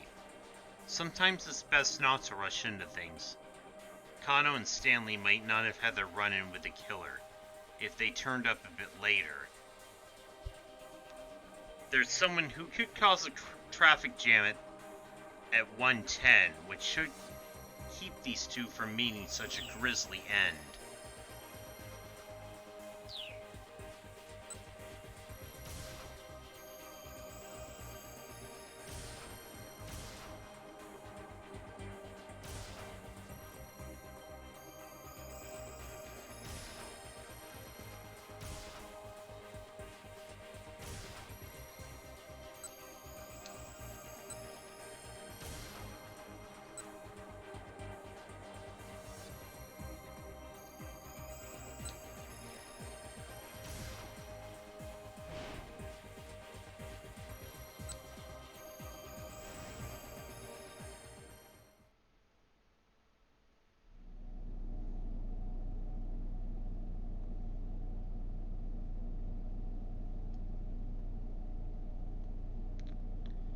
Alright.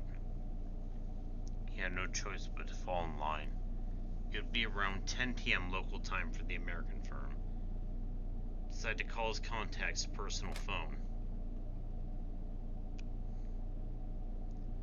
Impressed with the reasons behind the decision, Osawa hung up. Visibly relieved, Makino lit up a fresh cigar. Sir, there's one thing I don't understand. If someone has this top secret information, why wouldn't they threaten the company as a whole? Okay, this doesn't... I don't feel like that.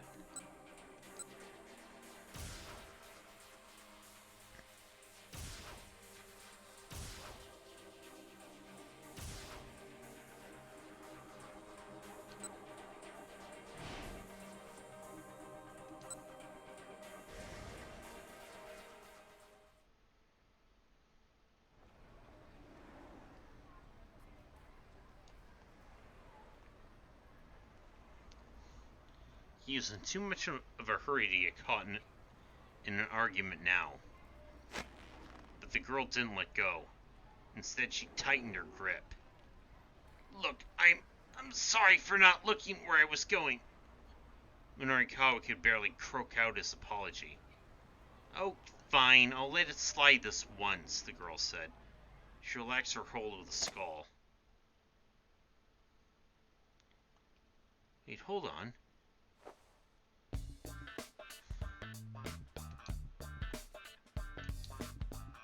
Miku? Yeah. You do remember me.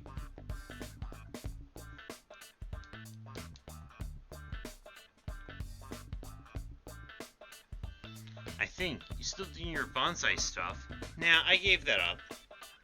Miku had been Japan's bonsai champion back when she was in middle school. Mention of bonsai calls to my elderly hobbyists, but recently the artist attracting more young people, as are other aspects of Japanese-style interior design.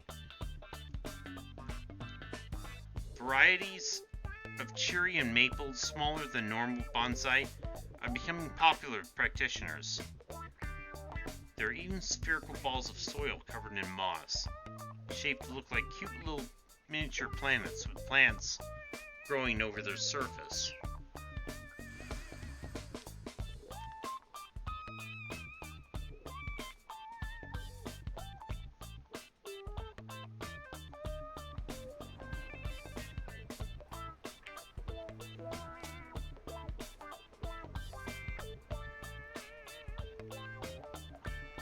Ladies Mixed Martial Arts Pub, Bride. Show Pub began as a side venture group of female mixed martial arts fighters facing financial difficulties. There's an octagonal ring inside the pub. Rules state that anything goes between the young women who fight inside. Customers are able to take in the fights while enjoying their drinks.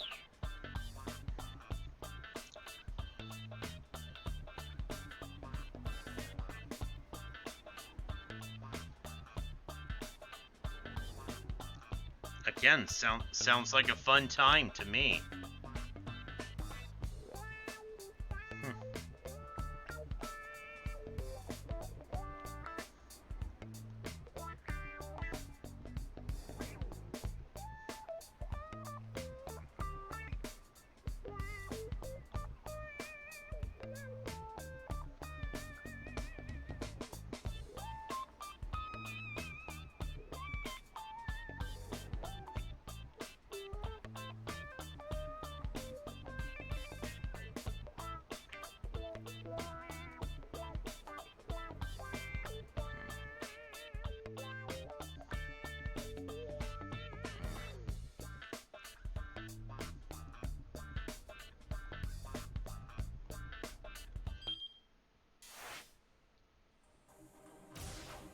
Still, though, I don't know if that...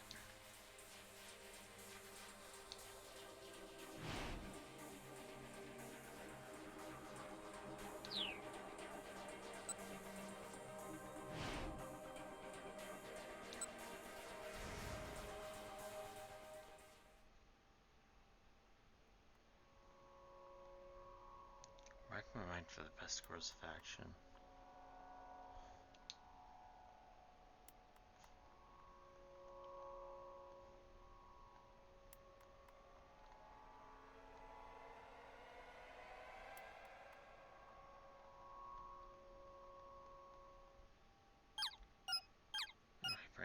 Oh, are you gonna still go for the...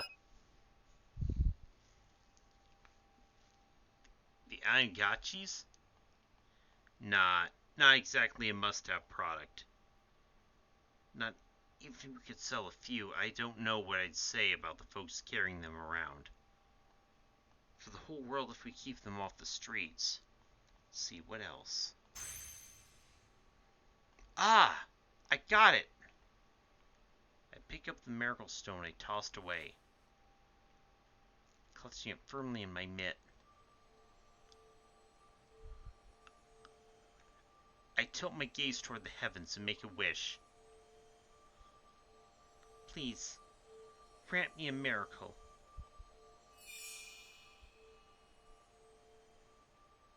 And my wish is granted.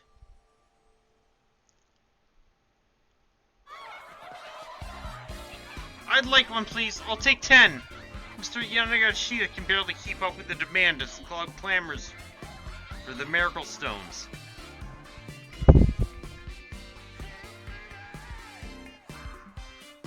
Oh, God.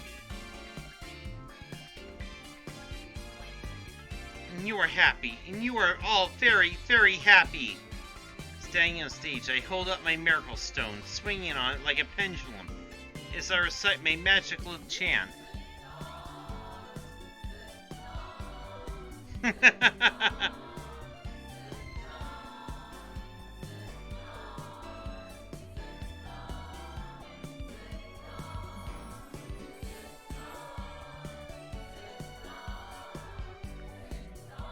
The room vibrates with cheering and rumbles with applause. It really is like a miracle.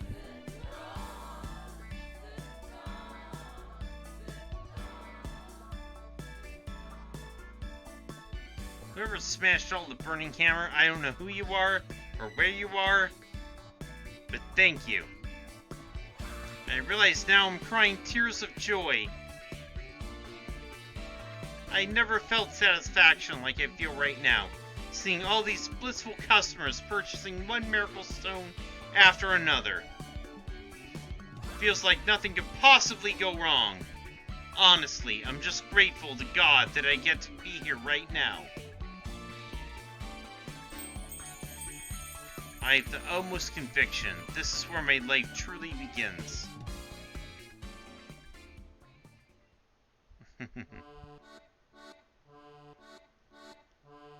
It's not long after that epic sales event that I'm hired on by Yamato Health Foods Company, Ltd. Pretty soon after that, I'm on a plane bound for South America. I'm on a business trip to purchase our next product, Amazonian Miracle Mud. Oh, that's a bad ending? That sounded like a good ending. Really? Tama prospers in her new life as an employee of Yamato Health Foods. This is but one possible future for her, and hey, maybe it seemed a pretty decent one. Still, wouldn't you like to see what happens if she sticks a burning hammer? I don't know. Is it? I don't know. Okay, oh man, we've been at this for almost 5 hours now. I think at this point, I think this is the point where we're gonna call it.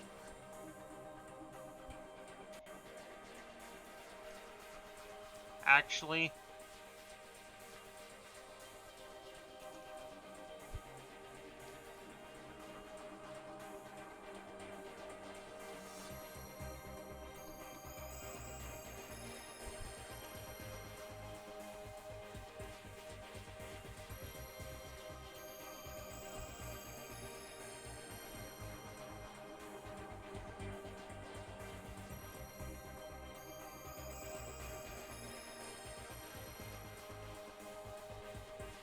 Let me see, who do I wanna...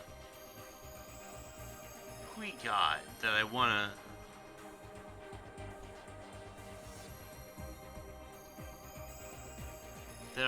raid? I see a couple.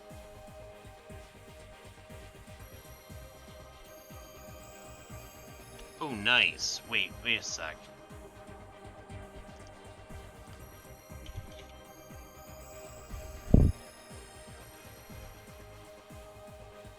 Okay, I think I'm gonna... Okay, Fox is doing Valis 1. I think I'm gonna raid her then.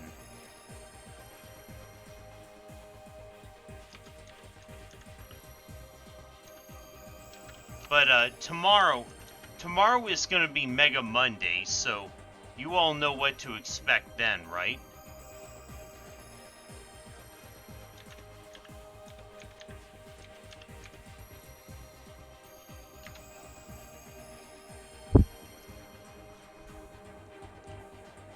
So with that, I will see you then, and have a good night, everyone.